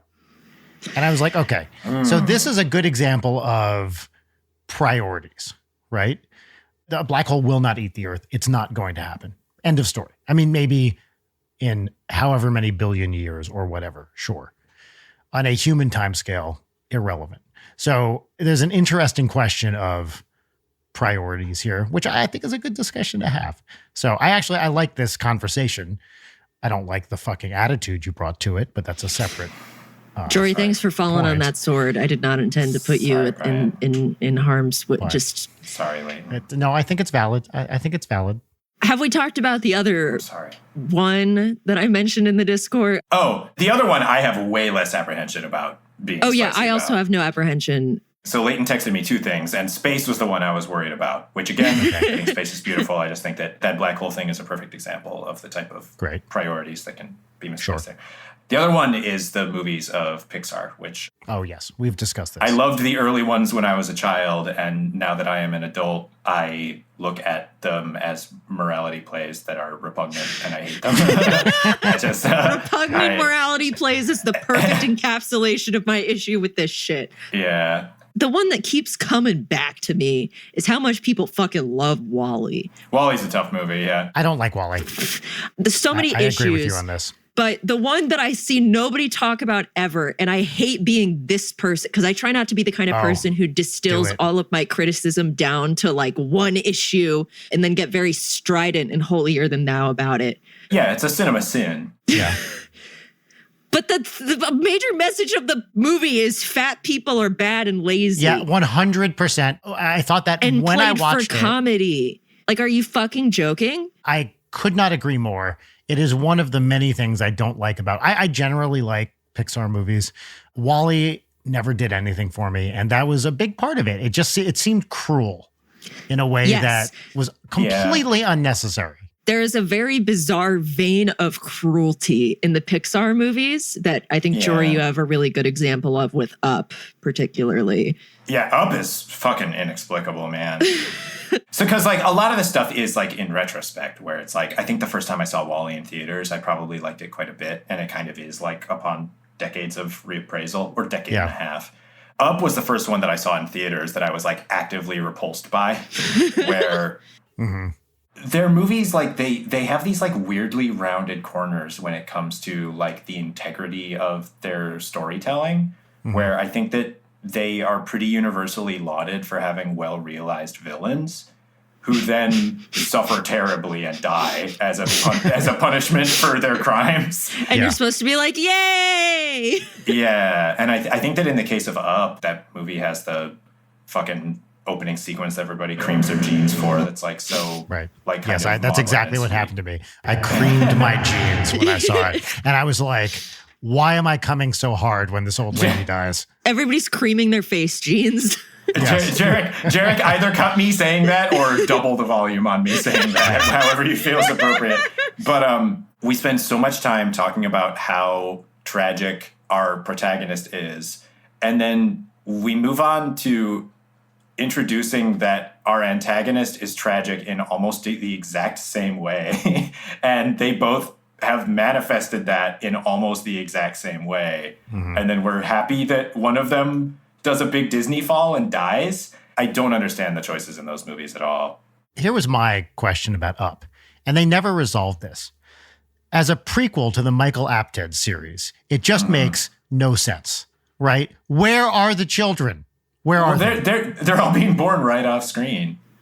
Yeah, but you need to say that. That's what I'm saying. And also, call it Zero Up. Okay, don't just call it Up. I agree with that. Yes. Okay, I'll give you that. The facial gene creamery over the first 10 minutes of Up drives me, and it's the larger issue of the way that open a gene creamery. The way that people laud Pixar's storytelling, it's so bare bones. I don't think it is a good basis to be working. I think it's a very bad thing to hand to a bunch of, say, art school students and be like, this is the pinnacle of storytelling. Like, no wonder we have so many fucking moralizing teens on the internet who are incredibly draconic about the way that they view the world and any amount of complexity, because everyone's like, Pixar is exactly how media is supposed to be, and it's all supposed to make you feel good. But Pixar doesn't make you feel good. And I say this as someone who likes Pixar movies. The reason people like Pixar is because at least once per movie, there's going to be a very manipulative cry thrown in there. And then people talk about that as if that's a good thing rather than just emotional terrorism. Pixar's emotional terrorism is the headline for this episode. I will say the one very, very manipulative Pixar moment that will forever work for me is, what is it, Sarah McLachlan, When She Loved Me from Toy Story 2. Yeah. Just because that one got me real bad as a kid. Mm-hmm. Is that the sepia-toned flashback of Jesse being abandoned? Yeah. Yes. I also have abandonment issues, so that one hits. Also, Inside Out. Fuck Inside Out. I hated Inside Out so goddamn much. Wasn't very much a fan of that. Oh, Jory, I would love for you to watch it just so we can shit on it. I think that a lot of their movies have very good qualities. I think probably I would say the earlier ones, because they weren't as much of an emotional terrorism crocodile tear factory initially. And I think probably Monsters, Inc., if I think about it, is like a well-rounded, just like fun comedy that has some emotionally sweet moments. Yeah. Maybe not great towards women. Interesting take. Yes. I really love Monsters, Inc., and I think it rides on the voice acting being incredibly good. Great. Not to say that the other Pixar ones aren't, but it's just like a very electric combination. We know Buscemi's in it. We know. Here's my challenge to A24 is to release a series of high-budget horror films that have the exact same titles as Pixar movies. And you can Inside Out kind of easy, rates itself, degloving. Right? Mm-hmm. Monsters, Inc., Monsters University, sure. Toy Story, terrifying. Toy Story 2, 3, 4, slasher films, right? A Bug's Life. A Bug's Life, that's right, as it burrows into your skull. Yeah, the gestation of, indeed, yes. What else we got? The Incredibles could be literally anything. Up is a snakes on a plane situation. That's right. All of these would make good horror movies just with these titles. That's a very... I think someone should do it. BuzzFeed 2011 listicle joke of you. That's what I do. Do we want to try doing Disney princesses reimagined as like hip college students? Yeah, Leighton, here, take this which Disney princess are you quiz that I'm going to write right now. It has one question. Which Disney princess are you? For payment under the table. Okay, great. Your answer is Cinderella. You're Cinderella. Thank you. Congratulations. Yeah. Well, you have to ask Jory. Jory, which Disney princess are you? For Please say Sebastian. What do we think about the design of the characters in the Jon Favreau Lion King and in the upcoming Little Mermaid? I refuse to pay any attention to this. It takes up brain space that I don't want to spend on it. So I don't know what they look like. I don't want to know what they look like. I have zero interest. But it sounds like you have thoughts that I'd like to hear. I don't know. I never know with those movies whether it's just that there's a lack of family entertainment. But like as an adult with adult friends, I think about those movies like they barely exist. Mm-hmm. But like yeah, same. The Jon Favreau Lion King is like one of the highest grossing movies of all time. Crazy. Like yeah. That's nuts to think about. I have an actual child I live with and raise, and we never even once discussed seeing any of these live action movies. I just have zero interest. I'd rather rewatch the animated version. Yeah, I saw Pete's Dragon and Maleficent, which are like, I think maybe like interesting revisionist. Because like Maleficent is like Wicked or something like that, where they're sort of, you know, they're flipping it on its head. Yeah. And Pete's Dragon is more just like, you know, I think that's a pretty short Pete's Dragon film. Right, yeah. Yeah, it's good. It's like a pretty sweet movie. Tonally, it reminds me of like the Spike Jonze Where the Wild Things Are, where it's like adding a strain of melancholy to an original story. Right. They're kind of just like making it into My Neighbor Totoro, I guess. But I don't know if this was just my age group, but were you two subjected to Puff the Magic Dragon endlessly as children? I think it was like my 5th grade teacher, for some reason, the 2 songs I remember them playing for us were Puff the Magic Dragon. Yep. And Killing in the Name of. Is the song called In a New York Minute? Is that a Don Henley song? In a New York Minute. Yeah. Is that Don Henley? Plausibly so, but I don't know. Yeah. Yeah.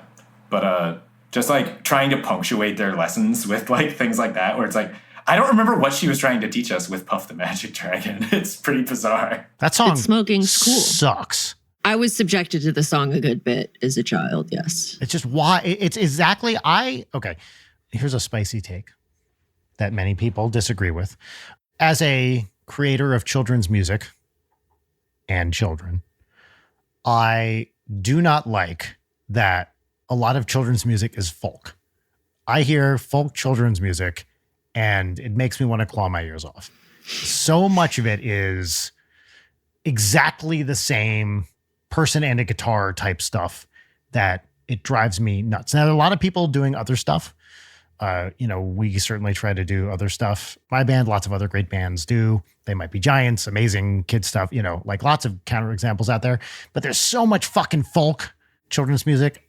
I don't get it. Why are we doing that? Can we just move on from this genre? And I imagine it's very new, very manufactured with none of like the character or history or like person with a weird voice that is actually or like narratively interesting things happening in the folk songs. That's like shit that is actually good about folk music. Yes, that's right. That's right. Or the other way it goes is it gets very preachy. And it's like trying to teach a lesson, whatever that lesson might be, which, okay, fucking fine if you're going to do that. But when I hear a kid's song, I want it to be silly and fun.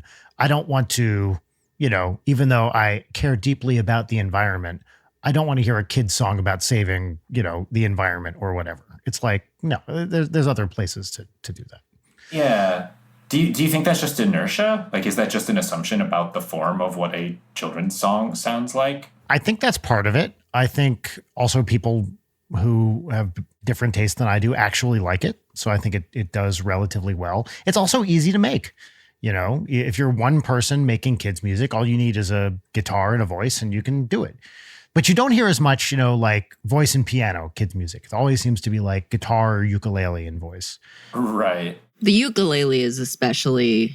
That was a choice that someone actually made to be like, this song needs a ukulele. And there's a time and a place for ukulele, which can be a really great instrument when used well. But often it feels engineered to be like extra twee. And I can barely make it to twee. I can't get to extra twee without getting upset. I think I agree. I've made this joke to you, Brian, now probably 4 times, but we were walking around late at night trying to find a place to eat after Creator Clash. And there was a guy who was doing live music outside of a certain place that was open. And he was playing guitar, but there was a ukulele laying there. And that was a threat. So we went somewhere else. We also went somewhere else for different reasons. But a ukulele just laying there is a fucking threat. Yeah, I agree. And again, great instrument when used properly. But, ooh. Yes. I think like maybe is part of that also just like those songs broadly kind of have to be soundtracks for like a kid falling asleep. Like they sort of have to serve the purpose of a lullaby. Maybe. I was thinking about that with those records that are like Metallica, but for babies. Twinkle, Twinkle, Little Rock Star. Yeah, that's so lame. Because it feels to me like it's like, I don't know, just pick a playlist of actual Metallica songs. But I guess maybe, I'm not a child psychologist. Maybe that could destroy a child's brain. No, it can't. Come on. I didn't think so, but I don't know. I've never destroyed a child's brain before. I don't know the specifics of it. But I do think, generally speaking, I don't think it's the instrumentation necessarily. I think it's the tempo, right? And so clearly that's not entirely true. You can do a slow thing with like insane power chords and heavy distortion. Yeah. It's probably not going to be relaxing.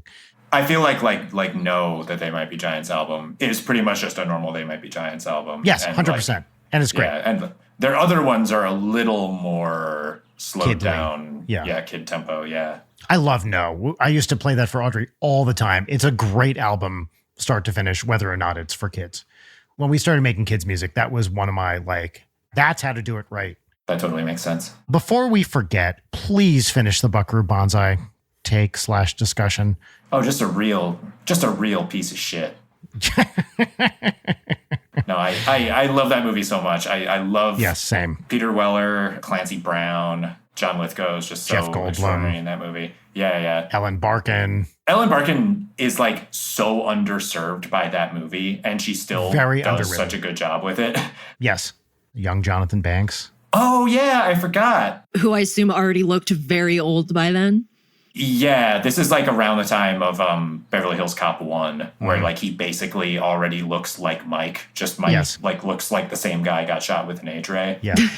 So Leighton, the plot with the women characters in Buckaroo Banzai is that Buckaroo Banzai is a rock star secret agent, brain surgeon, rocket scientist, who his previous wife, Peggy Pretty, got murdered by the villainous Hanoi Zan. And then halfway through the movie, he meets Penny Pretty. her previously unknown twin sister, and immediately they fuck and get married.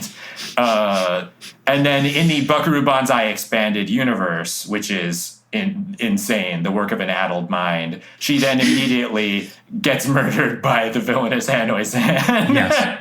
Head of the World Crime League. But so one of the things I was going to say is a friend of mine, a very dear friend who is also a Buckaroo Banzai fan, just recently read the Earl Mac Rauch Buckaroo Banzai versus the World Crime League book and said it was one of the worst things he has ever read. The reviews are pretty damning. I've been thinking about reading it. He said it's 600 pages for one thing. That's a fucking manifesto, dude.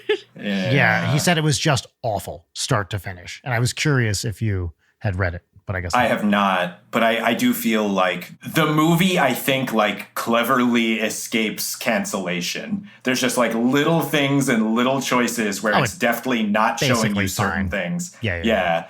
And it's like the fiction of the world of that character is pretty deplorable. Yeah. The villain is just like as far as I can tell, like an Asian villain stereotype straight out of the 40s. It's pretty gross. But it doesn't come up in the movie at all. Right. Because that's a different, that was going to be the sequel, which never got made, although kind of got turned into Big Trouble in Little China. Yeah, kind of, sort of. Which a movie that also kind of weirdly just like has just the right amount of representation. The thing I think about with Big Trouble in Little China is it's like maybe the white protagonist is just enough of a dipshit. Oh, he's an idiot. He's a total idiot. If he was like a swaggering hero who like succeeded at his goals, maybe the movie would feel grosser. And not a complete himbo. Yeah. When he shows up in the glasses and the tie to the brothel, that's A+ Kurt Russell right there. Yeah. Oh, I just, if I could choose to look like another human being, I might pick like that era Kurt Russell. It's pretty great. Or like Nick Cave. I don't know. Mm-hmm. Should we move on to segments? Yeah. I feel like we went back to the pin in Buckaroo Banzai, and then I was really negative about it. No, I don't. It's a great movie, and its idiosyncrasies just make it better instead of worse, which I think is really as a rare. misogynist, I find those plot points that some might find icky a selling point. Absolutely. And a never better Peter Weller also. Like, oh, yeah, he's extraordinary in the movie. Peter Weller had a real run there with Buckaroo Banzai, RoboCop, and Naked Lunch. I mean, like, what else do you fucking want from Peter Weller? I always forget about the Naked Lunch movie. I've still never seen Naked Lunch. It's fine. Yeah, it's kind of just like a Cronenberg anthology. Look, I'll take a Cronenberg fine, because a Cronenberg fine is at least way more. I mean, fucking Crimes of the Future. What a mess, but it was awesome. I still haven't seen it. Getting nowhere near it. There's only so much Cronenberg I can handle, and Naked Lunch is pretty much the extent of it. Yeah, have you seen The Fly, Brian? I like The Fly. Yes. Okay. All right. You like The Fly? He's a monster. Look, he had some. The way he treats women in that movie. Brian. I think he had some good points, is all I'm saying. I'm not saying he's perfect, Jory. I'm just saying he had some good points, which were well expressed. Look, whether you agree with his position or not, you have to agree. You have to agree. That guy is fucking cool. And he has that it factor that so many of us desperately crave. It's all clicking into place now. Brian's always talking about, oh, you got to look beyond the veil of flesh, Jory. That's right. Get in this teleporter with me, Jory. Yeah. We've been down this road so many times, and every time I go, all right, wait a minute. Next time, soon. So it's going to happen. I've been too polite about it. I just realized. Slightly off camera in that studio is a pod. It's just a giant pod. Yeah. Troy, will you come into my garage real quick? Just real quick. Jory, just go first. Go first and close I have wine of a fine vintage in here. Yes, that's right. For the love of God, Brian. See, this is the kind of erudite reference that only people with a 7th grade education would understand. All right, let's move on.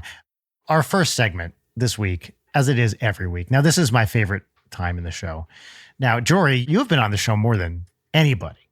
Is that actually true? It is. I think the only person who might beat you is Jarek, but I think it might be you, Jory.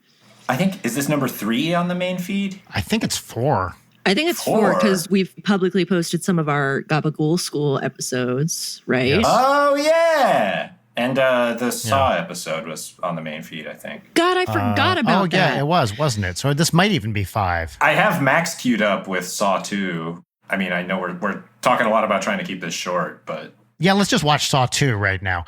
The first segment this is our pop culture recommendation segment. And as always, I like to keep this introduction short. The segment is called What's Poppin', and the theme song goes here. What's poppin'? What's poppin'? Great. Brian, are you okay? Why? What is this, Brian? What's going on? We have one segment on this show, and it's Peaches and Lemons. Mm-hmm. Are you... Jory, back me up on this, right? I just get We've only worried ever had when I the hear one. this kind of arch tone, and I don't even understand where it's coming from. Mm-hmm. Like, is this just like a high concept bit? I'm so tempted. If it wouldn't kill the recording, I would absolutely close this tab right now. That's not funny. We've been doing this for 166 episodes. There's only ever been one segment. Okay. And you've always been the host. Brian, let there be a beat of silence there in the recording, like he's going to insert music later. Mm-hmm. Now, Brian, did you hear the music in your head when you said that? That's what I was wondering. You guys can't hear that. What's poppin'? What's poppin'? Brian, Brian? I don't want to humor this. I feel like it's counterproductive to your mental health. Why are you just sitting there? What's poppin'? First of all, I reject the notion that I have mental health. I think that's a pretty concerning thing to say while we're inquiring about your general well-being, because you're claiming that there have always been 2 segments on this show when there's clearly only ever been 1. Mm-hmm. Mm-hmm. Leighton, Jory? can we talk about how you're trying to gaslight your friend Brian? You motherfucker! What is this? Thank you. I'm Jory. so confused. This is the kind of betrayal that I was hoping to see. Shifting alliances. That's what happens in this show. Jory, how did you do this? I can tell. Wait. Okay, so here's the question. I assume you communicated about this during or before the show, because it was really great. No. My last 3 Discord messages are space, Pixar, and ill-conceived bit. Well, that was really great. And I do want to thank you both for providing some additional segment content. Jory, that was like a fucking Pixar villain turn for you. That was Is there anything you can fall off of, like a high position, and just then the audience can clap? No, I'm gonna live forever. I'm gonna live forever. Maybe Unfriended style. We can just see a hand. Close it, right? Okay, we got to talk about the Unfriended movies.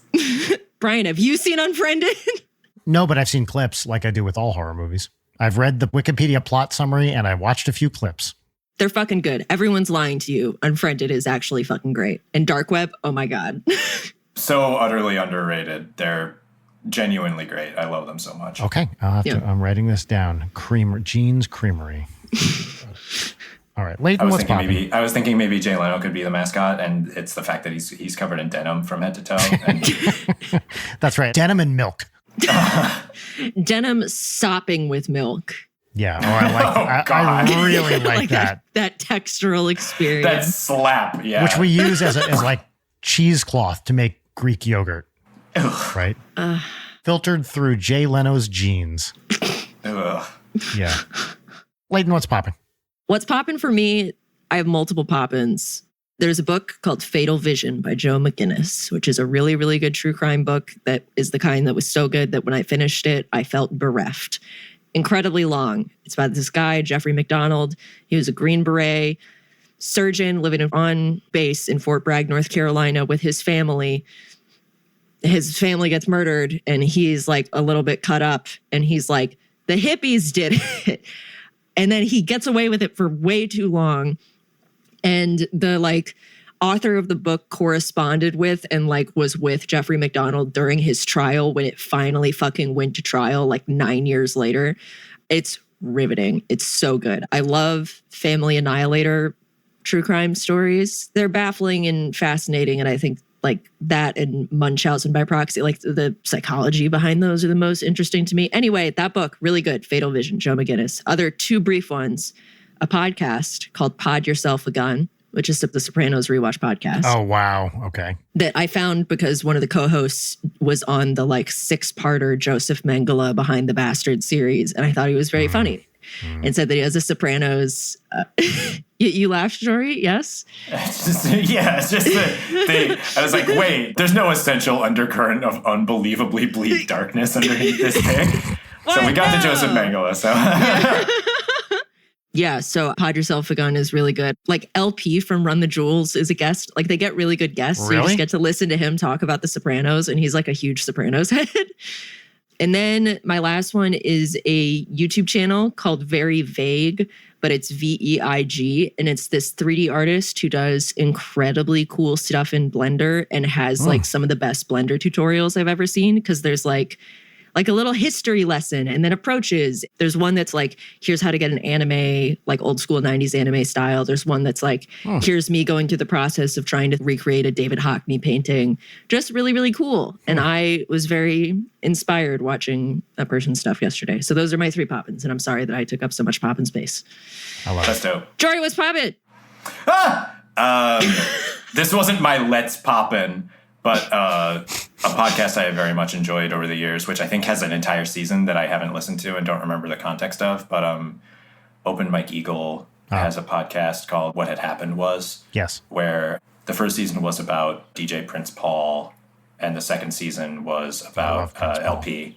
Yeah, Prince Paul was so fucking amazing. I love that season. The LP season was also really cool, and LP is like an amazing podcast guest. And like, it's basically just like a very, very long form interview. It's like 6 hours of just going through the person's entire career, and it's tons of fun. It's really cool. I had this one in mind as being one of the things that I would pick. There's a 20-minute short film that I watched yesterday called Gone Fishing.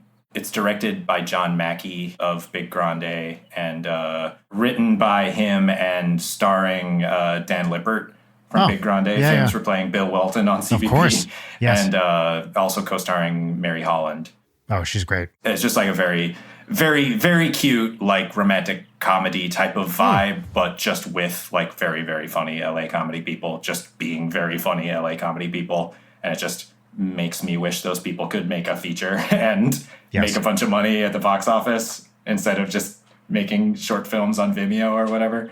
But very charming, very cool, very cute. I enjoyed it a lot. Nice. Cool. It's been, Brian? speaking of, yes, sorry. Yes, ask me the question you're going to ask me. What's poppin'? Before I get to that, I was just going to say the last week or so for Comedy Bang Bang, they've put out like 3 2-hour plus episodes because they have their book and the 14th anniversary. And I like Comedy Bang Bang. It does get a bit self-indulgent, but this is not my poppin'. These have all been winners of episodes with a bunch of really funny people having a great time. I think they're very winning. I stand no one, but I legitimately think the last week of Comedy Bang Bang and the Scott Aukerman overload might be one of my peaches for the past week or so. It's been really truly great. Been putting me in a good mood. And they're so long that it would be very easy to do those poorly, but they're very, very funny. High point was Sean Diston's Carl Tart impression on the most recent Comedy Bang Bang, which I thought was very, very funny. Okay. It was very good. My peach, actually, it is a comedy peach. Where's my Pete pop-in? from- My from pop. Fun- Yeah. Shut the fuck up. My pop. What is this? Hold on. Yes, Jory. I'm so sorry. Why I'm are not we taking indulging questions. this? I'm Why not- are we indulging I'm this? not What's taking popping que- thing? Don't even right now. Leighton, hasn't this charade gone on long enough? You chose your side, Jory. I can't believe you pronounced it charade when you should have been saying charade. I also pronounce it foyer. Foyer. All right? Like the hot thing that burns? What accent would pronounce a foyer? That's a St. Louis accent. Carry on. Yeah, thank you. My pop-in this week, what's popping for me, is the Craig Robinson, Claudia O'Doherty show Killing It on Peacock. It is so funny. It's a Luke Del Tredici and Dan Gore creation, the Brooklyn Nine-Nine guys. And anything Craig Robinson does is funny. He's one of these guys. Everything he says is awesome. Claudia O'Doherty, I think we've previously mentioned her on one of these. she's amazing. She has that like very cheerful insanity, which is extremely, extremely funny. Tim Heidecker is in it as like a motivational speaker. Oh. Yeah, his character seems like a real psycho. Rodney LaManca, I think, is something like that. Yeah. Mike the Spoonman Mitchell is in it.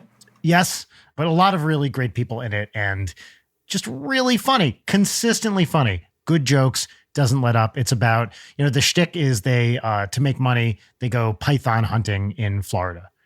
And I would say maybe 4 out of 10 episodes in the first season actually involve snakes in some way.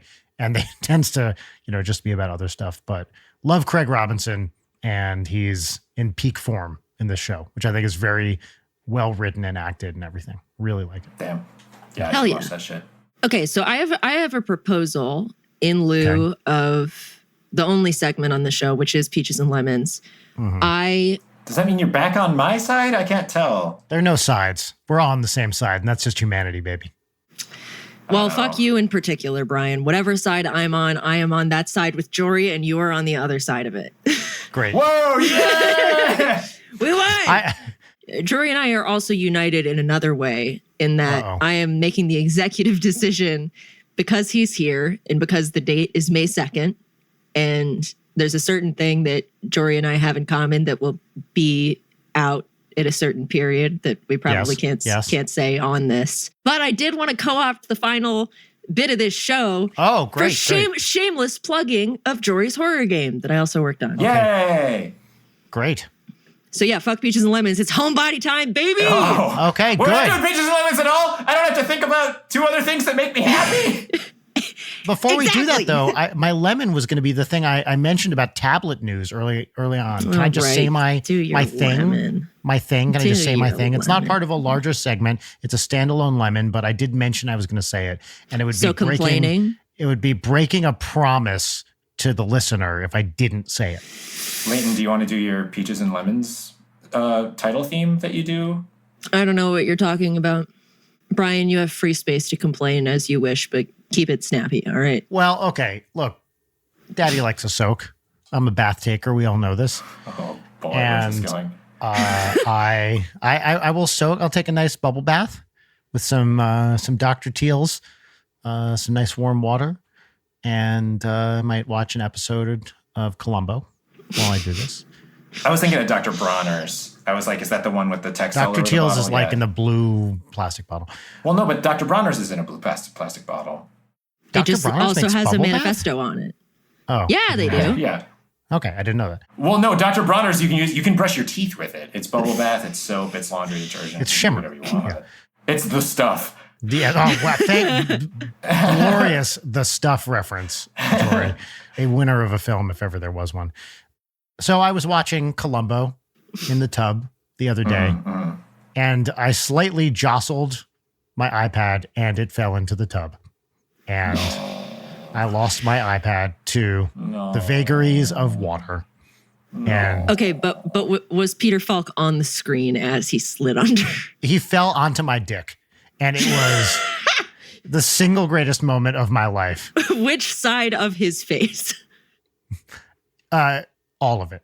It was straight on there. Well, once I adjusted it, it was. This is a different story than the one you started telling. So anyway, This is troubling. I fucking, due to my own idiocy, I destroyed my tablet, which I've been taking baths, watching shit on an iPad for many years. It is shocking this hasn't happened before, but it happened. It finally happened. So RIP my iPad. But am I going to stop watching Columbo in the tub? You know I'm not. It's even more intimate now that he's been all over that dick. Yes, that's right. Yeah, well, he's part of a very exclusive club.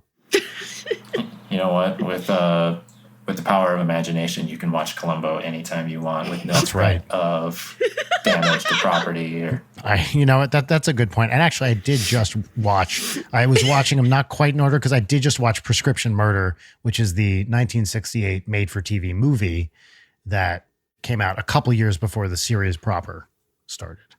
I had a nightmare the other night. This is my new segment. Get puckered up, where I share a citrus fruit that makes you unhappy. Uh-huh. But I had a dream the other night where I was at an event held by like an aging children's entertainer who My ears are burning. he was like, Brian. I mean, maybe. No, I don't know. I felt really bad about it. Never mind. Even just saying, well, maybe, that was such a mealy bit, and I still regretted it. It's fine. Oh, the way you just said it's fine was a very soft commitment. Anyway. It's fucking fine, Jory. Move on. Okay, thank you, buddy. I feel better now. Right. So I was at an event held by an aging children's entertainer where he was like doing My ears are entertainment burning. for... Well, maybe. But the Muppets were there, and the Muppets were like, everybody was just like not enjoying the show this guy was doing. And like, we were all adults, and like the Muppets are in their 50s, right? So it kind of. And then. Hold on. Wait, pause. The Muppets are in their 50s. I want to break down this statement. Did they look like they normally look, or did they look old? You know what? Actually, so the dream does involve the Muppets being a little uncanny. Okay. So maybe they actually did look a little old, but I guess I don't remember. Okay. But I mean, if they aged in real time, I mean, how old was Kermit? Kermit already had a nephew. It was on series 50 started, so years ago-ish, 45. They might be in their mid-60s. Or older. I mean, some of them were straight up adults, so some of them would be in their 70s, I would guess. Well, none of them are human, though. So they'd all be dead, is what you're telling me, Jory. So in the dream, I got like distracted and I kind of wandered off. And I remember I was like, this was some kind of social anxiety dream where I was really desperate to entertain. Like I was like really trying hard to be like a funny, affable guy. My ears are burning.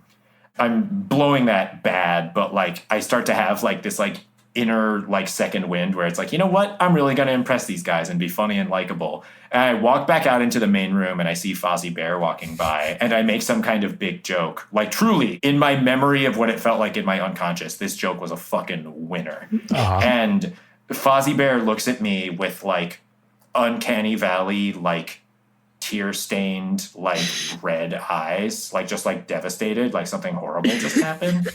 And I remember being like, whoa, man, are you okay? And he just like kind of wordlessly like walked off. And then I found out later that this children's entertainer whose party we were at murdered Jim Henson. And I don't know if the Muppets already knew this or if they were just finding it out. But then, like, I mean, of course, it's a nightmare. So then I end up seeing like photographic evidence that this had happened, and it was like harrowing. So, wait, in the world of your dream, the Muppets exist, and also Jim Henson is an independent entity? Yeah, I don't know. Maybe he had some kind of paternal like role in their lives. I don't know. So, okay, yeah. By this aging children's entertainer. Oh my That's God. right. And they were crushed. It was really hard to watch. This rules. That was awesome. Great. What was the joke? Do you remember the joke? Well, no, like, I mean, all the wind got taken out of it when I realized Fozzie was so upset. Because Jim Henson was murdered. That's right. He got off on a technicality and now. That's right. Now are the Muppets going to plot revenge on this guy? That's the I'd watch that. Death to Smoochie-esque story where you had to see. That's That right. is very That's Death to the Meet the Feebles style thing. Yeah. Yes. Exactly. Yeah. Oh, fucking I Peter Jackson. hate that film. I messaged Jory about this the other day, but my single dream image that's been sticking with me is it was a gas station. There was a car parked, and it was implied to be my car. This rips. I've thought about this a bunch since you told me Really? about it. The pump was in, and it was like nighttime, lit only by that eerie like overhead gas station thing. Doors were open, and then across the inside of the windshield, like it was written backwards if you were looking at the car front on, but so you could read it perfectly if you were in the car. And it just said all lowercase, "You are like other girls," smiley face. That's really great. It's really, really cool. So speaking of that, Homebody. What is there to say? Leighton, you were such an instrumental part to the game coming together, and I appreciate so much all the time that you spent on it and all the hard work that went into it. It's really meaningful to me. Thanks. Can you talk about what it is? But like people don't really know about it. So give us some context. Where in the Silent Hill storyline does this game take place? So it's kind of a side story. It's a lot like Silent Hill Downpour. In fact, it's identical to Silent Hill Downpour in a lot of ways, where we're just kind of exploring. You just put NBA Jam heads on all the characters. I prefer to call them DK mode heads, but yes, effectively the same idea. Yeah. I love puzzle games, and I love horror games, and I love narrative games, and I love slasher movies. And frankly, it just felt kind of like a combination of factors that weirdly had not been explored. So Homebody is a non-combat driven survival horror slasher movie, psychological horror thing. And it's a puzzle game? Yeah. It's got a pretty major puzzle element. It's the main thing that's kind of gating progress through it, because it's a slasher movie set in a time loop where we kind of use physical space as a... People haven't played it yet, so I'm in a mode where I want to start doing like postmortem and talking about the themes and shit. Yes, I wanted to let you lead this. The way that I pitched it to other people, in me being like, I worked on a horror game that's coming out soon, is like, it's an A24 movie, but it's a horror game, which cheapens it very deeply. But I think that, one of my pitches was going to be that I've been playing Homebody the past couple of days, and I love horror movies. I love watching other people play horror games. I usually cannot, for the life of me, play horror games. Homebody is the exact horror game that I can play and enjoy, and that is like so rare for me. But if you played Dream Daddy and you liked Dream Daddy, or you like episodes where Jory is on this show and we talk to Jory, the game, despite being a very depressing horror game, has jokes in it and is funny and characterful, which I think is like a really rare thing for a horror game. So if you vibe with that, there's more of that. For sure. Like a big part of the goal was like tonal variety. Yes. It's very emotionally dense and pretty sad at times, but also, we really strive to make it characterful and funny and interesting. And I'm really happy with how it all came out. I think we were very successful with having a lot of things where a very funny thing happens and then a really fucked up thing happens, or vice versa. And that's my favorite thing that a horror can do. And I think, hey, folks, does your brain not work right? Because mine doesn't. Try new Late Night with Brian Weck brain pills. SSRIs. It'll fix your fucking brain. They're LNRIs. No, but if you have brain issues. Late night reuptake inhibitors? Yeah, why not? Couldn't you just slow down on listening to the show if you were trying to... Here's what that would be like. If you're trying to be happier? Yeah. Oh, no. I don't like this joke. Can I go to the bathroom? Yeah.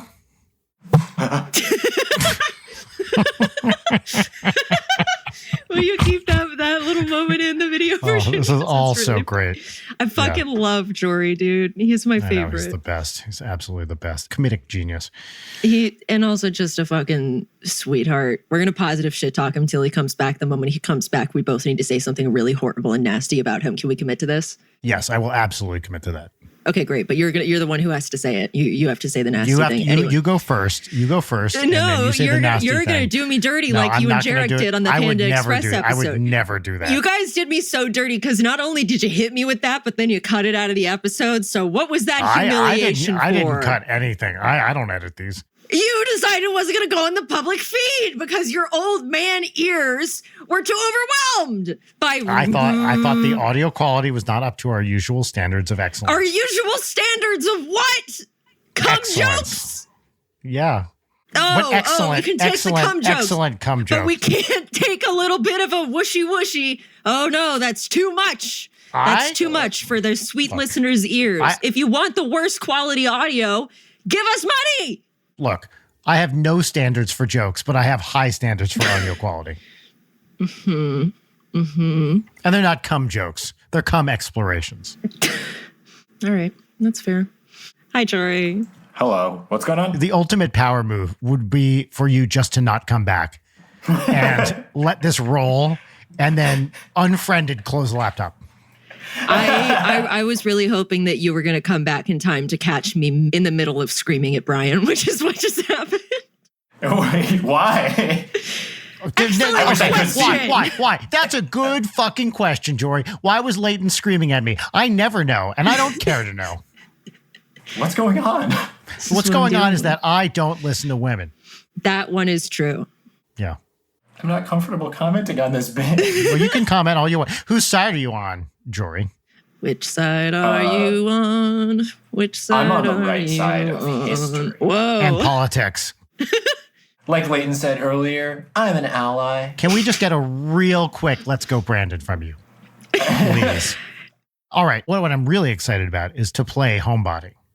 That's what I'm really excited about. Thanks, Brian. I'm really excited for everybody to play it. I have really turned a corner with it where, that point where you're working on something creatively and all you see are the flaws. Yep. Where lately when I look at and play the game, I just feel really happy and excited. I'm That's so awesome. proud of it. And I you really should hope people be, like it. Jory. We've been watching Yes. you work on this for fucking years and years and Yeah. years. And it's amazing. It's weird. Yeah, thanks. I'm super excited about it. Jory, these episodes with you are my favorite. It's just the best. I love having you on the show. But no, thank you for being a true high point of what we do here. These are my favorite episodes. And I love that we get to do them so often. That's so generous and kind. I really appreciate it. I'm always happy to be here too. Thank you very much. Thanks for pulling the biggest numbers that we get for any guest. And it's because you're the best. That cripples me. I can't ever think about that anymore. No, truly. Jory, you're one of my favorite people. It was such a pleasure and a fucking honor to work together again on Homebody. And I'm really proud of the work that we did. And our in-person writing sprint was highlight of my year. And I'm really proud and honored to know you. And it's, yeah. And I have to say, on a personal note, as an ally, it is nice to meet another ally. So, we should form a little club of allies and teach everyone else how to really fucking do it, right? I feel I've just been wandering through the streets of Los Angeles, Hollyweird, looking for an honest man, and to finally find one. It's right here. It's thrilling. Have you seen the newest Star is Born with Lady Gaga and Bradley Cooper? No, I haven't. Her character's name is Allie. And at one point, you see a big billboard with her face on it. And under it says Ally, except it's her name. But it's a giant picture of Lady Gaga that looks like it's just screaming Ally underneath it. It's my favorite part of the movie. That's very funny. Well, to all you allies out there, keep... Oh, boy. It's pronounced Allies. All right. I guess we'll see if again next wishlist Homebody on Steam. Yeah. Please do. I would love for people to check it out and make me really happy. That just tied it to a personal, emotional thing. I hope you enjoy the game is what I'm saying. They're going Yes. to. Wow. They will. Bye, everybody. Goodbye.